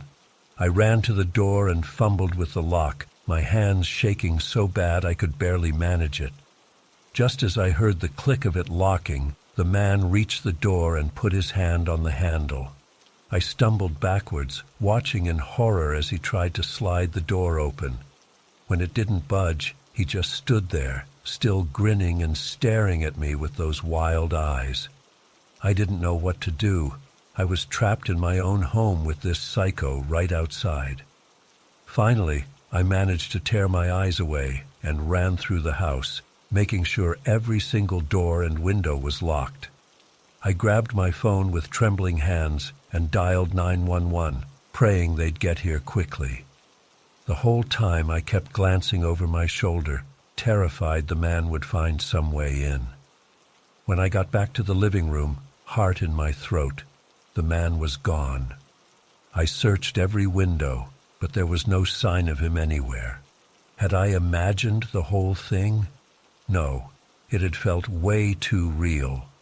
The police arrived about 10 minutes later and searched the property thoroughly. They couldn't find any evidence that anyone had been there. No footprints, no fingerprints on the door, nothing. They took my statement, but I could tell they were skeptical. Hell, I was starting to doubt myself at that point. My parents got home not long after and were freaked out by what happened. We installed security cameras, and I wasn't allowed to be home alone for months after that. But honestly, I didn't want to be. Every little sound made me jump, convinced the man was back. It's been years now, but I've never fully gotten over that night. I still get an uneasy feeling when I'm home alone, like I'm being watched. Sometimes I swear I catch a glimpse of a hooded figure out of the corner of my eye, but when I look, There's nothing there. The rational part of my brain tells me it was probably just some drunk guy who wandered onto our property by mistake. Or maybe I dozed off watching TV and had an incredibly vivid nightmare. But deep down, I know what I saw was real. The pure malice in that man's eyes and his unsettling silent laughter. Those aren't things you can just imagine. I've tried therapy, meditation, even medication to shake this lingering fear, but nothing has fully worked. I'm always on edge, always feeling like I need to look over my shoulder. It's exhausting living like this, constantly on guard. The worst part is not knowing why. Why did he choose our house? Why didn't he try harder to get in? Was he just trying to scare me, or did he have worse intentions? And where did he go? How did he vanish without a trace? These questions haunt me to this day. I've spent countless hours scouring the internet for similar stories, hoping to find some explanation. But nothing quite matches what I experienced. Sometimes I wonder if he's still out there, watching and waiting. Maybe he's done this to other people too. The thought makes my skin crawl. I know it probably sounds crazy to still be so affected by something that happened years ago. But unless you've experienced that kind of fear, the feeling of being completely vulnerable and exposed in what should be your safe space, you can't understand how it changes you. I try to live a normal life, and most days I manage okay. But there's always that nagging feeling in the back of my mind, that sense that I'm not truly safe. I double and triple check the locks every night. I have night lights in every room. I avoid being home alone whenever possible. Sometimes I think about moving far away, starting fresh somewhere new. But then I realize it wouldn't matter. The fear would follow me anywhere I go. It's not about the house or the deck anymore. It's about the violation of safety, the shattering of that comforting illusion that bad things only happen to other people. I don't know if I'll ever fully recover from that night. All I can do is try to move forward, one day at a time. But a part of me will always be that terrified teenager, locked in a staring contest with a grinning stranger on a dark night. If you're reading this and have ever experienced anything similar, please reach out. Knowing I'm not alone in this would bring some comfort. And if you haven't, cherish that feeling of safety in your home. You never know when it might be taken away. I still have nightmares about that night sometimes. In them, I'm frozen in place as the man slowly opens the door, that horrifying grin never leaving his face. I always wake up in a cold sweat, heart racing, convinced he's in my room. It takes me hours to calm down enough to sleep again. One of the worst parts is how it's affected my relationships. I have a hard time trusting people now, always wondering if they have some hidden, sinister side. I've pushed away friends and potential partners because of my paranoia. It's lonely living like this, but I don't know how to let my guard down. I've tried explaining it to people, but unless they've been through something similar, they can't really understand. They tell me to just get over it, that it was years ago and nothing actually happened. But they don't get how traumatizing it is to have your sense of safety completely shattered like that. Sometimes I find myself obsessively checking the deck, especially at night. I'll stand at the glass door for hours, scanning the darkness for any sign of movement. My parents worry about me, I know.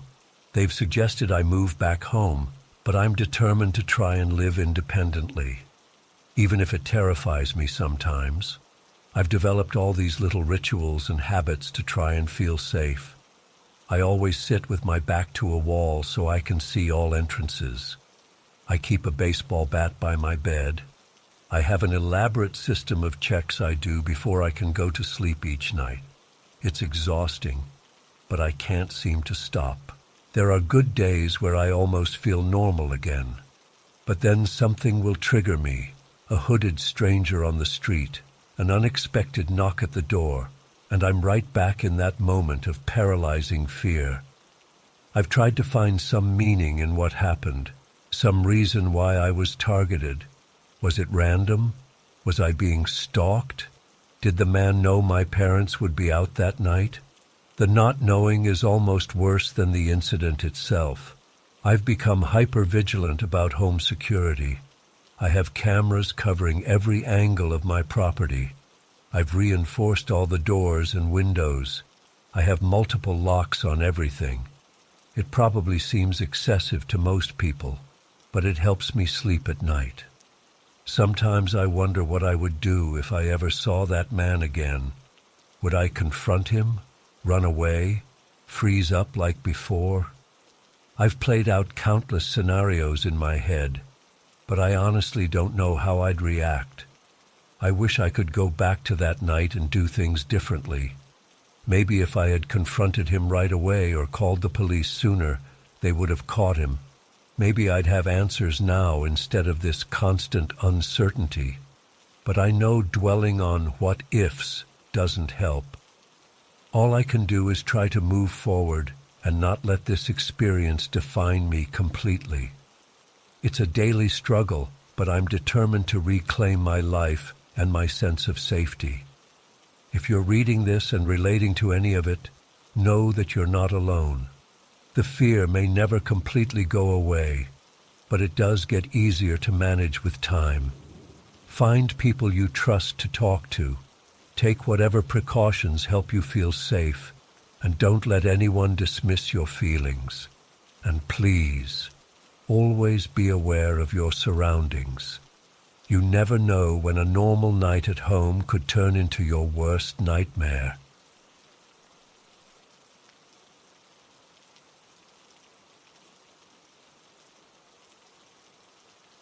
As I rounded a bend, I caught a flicker of movement in my peripheral vision. I tensed, gripping the steering wheel tighter. Probably just an animal, I told myself. But then I heard it. A woman's scream, high and desperate, coming from somewhere in the woods. My heart started racing. Was someone in trouble? Should I stop and try to help? Everything in me was screaming to keep driving, to get the hell out of there. But what if someone really needed help? The screams came again, closer this time. "Help me! Please, help me!" The voice sounded terrified. Against my better judgment, I pulled over to the side of the road and got out of the car. The air was eerily still and silent now. I fumbled for my phone to use as a flashlight, hands shaking. "Hello?" I called out. "Is someone there? Do you need help?" For a long moment there was no response. Then I heard it again. "Help me!"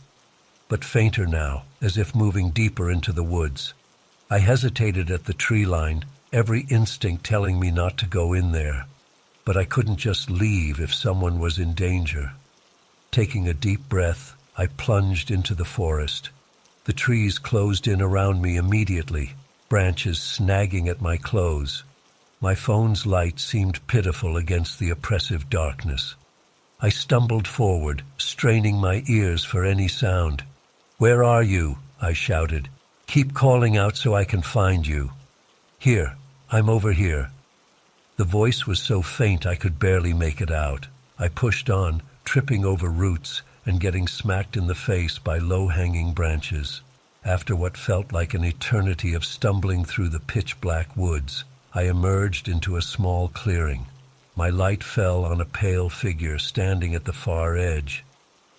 "Oh, thank God," I said, relief flooding through me. "Are you okay? What happened?" But as I moved closer, the hairs on the back of my neck stood up. Something wasn't right. The figure was unnaturally still, and I couldn't make out any features, just a vague human shape. "Hello?" I said hesitantly.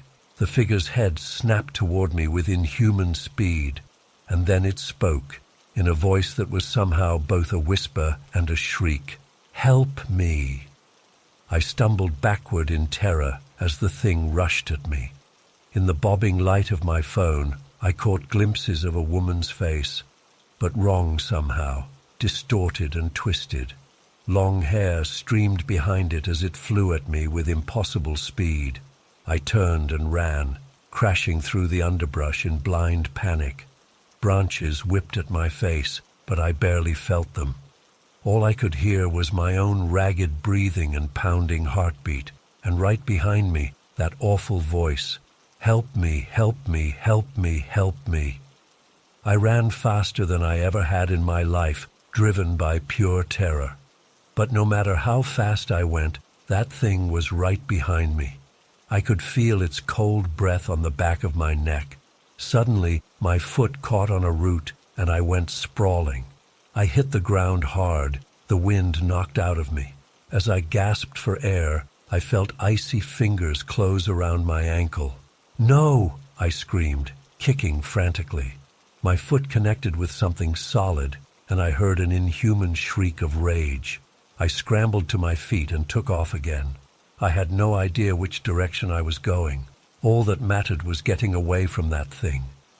Branches tore at my skin and clothes. My lungs were on fire, but I didn't dare slow down. Just when I thought I couldn't go on, I burst out of the tree line and onto the road. My car was right there. I sprinted for it, fumbling for my keys. As I reached for the door handle, I made the mistake of looking back. There at the edge of the woods stood the woman, if you could call it that. In the harsh glare of my headlights, I could see her clearly for the first time. Her skin was a sickly gray-white, almost translucent. Dark veins stood out starkly beneath the surface.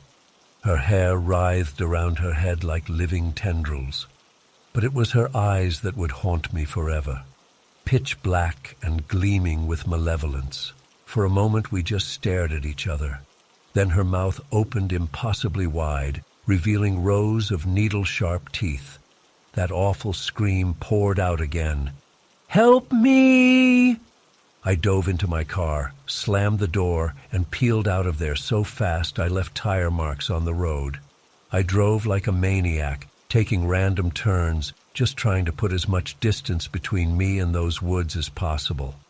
It wasn't until the first rays of dawn started peeking over the horizon that I finally felt safe enough to pull over. I sat there shaking, trying to process what had happened. Had it all been some kind of hallucination, a vivid nightmare? But the scratches on my face and arms were all too real.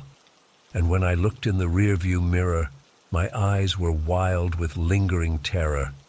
I didn't tell anyone what happened that night. Who would believe me? I tried to convince myself it had all been some kind of stress-induced breakdown. But deep down, I knew the truth. A week later, I was scrolling through news headlines when one caught my eye. Woman's body found in forest, cause of death unknown. The location was right where I'd had my encounter. My blood ran cold as I read the article. The body had been discovered by hikers, partially decomposed. But the coroner's initial report noted some odd findings: gray, almost translucent skin, and strangely elongated teeth. I slammed my laptop shut, my hands shaking. What the hell had I encountered out there in those woods? And why did it want my help so badly? To this day, I can't drive down a dark road at night without breaking into a cold sweat. I avoid forests entirely. And sometimes, when I'm lying in bed trying to sleep, I swear I can hear a faint whisper. Help me. I don't know if I'll ever understand what happened that night. But I do know one thing. If you're ever driving down a lonely road and hear someone calling for help from the woods, just keep driving. Don't stop. Don't look back. Just get the hell out of there as fast as you can. Because whatever's out there waiting in the darkness, it's not human. And it doesn't want your help. It wants something far worse.